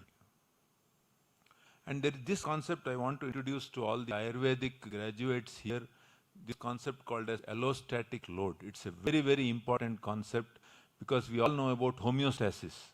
I can be in this AC auditorium, I can be in Rajasthan, my body will regulate my temperature. That we call as homeostasis. What is allostasis? Allostasis is the work needed to maintain homeostasis. The body has to do work. It has to shiver or it has to sweat, whatever work. That is allostasis. So allostasis is the work done to, because we are putting our bodies under stress, the body copes. But while coping, it stresses itself so much because it has to do so much of work. This is not only physical, it's also mental. You don't sleep, you work overnight. The body somehow manages, but it has taken hit. And when this allostatic load crosses a certain thing, then the diseases start. So this dimensional model of health is the most important thing that all of us need to know, and everybody can agree on this, whether you are a homeopath or Ayurveda or allopathy, that we rarely see people in the blue zone. We, unfortunately, most of the time we are seeing people when they are already in the red zone, right? Now the problem starts in the green, blue zone. In the yellow zone, you can still roll it back. But once you come to the orange or the red, it's very difficult. Then you come only in secondary or tertiary prevention. The common factors, all of you know, across all the NCDs, I'm including psychiatric and neurological disorders also as part of the NCDs. All these are perfectly demonstrable even in psychiatric disorders. On the other side, what are the things that we need to look at? These are what we call as the pillars of health. Are you sleeping well? Are you eating well in terms of Dr. Sabnis? When I say well, are you eating healthy? Are you fit? Are you having a lot of vitality? Or is your mind engaged? If these 4 questions, if you answer yes, you are healthy. What to do? You go back to Juvenal, way back in Rome. He said, you know, if there is no healthy brain and body, mind cannot be healthy. The reverse also works. And this is one more of our great teachers. We all studied him when we were doing MBBS on how to examine the patient. He actually said that do not forget what is old in the craze for what is new. What does this mean actually? What is the practical output of this? Is that we, of course, we need, for a person who is morbidly obese, we might need Manjaro or we might need semaglutide. I'm not saying no. But how are you reducing that person's allostatic load? Are you giving something to that person to prevent him coming back to that same state again? This has to happen. So we have to look not only at just remission of symptoms, they are just epiphenomena. Is he healthy or is she healthy? Is the question that you have to ask yourself. One of my friends in endocrinology became interested in this because her patients used to tell her, Madam, you are telling my TSH is normal. I don't feel well. You are saying my sugar is normal. I don't feel healthy. What should I do? That is when she turned towards, integrative medicine. And we have to actually build resilience. You look at most of your grandmothers or grandfathers who live in the village, they are actually very resilient. Madam was just telling me about her grandmother who lived till 93. They were incredibly resilient simply because they followed their age-old principles and did not get influenced by olive oil and things like this. That is the issue. And, in the Gita, it is very clearly said that moderation. Dr. Sabnis was also saying, you please eat fruit, but doesn't mean that you eat 10 bananas every day. You are going to get metabolic syndrome if you do. Everything has to be in moderation, only then the yoga system works. That's what it says here. So what we need to do, we need to, of course, have medical approaches, but we need to combine traditional approaches as well. Very importantly, we need modern research methodology. That is what all of you have to learn, the younger people I'm talking here. Please learn modern research methodology, only then you will get noticed. Madam was just telling me that unless the allopaths are aware of what is being done in Ayurveda, even I think a professor from Malaysia was saying the same thing, that unless they're aware, practice is not going to change. One of the things I have done work on is yoga and the 4 pillars of wealth which I showed. Yoga has been shown to benefit all of these. So yoga is a really good management plan at the early stage. Unfortunately, if you ask Kishore in our center, people come when they have exhausted all the allopathy options. That's of no good. Ayurveda is not going to make miracles when, a person's HbA1c is 14. It's not going to work. You have to begin at the beginning. And what yoga, for example, can do is to start this process which going back towards the hopefully green and if possible the blue zone. It works on this PNIE concept, very wholesome kind of action, and this is a slide I put in all my presentations about what is yoga and what it is not. As you can see, the posture looks very similar, but the effects on next morning are likely to be exactly opposite, So all of you will know Iyengar ji in the thing, but I don't know the person in the bottom. Hopefully he recovered. But it's why I put it is to say that how you do something is as important as what you do. The posture is not important. How mindfully you are doing the posture is more important. And unfortunately, we neglect all the other 6 except the 2 highlighted ones. You go to any yoga studio in the rest of the world, or even in Bengaluru, you go to Cult Fit, nobody talks about the other things at all. Yeah, pranayama, if they talk, you should be happy. Usually they talk about yoga as a cardio. That's not yoga, that's just physical exercise. But what can we learn from Ayurveda? This is something I go wherever I say, wherever I talk. Please do not look at Ayurveda as a competitor to modern pharmacology. It is not. That's not the idea at all. If you do that, you are simply setting up yourself for a relationship which is going to be very adversarial.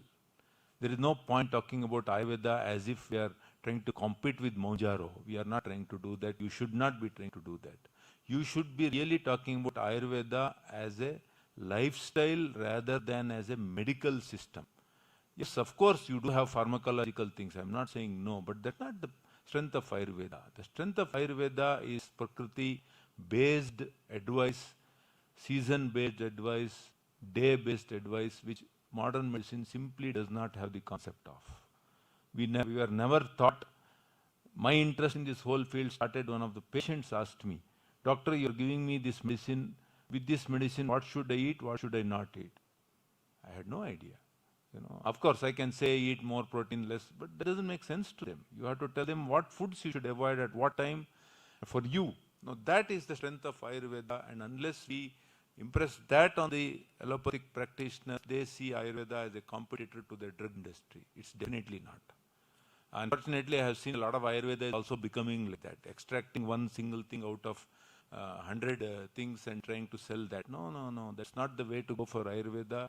I think really you should be focusing on the strength of Ayurveda, which is the Prakriti-based advice. So this is something that we publish in NIMHANS. Way back itself, the Acharya has recognized that one system is not enough to treat a patient. You need to have knowledge from different things, and this is why many, in fact, the RSSDI, the biggest organization of diabetes doctors in India, has now made a task force on mind-body medicine. I am on that task force.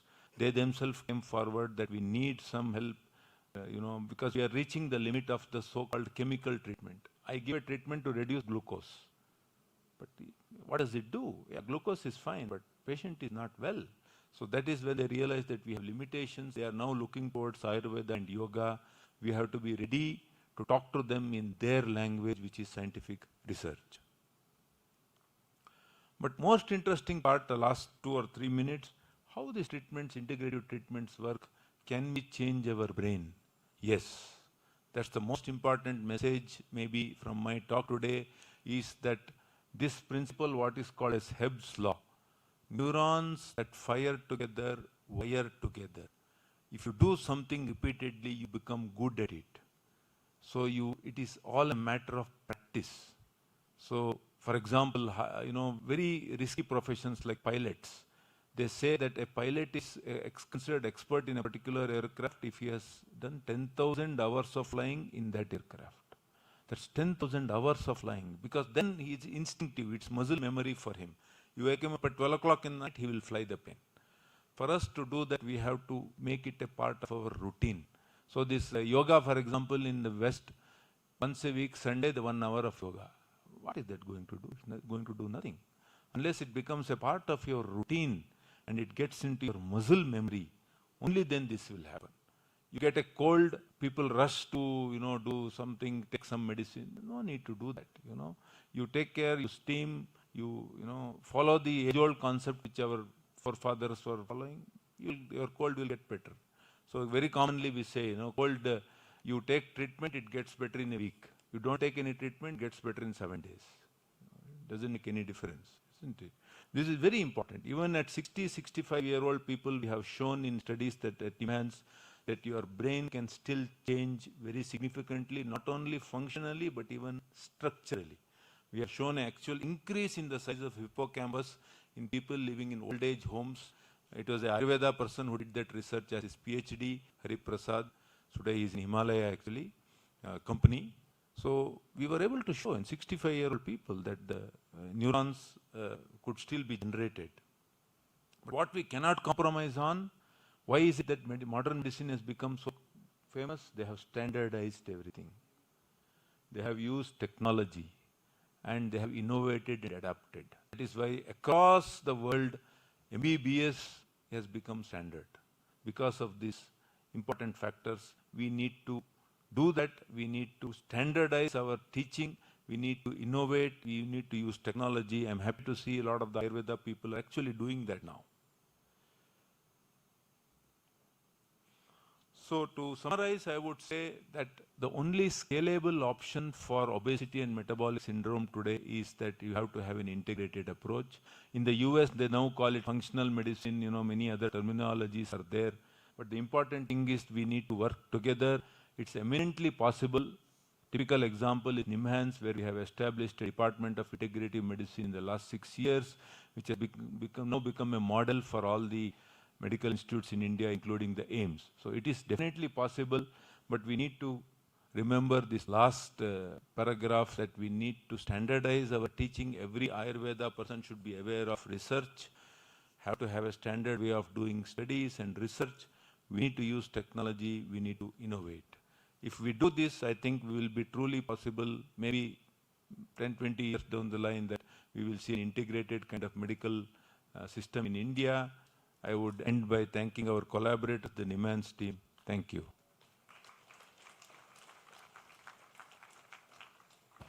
Thank you, sir, for your enriching presentation and your presence today.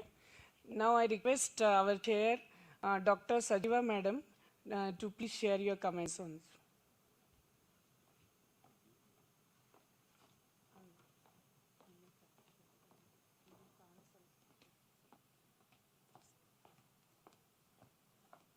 Hi everyone, Namaste, good afternoon. It's my great pleasure to invite me as the chairperson in this session. First I'll give a brief comment regarding our presenters. Dr. Srikanth,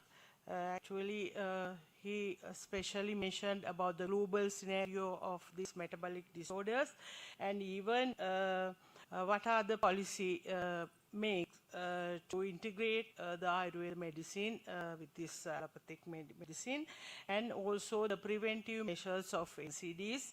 Especially, I think he emphasized how Ayurveda management of this NCD, and I congratulate especially for the CCRS and for the CARI Bengaluru to congratulate to take this necessary arrangement to prevent these metabolic disorders. And also I delighted Dr. Srikanth for your presentation. Actually, he nicely explained the synergetic role in management of metabolic disorders in Ayurveda aspect as well as in yoga. The most of these data are similar with the Sri Lankan data.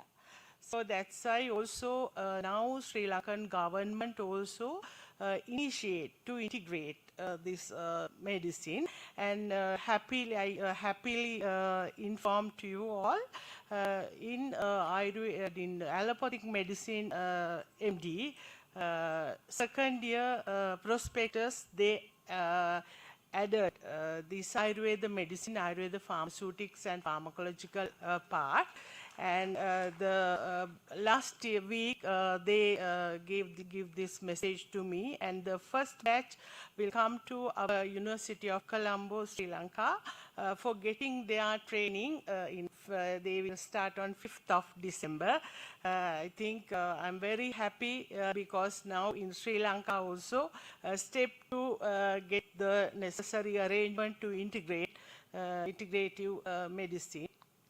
And also, I think you all know Sri Lanka is a very small country, green environment with plenty of fruits and vegetables, but currently, the current situation is so bad because cyclone affected badly to my country.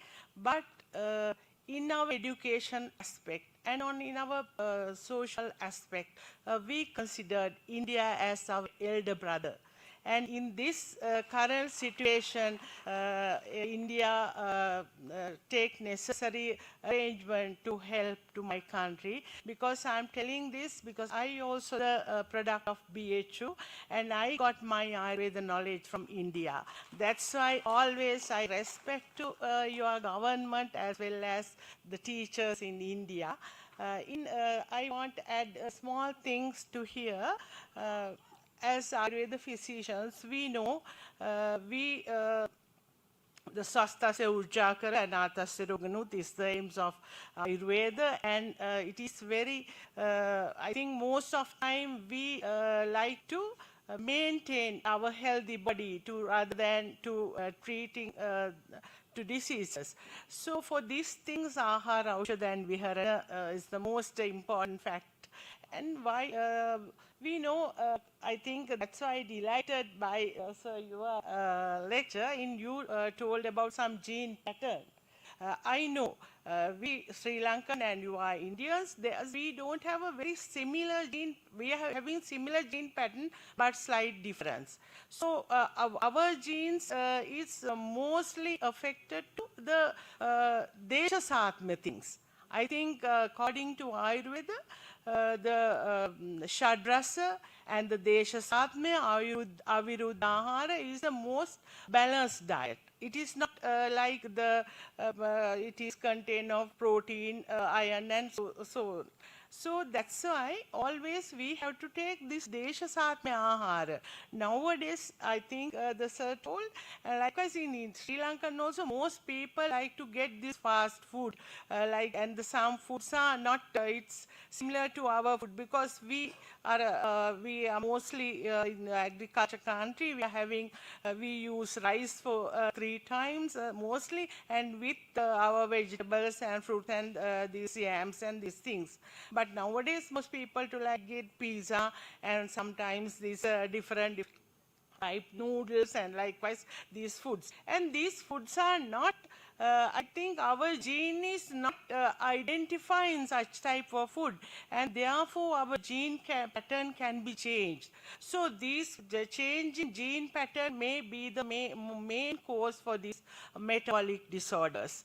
Actually, I like to mention these things because I think you also gave the same idea.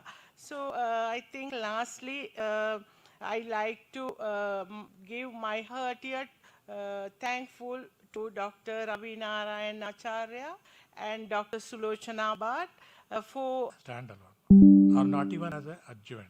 It is add-on treatment. Many researchers, as I have seen in our CARI, lot of research works are going on. Even in NIMHANS, lot of research works are going on. But the Ayurvedic treatment is treated as an add-on. If it is an add-on, the outcome expression becomes very difficult. Outcome expressions become difficult. See, because it's just an add-on. Next important thing is, we see most of the time, the standalone treatment is being patronized by the state governments. State government has implemented several programs for pregnant women, children, etc. So, for pregnant women, the basic need is the iron, folic acid, and other nutritive supplements. For this, the state government had a project in which many institutions in our Karnataka state took up and have given very good positive result.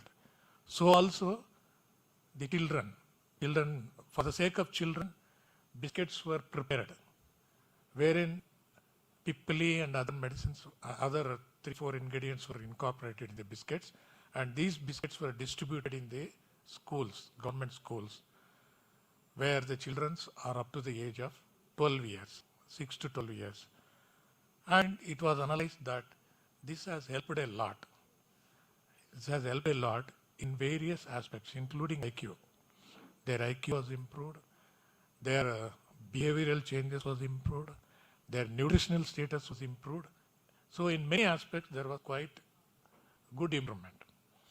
Also, state government had a project through this Knowledge Commission, Knowledge Commission through Karnataka Knowledge Commission branch, where the Knowledge Commission was highlighted to extract the traditional importance or traditional treasure. We have a lot of traditional treasure still persisting in some of the traditional practitioners. They use medicines which we use for different purpose. Say one drug we use for a prescribed disease or a standard disease. They use the same medicine for different disorder, which is not being highlighted in the classical preparations. So we found that this is basically important, so that around 315 these traditional practitioners who are well-known traditional practitioners, not the happy-chappy practitioners, they are well-known, they are popular practitioners. From them, extracts were made. And these extracts are being totally prepared and they are ready for study. They are ready for study and research work. So likewise, integrated approach has got good effect or can bring some or the other day Ayurveda to the front line rather than an alternative medicine.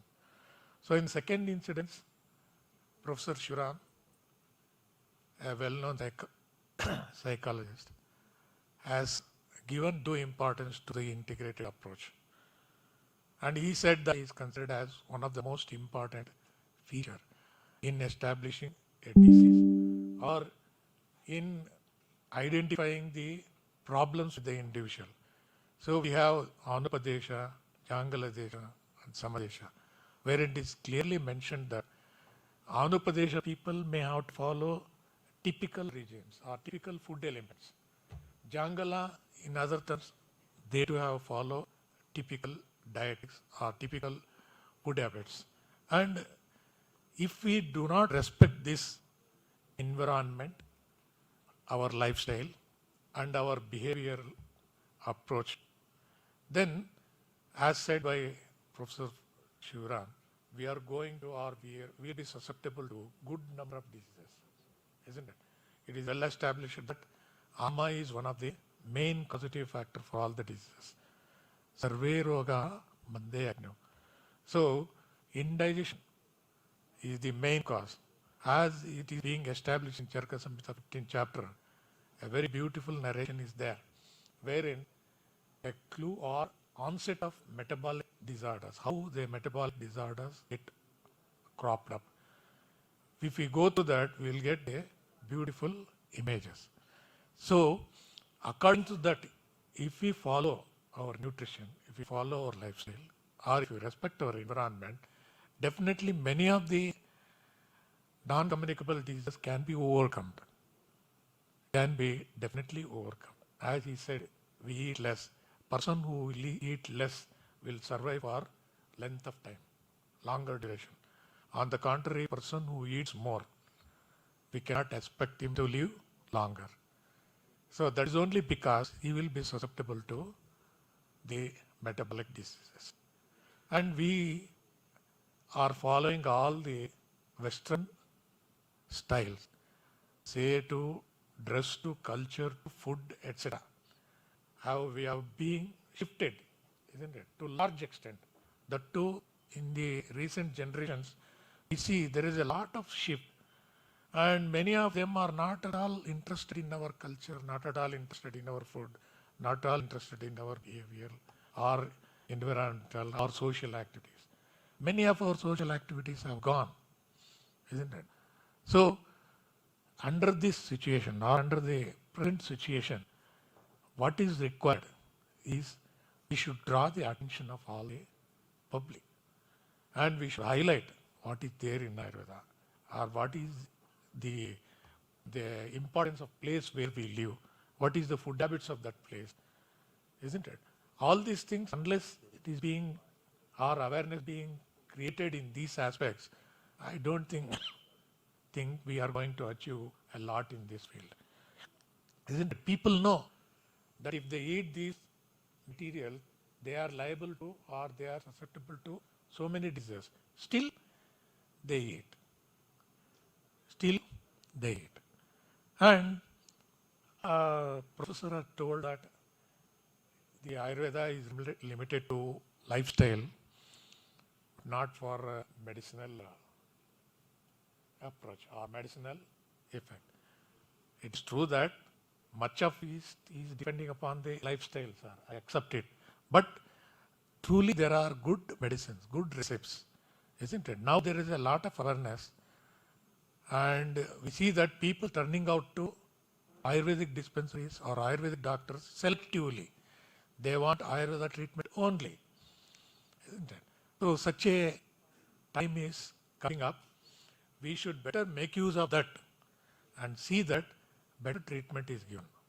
And most of the modern doctors are also leaning towards Ayurveda. One example I'll give you, Laptadine. All gynecologists prescribe Laptadine. Laptadine is nothing but our Ayurvedic medicine, isn't it? It is a Shatari derivative for good breast milk.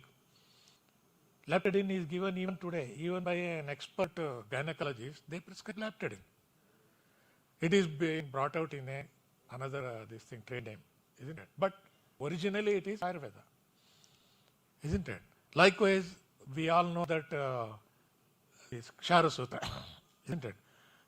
CCRAS-CARI has been accepted worldwide, and in fact, in Bailey and Love textbook of surgery, one chapter has been dedicated for this set-on treatment where CCRAS-CARI has been highlighted. Likewise, we have enough good medicines, especially for rheumatic problems, isn't it? Now we have medicines for rheumatic problems in modern medicine, wherein immunosuppressive drugs are the choice. But immunosuppressive drugs have their own demerits, isn't it? But our approach has got a wide range of implications. We can see their lifestyle can be improved, their quality of life can be improved, even the pain can be controlled, and more than all, above all, further deterioration of the joint can be definitely prevented. So there are n number of examples for these good medicines are there, and integrated approach also is effective in different fields. For example, in cancer treatment, we know that the chemotherapy and radiotherapy has got its own adversities, isn't it? At least to overcome these adversities, good medicines are there, medicaments are there. If we just start implementing this along with the radiotherapy or chemotherapy, then it is an achievement. If you overcome the complications, then it is an achievement. So in that line, lot of work has to be done, or lot of work is required.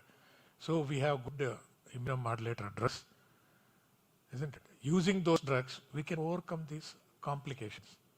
Say, for instance, we have in tuberculosis, the tuberculosis resistant, that is all the 4 medicines, AKT4 resistance patients are seen nowadays, and their number is increasing. If we combine this with the Ayurveda, you can overcome this, isn't it? We can overcome the drug resistance, isn't it? Now intense research is going on. Research is going on add-on treatment along with AKT4, isn't it? Like this, we have good examples, And I don't want to take much of time. We have good future, and all our young doctors should take initiative. They are the torch bearers of the future Ayurveda. They should see that they bring Ayurveda to front line and see that the Ayurveda spreads world over. With these few words, I thank the organizers for giving me an opportunity to chair the session. So thank you one and all. Shubhamastu. Thank you, sir, for your valuable comments, immense knowledge and your experience. I request our DG, sir, Dr. Abhinarayan Acharya, sir, to present memento to our respected chairs and our resource person.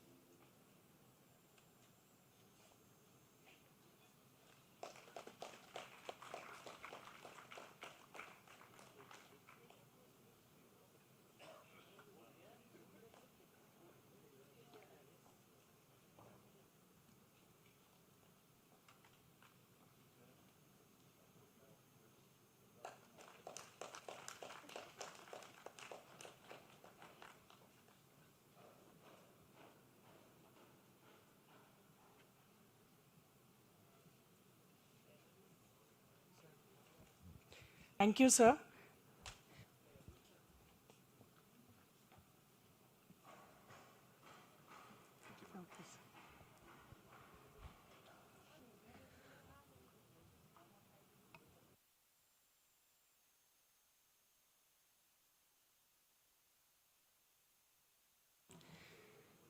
Now we'll have panel discussion. Panel discussion, it will be coordinated by Dr. Kavya, Research Head from Jaidev Memorial, Rashtrottan Ayurveda Hospital and Research Center. Over to you, Dr. Kavya.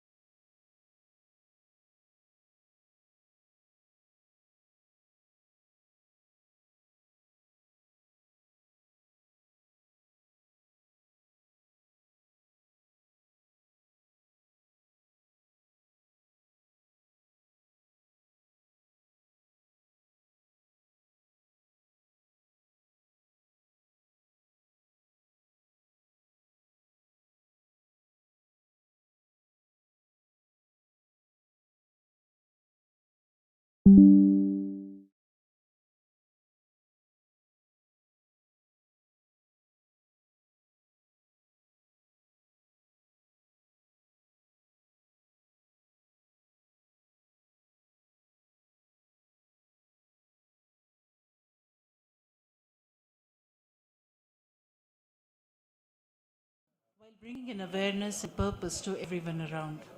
The delegates have gained immense knowledge in the wider spectrum of comprehension in the realm of integrative approaches in the crucial problem of obesity and metabolic syndrome. So we had many experts around us these 2 days, and we now gather here to listen to their views on the conference and brief remarks. I welcome you all to the panel discussion session where your queries will be answered and the stage will witness an exchange of views and ideas and expert remarks. So let us now invite our experts for panel discussion onto the dais. I welcome Professor Rabinarayan Acharya, sir, Director General CCRAS, New Delhi.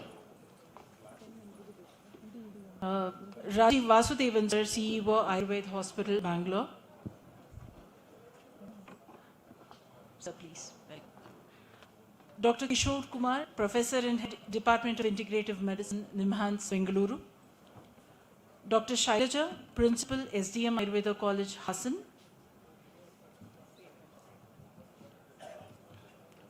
Dr. Vijay, Additional Professor of Psychiatry, NIMHANS, Bengaluru.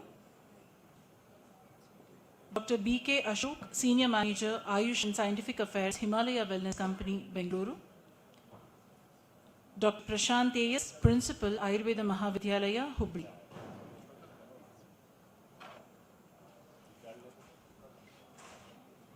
We have more experts joining us in a few minutes.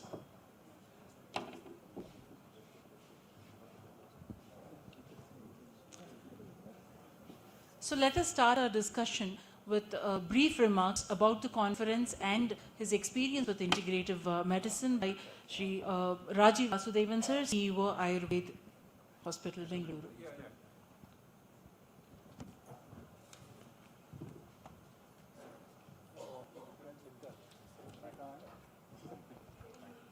Namaste. Chair for this session, Dr. Rabinarayan Acharya, esteemed co-panelists. First of all, I would like to express my sincere gratitude to CCRAS leadership, Dr. Sulochana, and other co-organizers for inviting me to be part of this panel discussion. Last 2 days, although I could not attend 100% of the proceedings, I did attend most part of yesterday and half of today. So some of the things which stood out for me before I go into my own perception is I had again the privilege of participating in earlier foundation day in Delhi, and then coming here yesterday and seeing how this entire foundation day of CCRAS has evolved into a very mature deliberation, bringing in experts from different parts of health and medicine together, research, scientists, practitioners, academicians. Some of the things which stood out, I just tell it in chronological order. In the morning yesterday, as was being spoken, when Dr. Srikanth began, he talked about how the drugs of CCRAS are going to be brought onto the essential drugs list, 150 medicines. That's a huge step. I think the significance of that, how if it were to happen, the significance of that. There was a mention about also today, even in this recent presentation, today's Dr. Srikanth showed the upcoming presentation on cross-referral approaches, which is being brought out by CARI Bangalore. I think an excellent initiative from CCRAS because it will help to bring a base document based on which people would look at, and I'm sure as it's a work in progress, it will improve. Published, wonderful. So I look forward to getting a copy. It's available on our website. Just Google search. Done, will do. As always, Dr. Sulochana is most proactive, giving a solution on the spot. So inclusive, integrative versus standalone. These type of words came, and today a variety of models were shown by Dr. Srikanth. Then the other part that was brought in by Dr. Rabinarayan Acharya, the fact that an incubator coming into CARI, but also the fact that Agni 3.0, because I think these are, when we come to the fag end of a 2-day deliberation, to just revisit and see what of this is still going to hold on and take us to the next year and years beyond. and apart from the STAR scheme, etc. So one point came yesterday, and as I get into the diabetes part and the metabolic syndrome part, I just want to pause here. See, today, where's India? India, we said, is poised to be the diabetes capital of the world. But what is also not known, amongst about an estimate 240 million Indians who are either pre-diabetics or diabetics, 50% of diabetics are undiagnosed. Please understand. Number two, most of the pre-diabetics are likely to become diabetics. So why is this important? Because the measures based on which we are deciding somebody's pre-diabetic, diabetic, etc. are number one, lag indicators of the disease. What does that mean? By the time my fasting blood sugar shows that I am 125 mg per DL, I'm diabetic, or 100 mg per DL, I'm pre-diabetic, or my HbA1c becomes 5.7% to 6.5%, by that time, my insulin resistance has already peaked. By that, it's too late. So 7 years before I'm actually formally diagnosed as being diabetic, we have a situation where I'm diagnosed. I'm imagining, I take my blood test, and most of Indians are thinking that they're okay because they go by the marker. So what we have to understand from an Ayurveda perspective, that blood marker is not the underlying Madhumeha or Prameha disease. When we try to correlate artificially and say the 20 types of Prameha, and then we talk about the 10 types of Kabhaja Pramehis, the 6 types of Kabha-Pittaja Pramehis, and the 4 types of Vataja Pramehis, what you have to understand, and what I feel that maybe as we get into the core approaches to Prameha Chikitsa, are we missing something? Even when we look at integrative approaches, are we missing something? Because today, I think Dr. Sriram also mentioned, Dr. Srikant mentioned, that the etiology, the causes, the complex mechanism by which a disease like Prameha or take metabolic syndrome. And from a modern medicine angle, it is very easy to group metabolic syndrome and say 3 out of 5. Right? Presentations, hypertension, obesity, type 2 diabetes, then triglycerides, and maybe low HDL.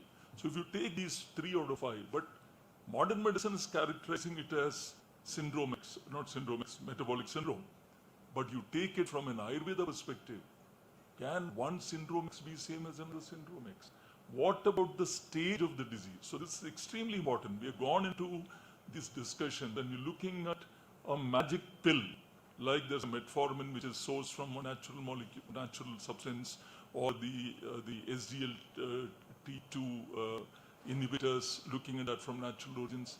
What are we missing? You're missing the fact that diabetes is not one disease. It is a progressive disease. Number two, so if you take CCRAS-CARI itself, right, by the time it has become Vyakta or it goes into Upadrava stage, it is already, the battle is done. What can Ayurveda do in predictive metabolic syndrome? We are not really seeing this, right? So when my Agni, Vaishamya happens, when I get into the state of Samatvam, what is my body showing? 7 years, 10 years prior to my actual thing. So if we go to the Brihatrais and the Lagutrais, you're going to find all the Lakshanas of mixture. Whether you see them, there is a mixture of these symptoms and signs in everybody. Can we use mass data to come to characterize a model?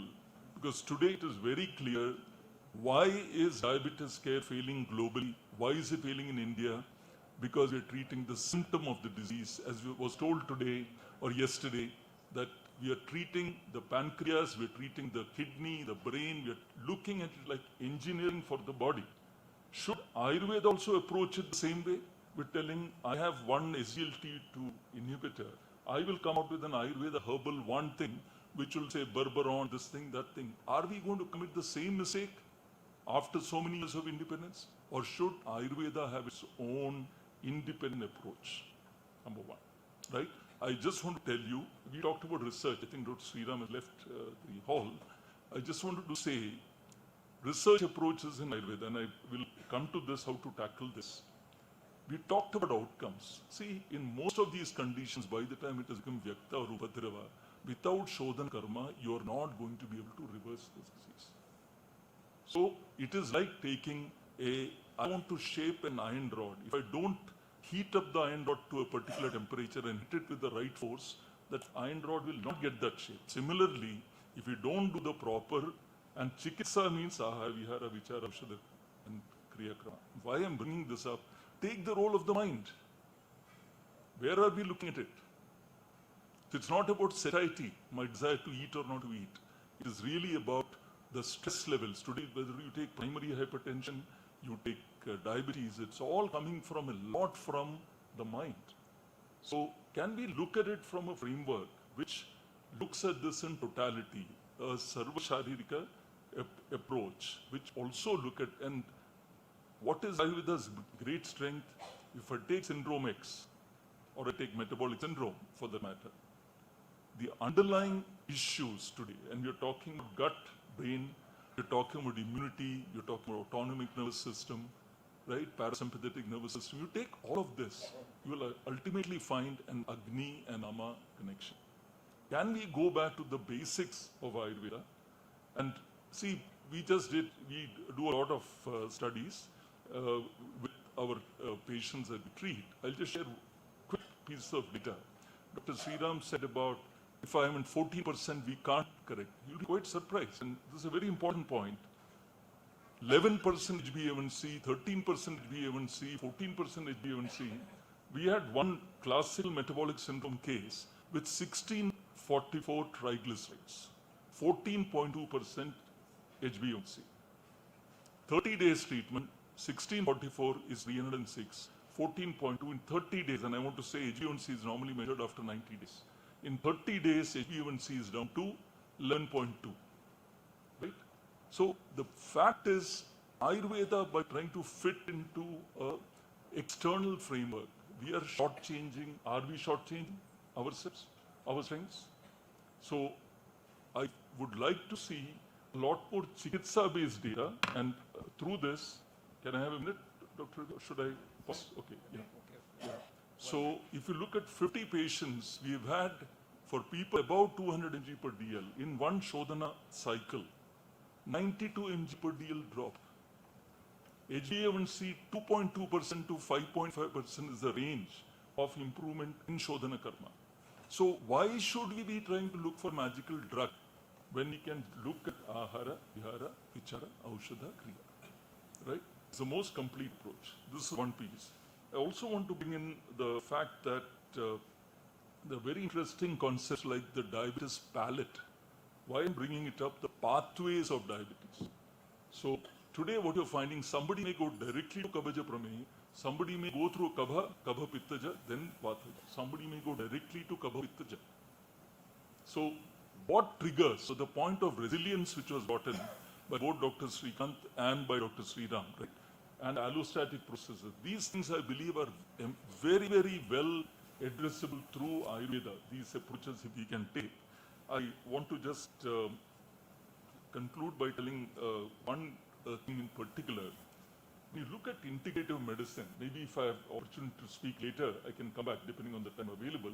If it's only one chance, I will stop now. Or sir, we can come back. Come back, okay. So I'll just say that an opportunity to define integrative medicine from an Indian perspective. We heard the BSIM, the BSIM definition, the pragmatic definition, the US definition. I think there is a possibility for an Indian definition of what is integrative medicine. Maybe if I have an opportunity, I'll talk about it. Thank you. That's for your kind information. ICMR and Minister Payush is working on that aspect to have a guideline on how to carry out research on integrative along with all these things. Sir. Sure. Just a minute, I will Siraj emphasize on the way of integration and particularly about the patient data, all these things. Because morning, Dr. Savnish Mukund has presented, you are just like your Ayurveda and Dr. Savnish Jivan Rekha. Those people are based on evidence and database science, that when you people talk about the data. And I will request Dr. Savnish now from here. Sir, can you share your views and how you think that based upon your last 30 years experience on managing typical disease condition and obesity and diabetes, in a few lines, what CCRS or ministry should go ahead with managing this type of conditions as a alone and also integrative way? I request all of the speakers to be very brief, and because we have to manage all those things. And now we need your guidance. Being a master in this field, we need your guidance and suggestions that we can minute it and we can carry forward in a future aspect. Hello. Thank you, sir, for this opportunity. So I've been treating metabolic syndrome and specifically obesity since last 30 years, and we're treating it at a molecular level. When it comes to integration, the thought process of modern medicine is completely glucose-centric, what I feel. And it should be insulinocentric, what Ayurveda says as a whole. So there is a lot of difference between the management of glucose-centric and insulinocentric aspects of looking towards diabetes and metabolic syndrome. Because diabetes or hyperglycemia, what we say, is just an epitome of the big iceberg lying behind. And when we are treating type 2 diabetes specifically, majority of the type 2 diabetes inhibiting drugs or hypoglycemic drugs, I'll be very clear in that concept that they are aggravating the pathology of diabetes.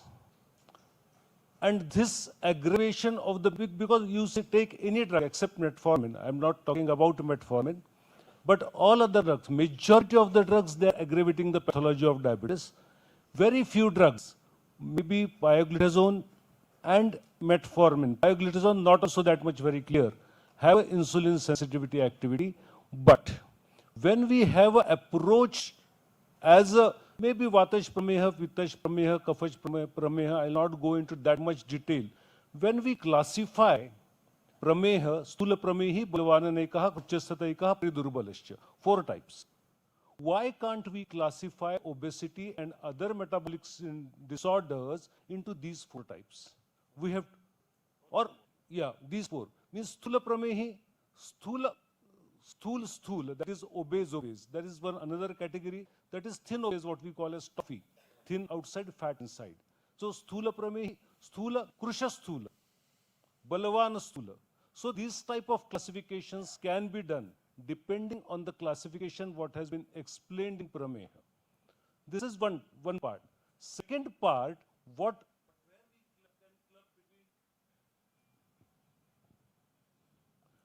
we can club between modern medicine and this integrate between modern medicine and Ayurveda is that there are complete 8 pathologies which work and which Ayurveda has emphasized on those which are clearly identified, that is oxidative stress, insulin resistance, inflammation, cell wall integration, mitochondrial dysfunction, autophagy. So these are the most important pathologies where these pathologies, some are druggable, some are foodable, and some are exercisable.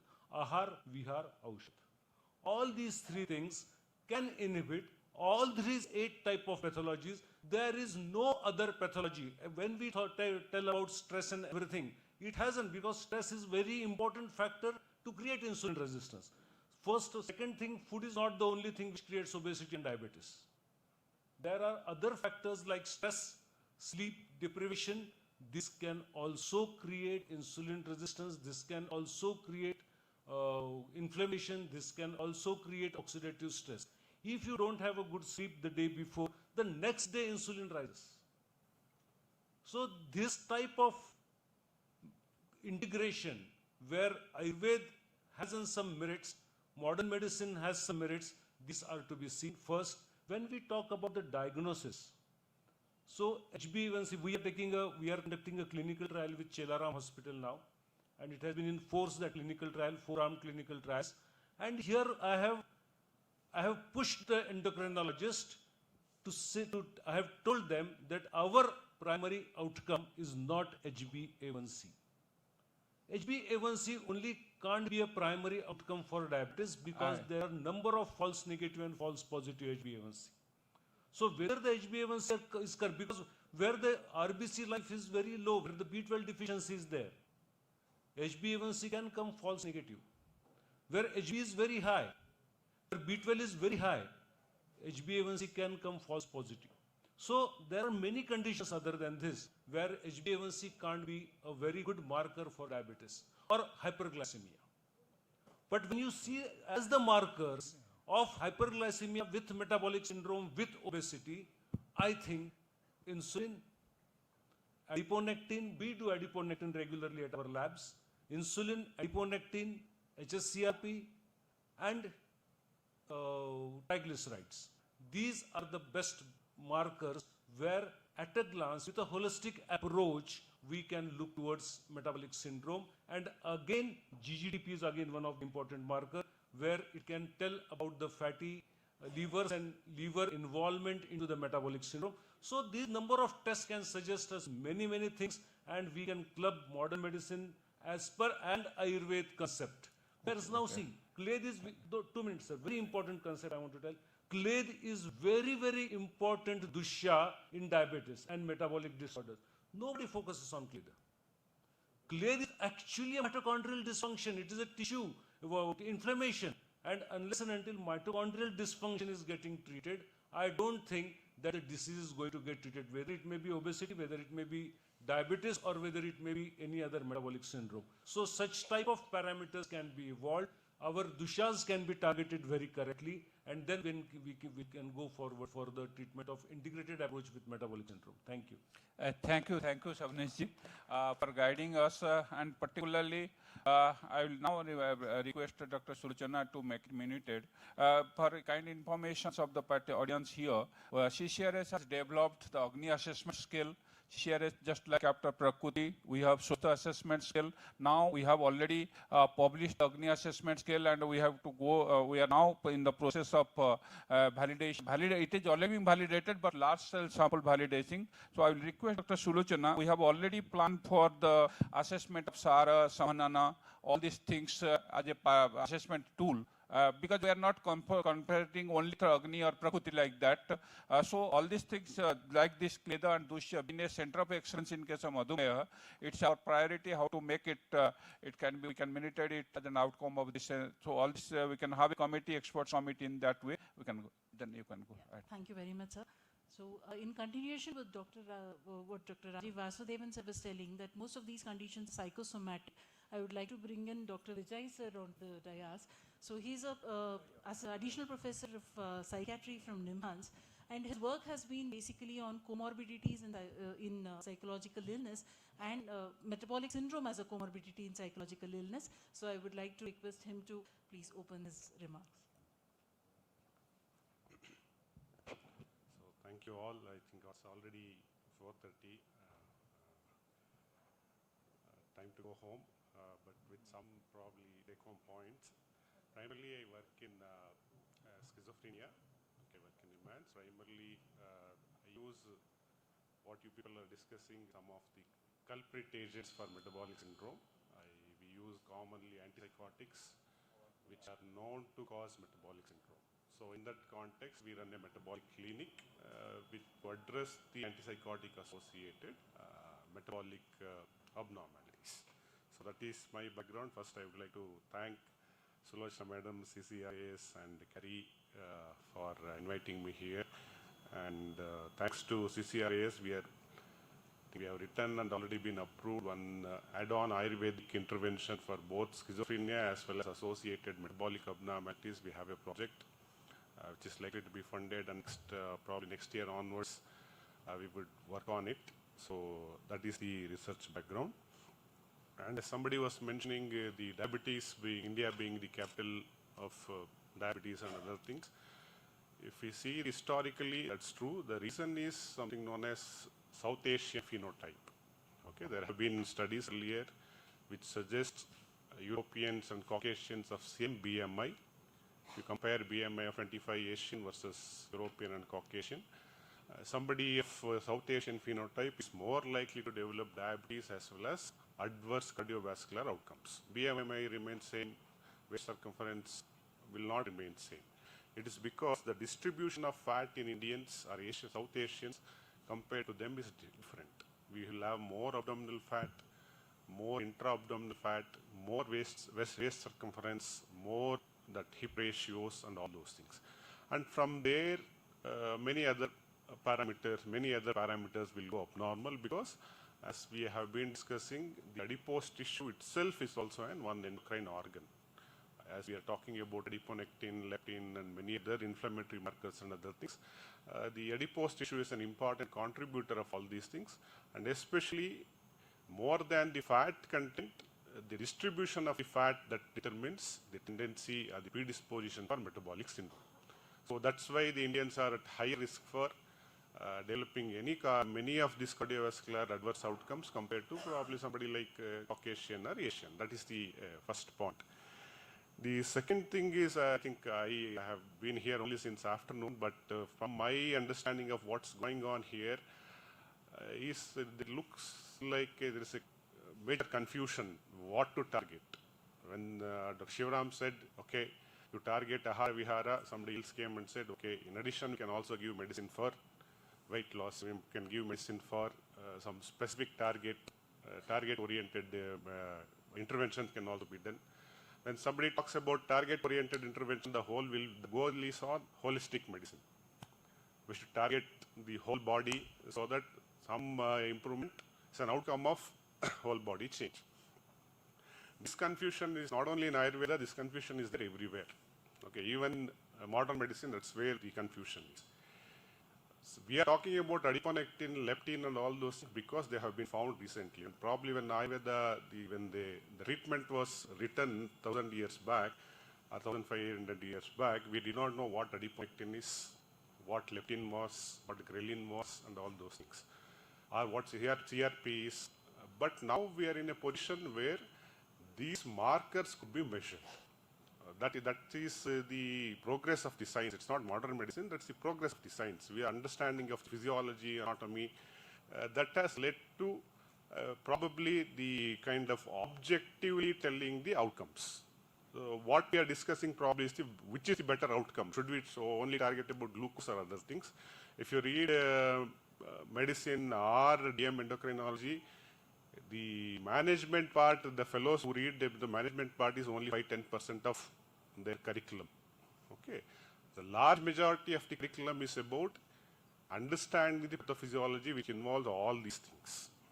Okay, but if you ask WHO or any other global health regulating agency, they want some marker which is easily usable to treat the individuals in the real world scenario. So that's when HbA1c, sugars, and all other things will come. And everybody acknowledges the limitation of the currently available measures, but that is the most practical thing available at this point of time. For example, I work in psychiatry. We have been using antipsychotics for the management of schizophrenia, in spite of knowing that what we are doing is only symptomatic management. Okay, what we are targeting is end organ. Brain in a particular part, there is dopamine receptors going up. We give the medicine, it will go and block the receptor. That has got nothing to do with pathophysiology of schizophrenia. Okay, it doesn't mean that I will not use unless I understand the pathophysiology. If that is the case in the real world, you will not be treating so many patients with schizophrenia. The same confusion will be there across different branches of medicine. Okay, for example, we're talking about metabolic dysfunction, diabetes, and all those things. If you go and ask the oncologist, they will say now the second most common cause for cancer is metabolic dysfunction. On the substance use, hence, primarily hyperlipidemia, hyperglycemia, what we are talking, they are talking that being the culprit for origin of cancer. You go and ask rheumatologists, they will say metabolic dysfunction leading to rheumatological disorder. So in that say, metabolic dysfunction is not limited to some selected group of disorders. It is like all medical disorders could be conceptualized as metabolic dysfunction. That's where we are. And say nephrologist you ask, he will say, cardiologist you ask, he will say that endocrinologist you will ask, he will say it's again metabolic dysfunction. You ask neurologist, again it will come. You ask psychiatrist, it will come. Okay. So that's how, that's the significance of understanding metabolic dysfunction. And as somebody just now mentioned, largely everybody is working on 3 probable pathophysiological mechanisms. One, oxidative stress, and the second, inflammatory pathway, third one is HP axis. Okay, and in some way using Ayurveda, if we could, but people are trying to find answers there, because if you see something like, there are some agents known as antioxidants, for example, vitamin E, N-acetylcysteine, these kinds of molecules people are trying in every branch of medicine. In nephrology, they are trying N-acetylcysteine to prevent the occurrence of chronic kidney disease because it's an antioxidant, primarily because of its antioxidant property. So in that sense, if there is any intervention from any branch of medicine, if that could produce objective change, it's always welcome. We don't have to market for Ayurvedic medicine or homeopathic medicine or anything. For example, I'll give you an example. Tuberculosis, leprosy, HIV and schizophrenia, when there were no effective treatment to reduce the symptoms, there were so many theories. Karma theory was there. Okay, their past misfortunes, some random dynamic theories, psychological theories, all those theories were there. As long as the effective intervention came, they did not have to promote their market because it's clinically observable. Okay, even if we know that it's not the curative treatment at this point of time, there is no better option. That's where we are. Similarly, in Ayurveda, if you produce a clinically meaningful difference in any of the disorders that we discuss, there is no reason for us to promote that, because that, as somebody was telling, if there is an effective treatment, the patient will themselves start coming. Just like somebody starting the clinic, only initially 1 or 2 months they do the promotion. After that, it's the word of mouth. And all the patients will come to the clinicians based on word of mouth. Similarly, if any intervention is clinically it is going to be useful, I don't think there is no need for any promotion or debate or anything of that sort. So largely the focus has to be on producing required clinical outcome and parallelly working on understanding the pathophysiology. While doing that, understanding the heterogeneity is something where probably I feel both in modern medicine and Ayurveda, if we say that if this works 100%, this doesn't have side effects, these are all personalized views. And we can't say why all these theories are there, because single theory cannot explain any pathophysiology. As long as we do not understand that and say that, okay, mitochondria is the only source of problem, probably then we are clue. Because the organization of the body is such that end organ to central control, there are multiple levels where the disease can go wrong, where abnormality can produce the similar disease. So that understanding probably is essential for all branches of medicine. I'm not telling only for Ayurveda, even in modern medicine. And that might kind of lead to lack of confusion. Yeah, I think people have already spoken about diet, exercise and stress. And I think better use of technology, and ultimately rather than Ayurveda and modern medicine, it's the truth should survive.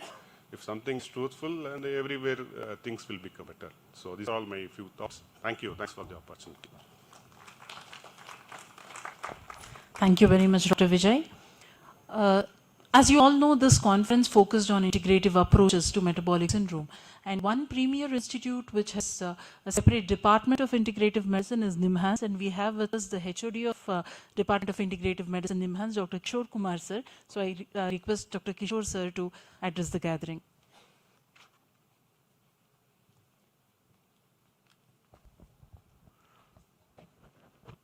I understand, so I won't take much time. In fact, whenever I come to CCRAs, I've been telling this in various platforms. It's coming to my K for me, because I have been in CCRAs. I started my career with CCRAs. I remember that when I joined the institute at Ashoka Pillar, it was a regional research institute, and then it became National Ayurveda Dietetics Research Institute. Sridhar sir is there just in front of me, and he led me, or led all of us, where we were trying to, the initial conception of diet and its effect or its importance in metabolic disorders. I was part of many of discussions and projects that evolved eventually from there, which Dr. Venkateshwarlu and Dr. Sulochana took it forward, and wherever now the institute stands and all the laurels it has been able to attract and also many projects that it has been able to do in this area, deems it fit to be an institute with a mandate for metabolic disorders. After I have shifted to NIMHANS, one of the important observations, see, the practice of integrative medicine at NIMHANS is evolving.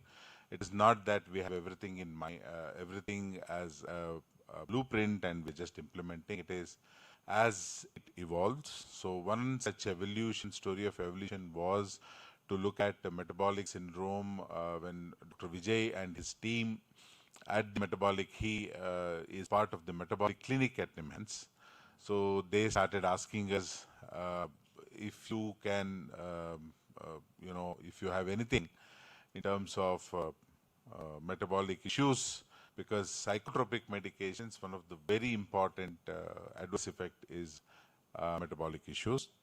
That makes them not very functional. So one small study we did, it was a postdoctoral fellowship, and we got it published also in Journal of Ayurveda and Integrative Medicine.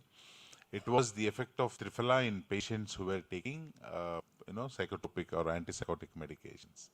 And we saw that in around 2 months' time, the weight gain which was going step ladder was, in some of the patients it plateaued, in some it got reduced. And also in patients, in the female patients, we saw that there was a control in the weight. Not only that, one of the very important observations, they started menstruating again. And this is a very important factor, because making functional will also mean that making them able to get into family life, or making them wholly functional. So because amenorrhea is a very important side effect of a psychotropic medication. So that is, the manuscript is under preparation. So one study that we have published, and with this we are slowly getting into our involvement in the Metabolic Clinic of NIMHANS is getting more. We also have yoga, a yoga expert who goes there, and then the patients there regularly get yoga who are on psychotropic medication. So this is something which is happening. We also had an opportunity to initial discussions on metabolic syndrome associated psychiatric disorder. So depression gets itself associated with people suffering from diabetes mellitus, at least initially, or some point in their life. And we had from NIMHANS, experts from NIMHANS and Sulochana madam and her team, we had a lot of discussions on trying to come up with projects which can address both depressive issue as well as metabolic issue, and trying to find out link between these two, independent of psychotropic associated metabolic syndromes. So this project is still under discussion. So this is one of the very important areas in psychiatry, wherein comorbidity associated with psychiatric treatment. And most of the times when we treat any psychiatric illnesses, they are already on medications, and they would have had metabolic issues, and we see almost around 90 to 95% of patients who seek our treatment naturally go through either Vamana or Virechana as a treatment, as a part of the treatment. And we see a lot of change in the presentation and clinical symptomatology. It is just at this stage we have to go forward in this area, in the the path of evolution that is still happening in the metabolic syndrome and metabolic. Just now we have taken one study. Our MD student has just taken a study on Daru Haridra. We were trying to look at berberine. We tried to, yesterday a lot of discussions on berberine happened. So this literature has actually motivated us to take up this study on berberine in patients who have mental illnesses, are on psychotropic medications, and have metabolic comorbidity. So shortly we might be coming up with the results of this study. So this was what I had to share. As and when we go ahead in this domain, more things will evolve. Thank you very much. Thank you, Dr. Kishore Kumar. I would also like to welcome Dr. Soumya Janakanti Kumari onto the dais to join the panel. And also I welcome Dr. Shrikant sir, who was in another symposium that he has just joined as our panel. Now I'd like to call upon Dr. Ashok BK sir to deliver his address on his views from a pharma industry point of view. Thank you. Thank you so much. Good evening, respected chair and dignitaries and respected delegates. So, Rajiv Vasevan sir, beautifully summarized all the deliberation happened last 2 days. So I'll focus on my observation in terms of the drug or the formulation which have been taken for various researchers from academic perspective as well as research project wide. Out of all the presentation, one presentation or one slide from Shriram Varamballi sir has caught my attention. Why modern system of medicine has become a default healthcare system across the globe because of standardization, innovation, adaptability, as well as use of advanced technology. If I can correlate this with the the drug or the product, even simple herb, which we utilize in Ayurveda, Acharya Charaka beautifully explained all these terms, but how we are utilizing in the current day is very, very important. A drug, because outcome of the treatment at the end of the day will depend upon the quality, purity, authenticity of the efficacy of the herb or a formulation used for the treatment. Acharya Charaka beautifully explained that, in his, when explaining about the qualities of the medicine, Bahugunam, Bahukalpam, Sampannam, Yogyam Aushadam. Or in another context, he explained the best drug or useful drug or Yogya drug should be Bahuta Tatra Yogyatvam Aneka Vidakalpana Sampacheti Chatushkoyam Dravyaguna Uchate. Bahuta, it should be abundant. Tatra Yogyatvam, safety efficacy should be proven.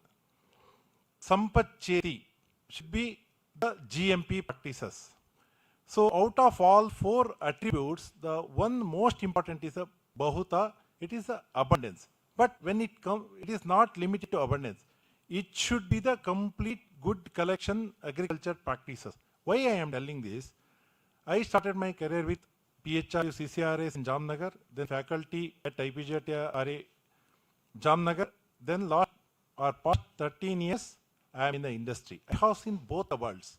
So when it comes to the quality of the product or the herb, lot of things I think needs to be worked on that. Since yesterday we have seen many formulation drugs selected for the for the researchers. Few to name, Navaka Guglu or Uddar Churna or Guglu preparations. If you consider the availability of these ingredients, this now condition is quite worrisome. Simple example I can give, a pudina, mint, very commonly we use every day. There are as many as 500 species of mint has been reported. So why I am telling this, when we select that for a research, lot of batch-to-batch variation will come. So generally we will never focus on that particular aspect. So the pudina, if you use one species, for example, Mentha spicata, it has some, for example, anti-inflammatory effect, while Mentha piperata has opposite effect. If you use it for a gut health for that species, one species will gastroprotective while other species will give gastroirritant effect. Why I am telling this? So when we use this kind of medicinal plants, medicinal herbs in the research, lot of batch-to-batch variation will come. And also, as a acceptability for the prescriber and the consumer, many important factors like heavy metal contamination, pesticides, aflatoxin, microbial contamination, and batch-to-batch variation is very, very important. For example, Pudina, if I collect it from Bangalore, it will definitely have different effect from which I collect from the Delhi.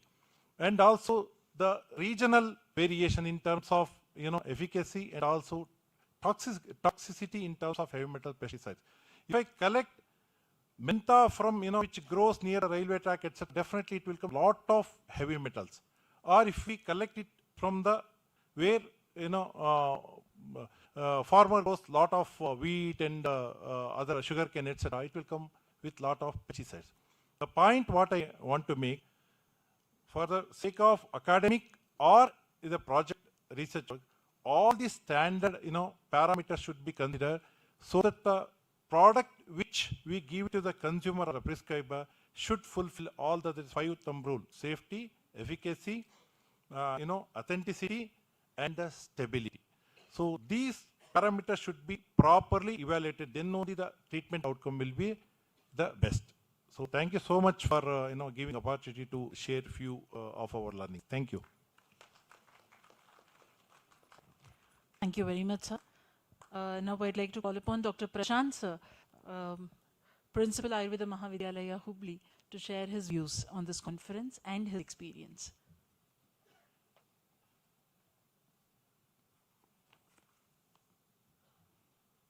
Most respected Director General, Dr. Ravi Narayan sir, Dr. Sulochana madam, and my colleagues, dear friends.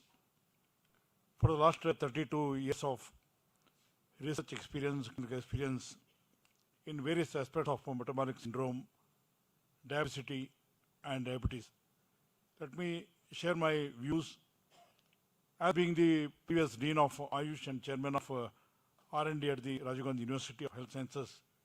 We are in a position to conduct some of the research activities, at least at the level of the diagnosis.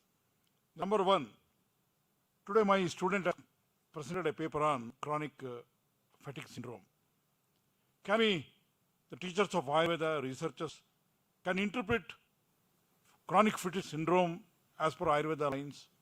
Definitely, the findings that is being told by the patient, expressed by him, when we design it as per the Ayurveda language, it is very much sure that conditions like alasya, tandra, and various findings of the kafaja nanatmja vikara under the heading of Maharogadhyaya, if the symptoms and findings and signs are collected together, probably the Western system of medicine, group of experts in other countries, how they go for the protocol and standard operative procedures. Then alasya, tandra, and kafaja nanatmja vikara findings, if they are listed out, a chronic fatigue syndrome, patient can be well addressed and attended. In my view, kafam durjanavat tishnaischa, when a patient came, we practically conducted the session from the classroom to the bedside, from where to the therapy room. When all these findings were reanalyzed with proving the efficacy of Lekaniya Mahakashaya, what is told in the Shadvirechana Shatashiya, that is Musta Kushta Haridra, Taru Haridra, Vacha Ativisha, Chitta Chitraka, Hemoti iti Dashemani.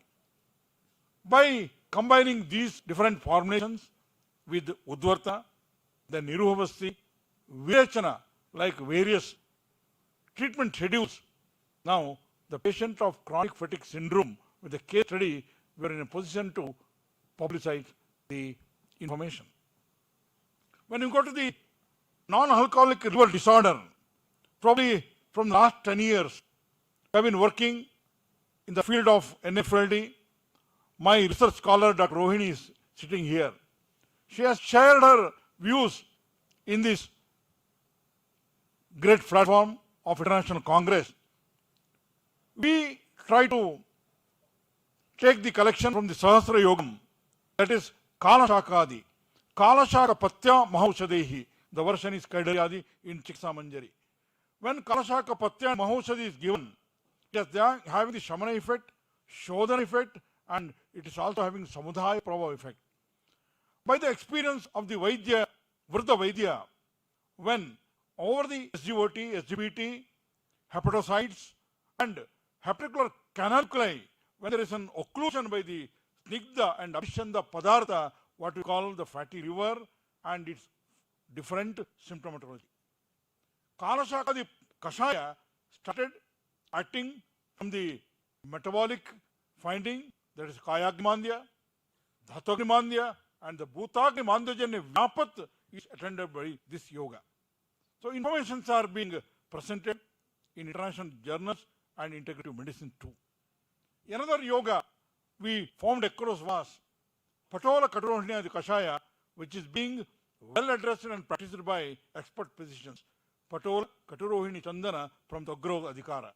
All these Pachana, Bedani Aushada, in the form of Kashaya Yoga and Ganavati, when it is given, you know, it is Bedaniya and Amapachaka. Bitvada Pateti Tabedanam Katuki Yatha. That is the basis behind introducing this particular Patola Katuranyadi Ghanavati into the NFLD. Then the next yoga we developed was Vasa Guduchadi. Vasa Guduchadi is a that great yoga in Kamala Chikisa. Vasa Guduchi, Rifala Katpi, Bunimbalimjehi, Yesha Kwatha, Kamalavaha. So, Kamalahara Vaishajya yogas gathered together in NAFLT as well as findings with cholangitis and cholecystitis. When there is a congestion, probably these yogas will increase the saraguna of the pitta, abhishandana gudadharma, which is manda, snigdha, pichula, are added to the pitta, then there is in the ample of the water at the level of the pancreas, at the level of the ample of the water into the second part of the duodenum, which is not secreted. It will allow, facilitate anulomana karma, so the actual from the theory to the bedside and into the evidence-based medicine, we have to move. Such examples we have quoted in our publications as well as in research. Further, pancreatopathies are also very common nowadays. My teacher, Dr. M.C. Patil sir, is sitting here. Sometimes we will have a session that why Pramehe Shamalakaha, why Acharya Sushruta told Ativisha in Prameha. Alone one author, Sushruta identified Ativisha as Pramehagna. In one of the yogas, Ativisha is being added. Probably my other colleague was telling, over the plasma insulin, plasma cortisol, if any drug is acting, that should be Ativisha, that should be Haridra. Very great scientist from Bengaluru, now who is at United States, Professor Nagabhushan ji. He was telling me during my last visit to California that turmeric and curcumin content throughout the last 40 years, that is my subject of research, over the plasma insulin and cortisol, how Nishamalaka and Nisha Kathakadi Yoga and Kathaka Kadiradi Yoga, like different formulations are being prescribed. So here requires an evidence-based treatment followed by documentation. With these views, the Central Council of Research in Ayurveda system has taken a challenge in the management of lifestyle disorders, especially the metabolic events, Kayagrimandya, and how to identify the different therapies. I believe definitely in chronic fatigue syndrome and diabetes, probably the Lekaniya Bhakti also should be the very correct answer with repeated Udvartana. Why from Charaka Chikisa and Charaka Sutra, I believe, from Sneha Vidyadhyaya, Kola Kolatya has developed so much. Kolam Kulatam Suradaru Rasna Muruatasi Thaila Falani Kushna. Every practitioner use it and where there is a documentation. So I request all my colleagues to have a documentation, research design, maybe a two-arm study, maybe a multi-centric study with that particular result. Let us come forward. Thank you. Thank you, everybody.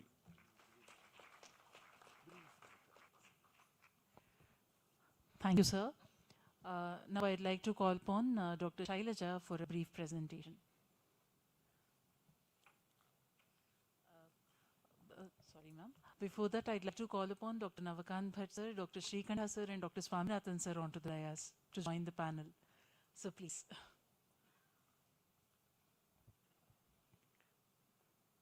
Respected Ravinarayan sir and all dignitaries, because it is difficult to mention name of all here, and all audience, one who gathered here for the panel discussion, all panelists. I was thinking what to talk. So this conference made me to meet many luminaries and many friends from CCRAS. Many of them were my colleagues, and a lot of students, one who are interested in the subject. So I was very happy. And I was thinking, we call diseases as Amaya. Means all disorders are metabolic disorders. Disorders which are originated from Ama, they are metabolic disorders. So because of Mandagni, that means it may be Jadragni or Bhutagni or Dhatvagni. These all level, if the Mandagni is there, that will lead to Ama in all that level, and that will lead to diseases. That was I was thinking. That is why when the question was asked, Koruk, Koruk, Koruk, Hitabuk, Mitabuk, Ritubuk. So that is the answer for away from metabolic disorder. And once again, I was thinking, always we tell that early diagnosis and early intervention. Me from Department of Kamar Bhritya. If we take care from pediatric age group itself, so today's children are tomorrow's citizens. Once again, that's not after children. It is before conception. We need to start it from before conception. That is why Garbhadana, Kulapariksha, so many things are during Vivaha, Kulapariksha, so many things are told, and the Garbhadana Samskara is there. And once again, in Garbhini Avastha, also Garbhini Paricharya and Garbhopagadakara Bhavas.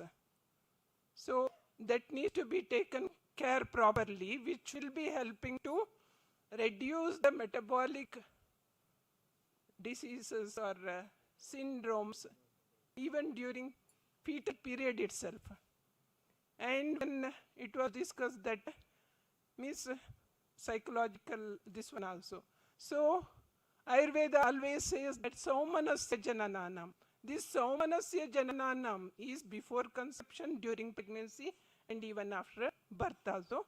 And after birth, once again, we have many these things from Ayurveda and also folklore. After delivery, babies are given with the Uramarun in Kerala, Suttumaddu in Karnataka. So they are all for to improve the Agni and not to have metabolic whatever. And also we have a reference of that Prakara Rasayana in one text of Kerala. And once again, weaning, Annaprashana Samskara, if it is not done proper, so nowadays, after 6 months, we have to start the feeding to the baby, stop feeding or weaning. But it is done before itself, lot of time. And once again, that is done with so many artificial feeding. Once again, they are the cause for the such all problems. And so such all things, if are controlled, definitely the chances of getting of many metabolic disorders like this diabetes, hypertension, many more, PCOD. Nowadays, PCOD is becoming very common in adolescent girls also. So such all things, if these all things are managed properly during pediatric age itself, definitely may not be. So you see, our ragi, sari, or what it is explained, ragi sari is called as, ragi is called as madhulika or nartaki, that is mentioned. And Shastika Shalyadi Yoga, Priyala, Priyal Modaka, such all preparations, nowadays we are not at all using them.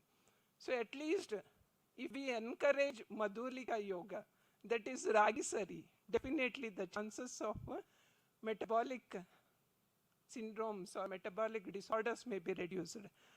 That is why what I want to say is early intervention, prevention, promotion from the department of our pediatrics or Kaumarvritya. If done properly, such chances will be minimized. Thank you all for giving me the opportunity, mainly Dr. Sulojana. And one more thing I want to say here is getting blessing from Krishna Swami sir.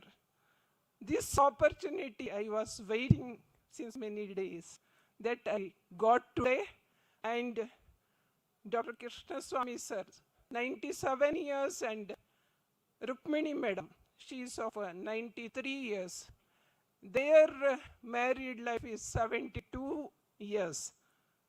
Rasayana therapy what couple may be taking, and when afternoon sir was talking to Rukmini madam, then I come to know that madam was in Indira Gandhi Hospital doing counseling to children of spastic or cerebral palsy.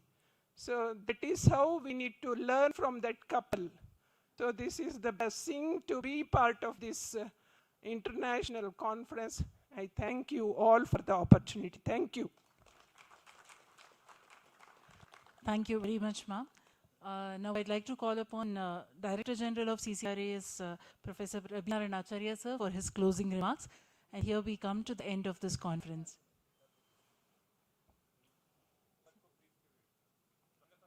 Sir, before the closing remarks, I'd like to call upon Dr. Swaminathan sir to give his views and remarks about the conference.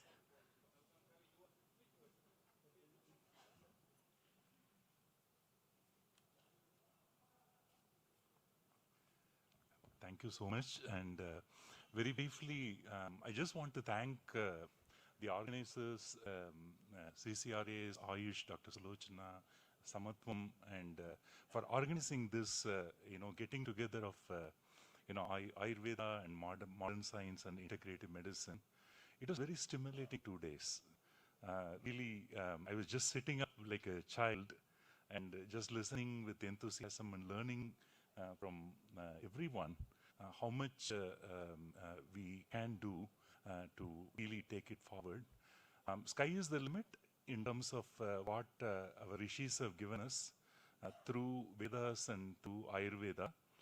And it's just that we need to spend more time, gain more insights, and use all that knowledge to really turn it into things that can benefit the society, particularly the needy society.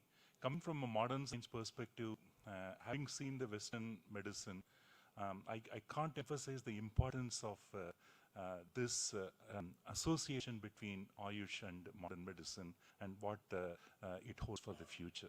Again, thank you again.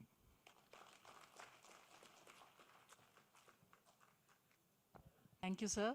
So now I'd like to call upon Dr. Navakant Bhatt, sir.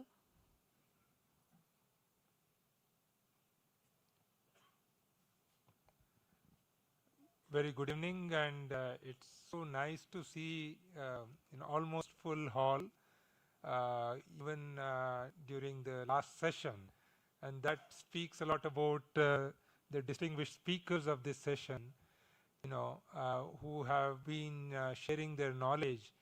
Unfortunately, today we had parallel sessions. We could not be in this session. We were conducting other sessions in another building next door. But I do understand that this has been very stimulating 2 days, yesterday and today, coming together of people from different disciplines. As we discussed over the last 2 days, this should be just a beginning of bringing modern science, modern medicine, and of course the traditional knowledge of Ayurveda which I believe will play a very crucial role in the years to come. We will stay connected and do our bit in serving the society in the years to come. Thank you again. Thank you very much, sir. And I would like to call upon Dr. Srikantha, sir.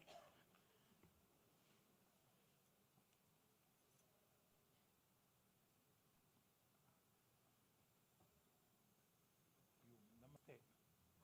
First, thank you all, everyone here. Last 2 days was perhaps more enlightening to me than the trip to Kashi, which I took 4 years ago. So I had the science and this. I have a request to the Ministry of Ayush. I just crossed 70 this Diwali. Permit me to enroll in BAMS course. I will try to also join MD Ayurveda. Give me part-time, I will do that. Second one, Ayurveda, what I understand is, Veda is knowledge, Ayur is life. It is the knowledge of life. So for me, Ayurveda is nothing but Advaita Vedanta of medicine. All is one, no need to discriminate. It is science quest of truth. And one last thing, those of you who missed the session of Guru Vandana of KRK, we have recorded it, we give it, listen to that 97-year divine soul. So I will repeat my request. I would like we want to take this journey forward to Vaidya Kotejaji, Ravi Narayan Acharyaji, Shrikant Sulochana Badi, to please take an appointment with Honorable Narendra Modi for P.R. Swami and that Swami and Navakant. Request him to increase the budget of Ayush by minimum 1,000-fold this year. Thank you very much. All this is. Thank you very much. God bless you all. Thank you very much, sir. I'd like to call upon Dr. Ravi Narayan Acharya, sir, and Dr. Srikant, sir, for his remarks. Good evening, everybody. We have successfully completed the 2 days international conference on integrative approaches to the obesity and metabolic syndrome. And I think we had excellent deliberations from all the panelists and keynote address. And a lot of suggestions we had take-home message to CCRAS. Whenever we conduct a seminar, DGs or myself both will be noting down so many points so that our responsibility is increasing even after each seminar and workshop. If we call 2 people to have discussion, we have 10 points to do. This is the thing actually. Secondly, CCRS now we have taken very pragmatic and quick approach. Whatever we actually learned from the scholars, immediately we try to implement or initiate in a project mode, at least in a pilot mode, so that we will take forward them and not simply on the papers and on the slides on the screen. We want to translate them into at least a pilot project so that we can generate some evidence. So I think a lot of suggestions we got. I think several projects we have been supported, and most of the project on these things are in preclinical stage, and we have adopted, without losing the fundamental principles of Ayurveda, we have taken a separate wing in CCRAS, that fundamental and basic research. That was the new initiative we have taken. We are concentrating to understand actually the basic principles of Ayurveda right from Prakriti in the perspective of omics, genetics, epigenetics, and other approaches which are contemporary nature, for better understanding what is really happening. We are nobody to validate the science of Ayurveda. We are just understanding, taking these approaches, how better we can understand and how we better implement. Some are in clinical, some are in preclinical, some are at various stages, and we adopted the holistic approach even to understand the in silico studies and network pharmacology. Now we are taking the network pharmacology in silico studies. Simply we are doing ingredients of a formulation and giving a conclusion which is inconclusive, it is toxic, it is effective, it has a targets. Because when the formulation is prepared, we boil, we process, and the finished product we are now testing for all the things so that we can see the formulation in a holistic way, so that how it is acting and and some examples of osteoarthritis we have taken really from the evidence going back to reverse innovation, how it is acting, how mechanism we are understanding, so that in the context of integrative medicine, we can better convince the contemporary people how better we can take the advantage of the Ayurveda and to mainstream it, not actually to validate this. And 2 days we have very good interactions, and at least we have 5 to 6 important messages we have taken from this conference, and validation of Agni. We are developing Agni scale and all, and we will take a separate bigger initiative of the implementation type of research, particularly in a community-based participatory research for metabolic disorders. We have already taken with ILBS an excellent study on non-alcoholic fatty liver disease. Now name is changed, and other gut microbiome relation to the various panchakarma procedures, how they are changing the gut environment and all. These are all things we have taken, and very shortly all the results will be coming. We have a good interim trends, how to better understand this inheritance of the Prakriti, epigenetic studies, and how mitochondrial behavior with the Prakriti and all, and generating the molecular signatures of Prakriti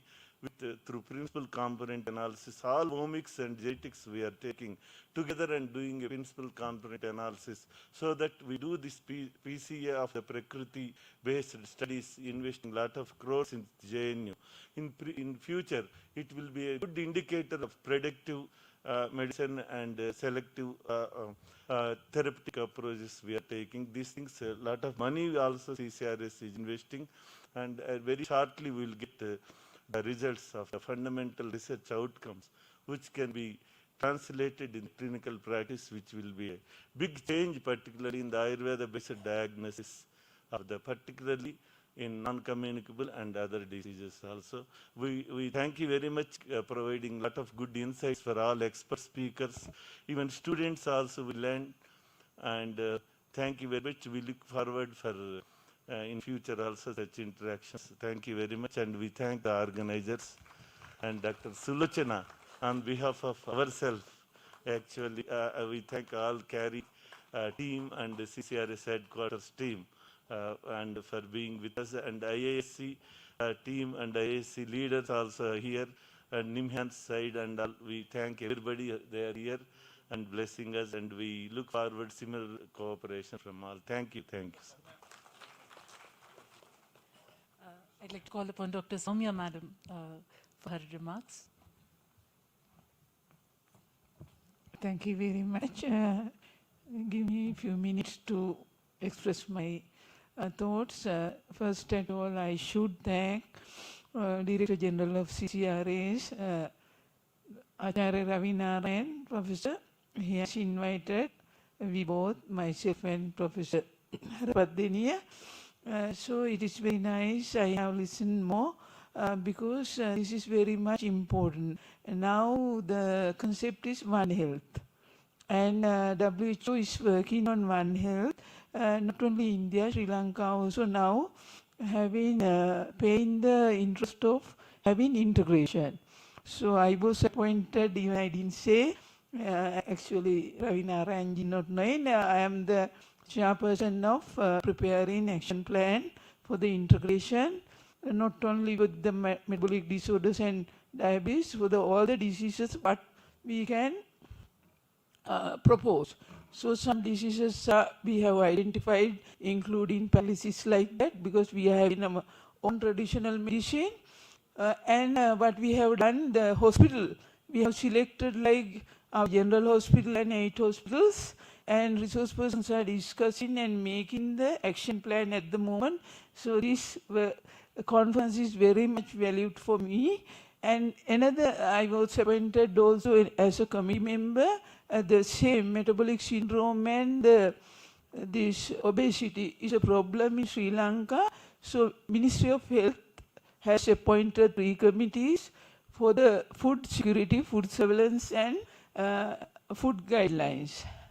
Actually, as more than the India, our systems are going parallelly. Integration is less because MBBS or the modern doctors go on their own way, and Ayurveda and traditional doctors are going in own way. But there are few people interested in both the sides, and anyway, now integration is going to take place because actually WHO is not funding if you don't do the integration in Sri Lanka. Therefore, they must do it, so it will be happening in near future. So everyone want to know that how to do the integration. But I have to say that some integration proposed was not actually practicable. That means in Sri Lanka now sugar consuming leads to diabetes. Now one proposal is to increase the sugar, the price. Now Sri Lanka it is like 390, 290, 300, so that means 350 will be. And the problem is now we are having 20% diabetes, but we have to think the 80% who are not having the diabetes and the poor population, they will not get even to drink tea when we do like this. So I think that those things coming from some people without thinking about the generalization. And second one is the obesity. Now our food is full size and half size. So full size is little big, more rice, and half packet. Now they say quarter. The quarter you should give to reduce the food wastage and to reduce the obesity. Like these are, I think, not practicable when you see that generally when there is a percentage is there, but when you do it, if it is affected for some people, they are not practicable. So because of that, now we are working on it, and to say that I have to thank and remember I did my PhD from NIA, so my subject is PhD. So I did stress-related diabetes mellitus. So my clinical study, the patients were selected from here only, and I have taken Medirasayana and general diabetic drugs, and this is important, that's why I am telling. After that, what usually I am from Basic Principle and Sanghita, and thank to Rambabu Divedji, my MD guide from Jamnagar.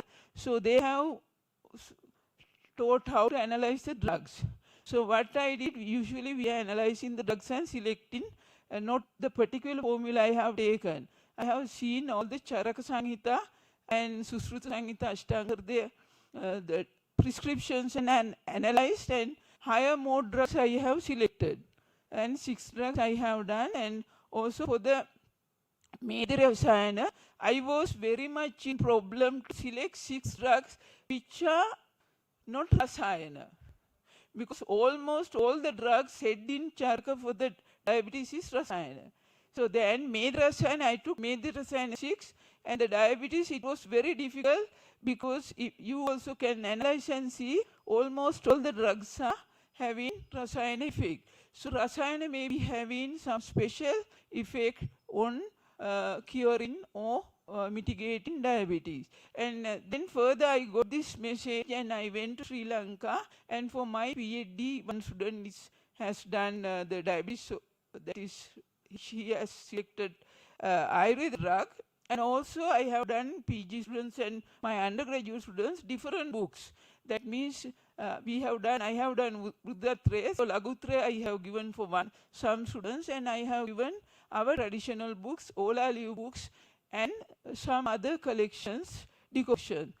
But I can say, when you analyze all, the most come only the 20 drugs.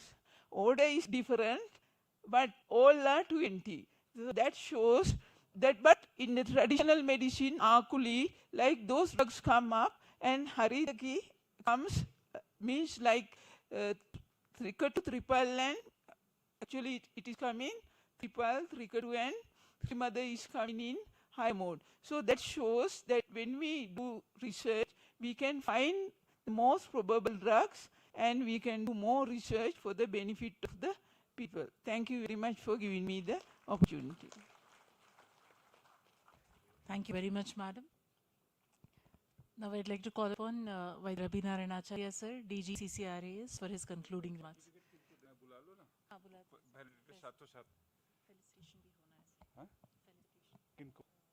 बता दो पहले कर लो मेरा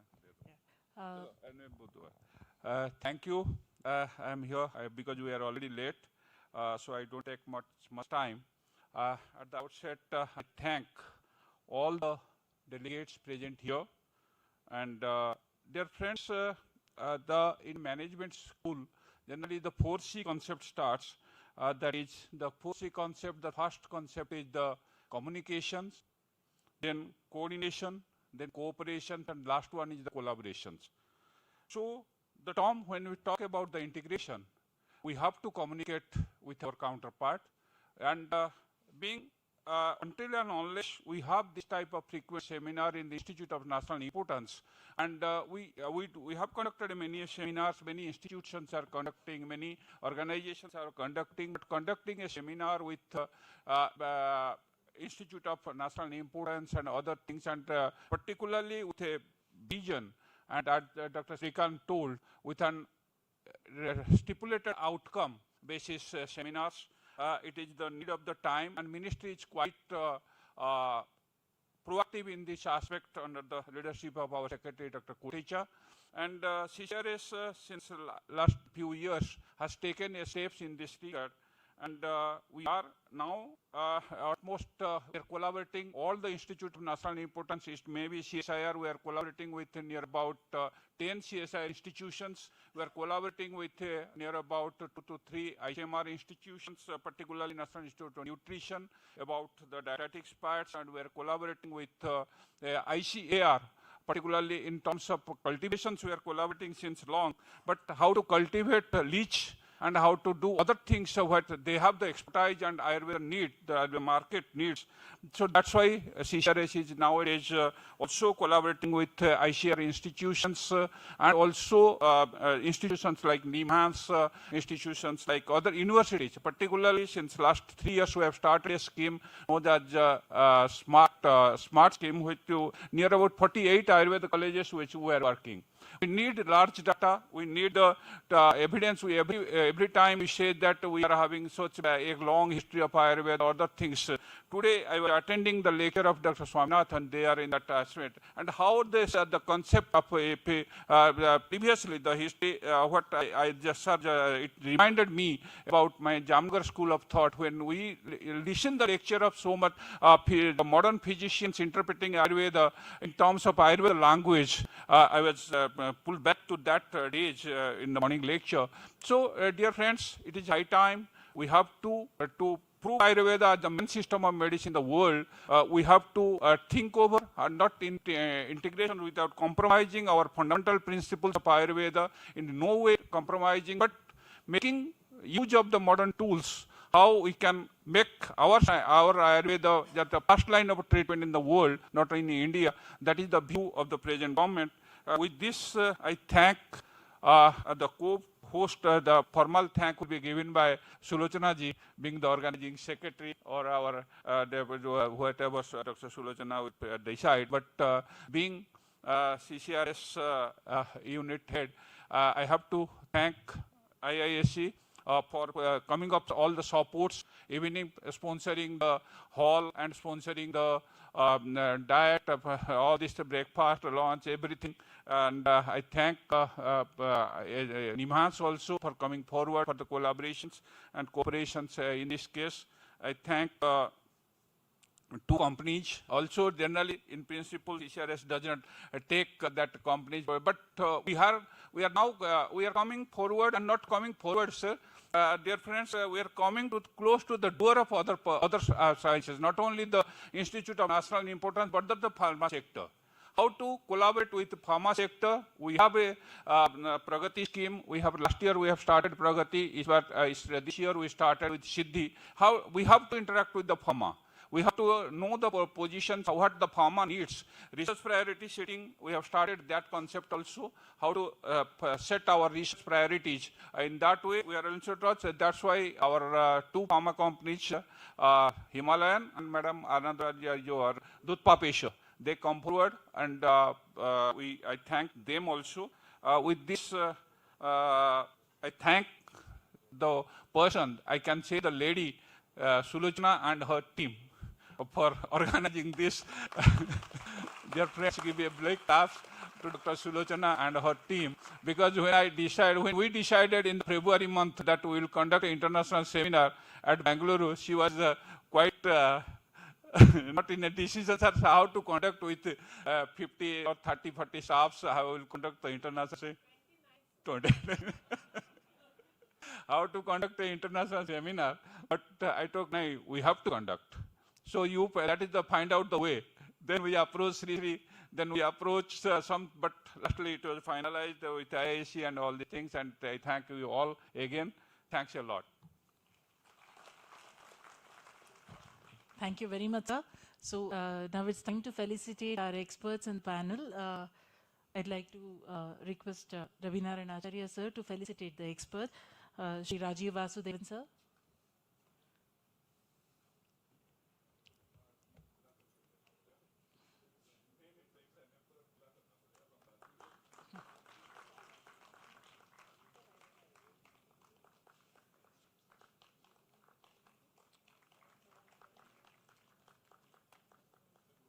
Dr. Shailaja madam.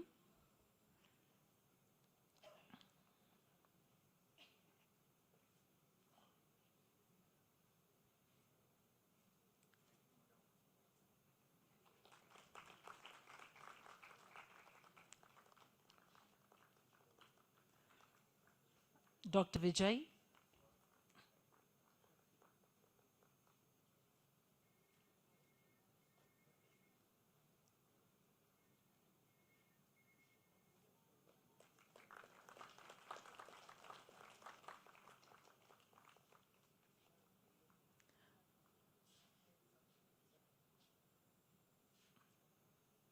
Dr. Ashok.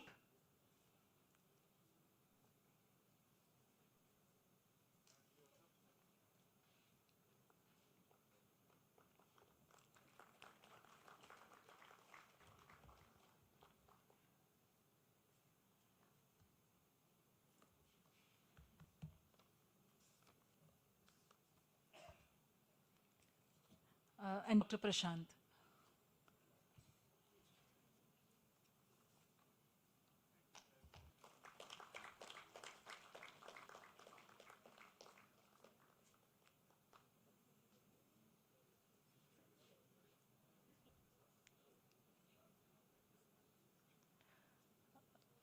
This conference also had poster and paper presentations by almost 242 oral presentations and 47 poster presentations.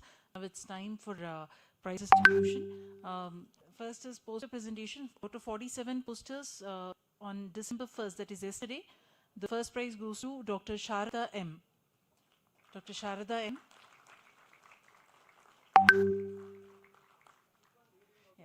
And December 2nd, that is today's posters, Ms. Himabindu Atal.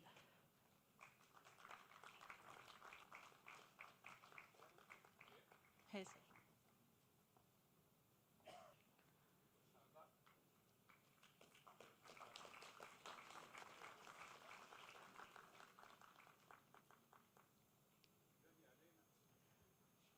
Next is Ms. Himabindu Atal.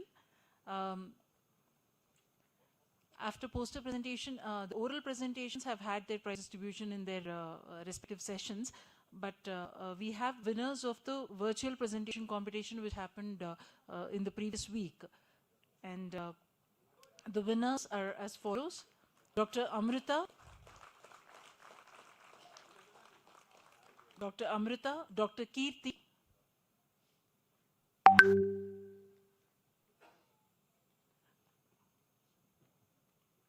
Dr. Ranjita,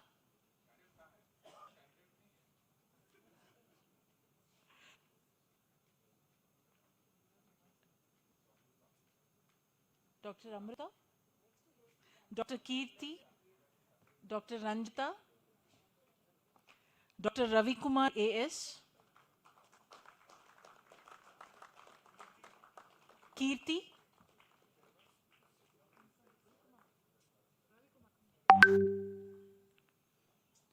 Dr. Joel Joy,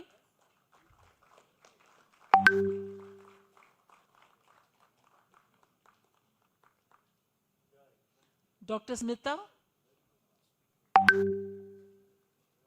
Dr. Smita Anigal, Dr. Haripriya, and Dr. Amulya. Dr. Joel Joy,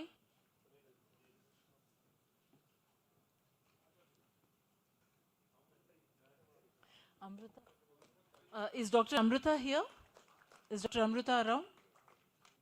No, yes. Dr. Haripriya, Dr. Smita, and Dr. Amulya.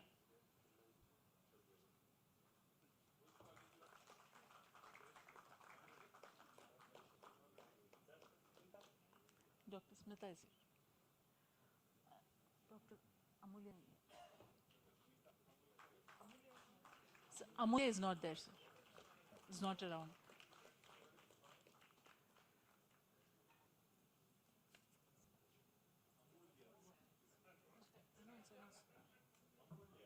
Amulya is not there. Not there. Okay, sir. Thank you very much, sir. So now we come to the formal end of the conference. I'd like to call upon Dr. Shashidhar Dodani, sir, to deliver the vote of thanks. Thank you very much.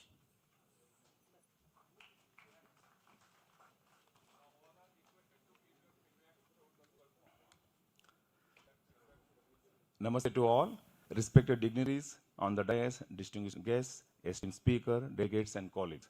It is my privilege and honor to propose vote of thanks on behalf of organizing committee of international conference. At the outset, I would like to thank and express my sincere gratitude to Honorable Minister of Ayush, Shri Pratap Rao Yadav, and our Secretary, Sri Rajesh Kotaji, for their guidance.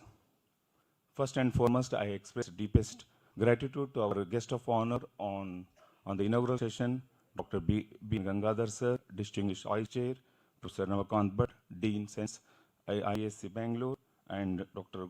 Kaustupadhyay, Advisor, Ayurveda, Minister of Ayush, Delhi, for their gracious participation, added immense value to this conference. I also extend my sincere thanks to our Director General CCRAS, Ravinara Acharyaji, for his continuous guidance and administrative support and visionary direction to us. I also express my gratitude to our Deputy Director General, CCRAS, Dr. N. Shrikant Sir, for his constant guidance and technical support to us. And also my special thanks to DDA for his guidance and ensuring the smooth administrative operations. I also thank all the officers from the CCRAS headquarters and officials for making this event grand success. And also I'm thankful to in charges of all institute of CCRAS. And my heartfelt thanks to Director IISc for excellent venue, delicious food, and wonderful decoration, especially Dr.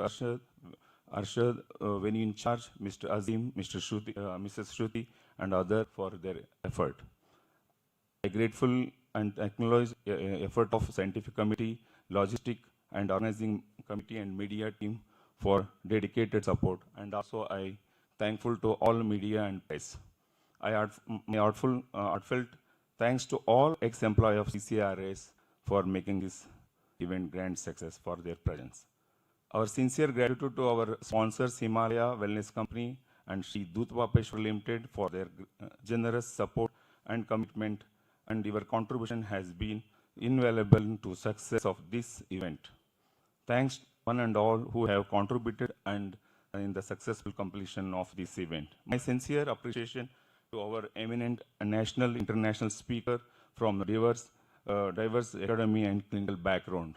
I also thank and I take this opportunity to thank all session chairs, moderator, and panel expert for who are with us. We are deeply grateful to our leadership of CCRAS headquarters, IISc Bengaluru, NIMHANS, collaborative institutions, and also Samatvam Prayoga for the constant guidance, support, and partnership, without which the conference would have taken in the shape of meaningful way. I thank all our delegates, researchers, faculty, members, clinicians, and students. Thank for your active participation in this conference. I am also very much thankful to our leader, Dr. Subhashchandra Bhatt, Madam, very dynamic leadership and all our CRI and RRIM RRIMMR Goa team for support. And I thank one and everyone for their dedicated work to make this event successful. And I am thankful to Dr. Raman sir and Dr. Raghavendra for making this event successful. Thank you one and all. Raman.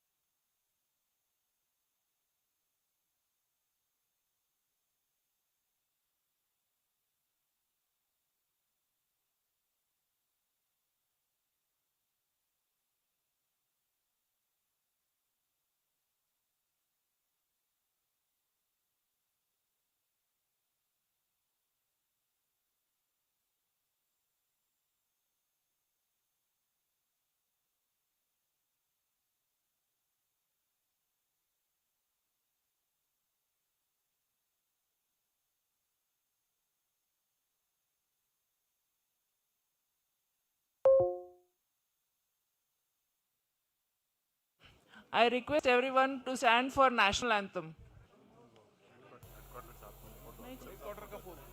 Okay, after one photo from the headquarters team.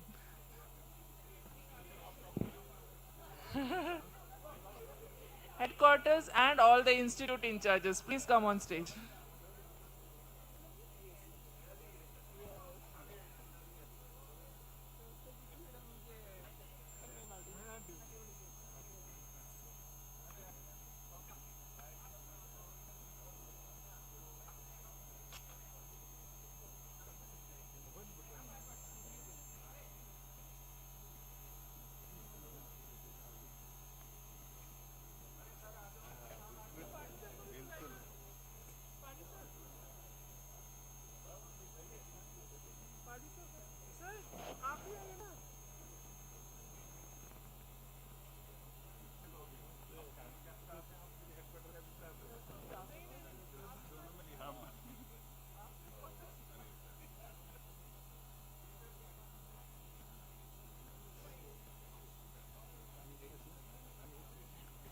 All the CCRS staff present and past, please come on stage.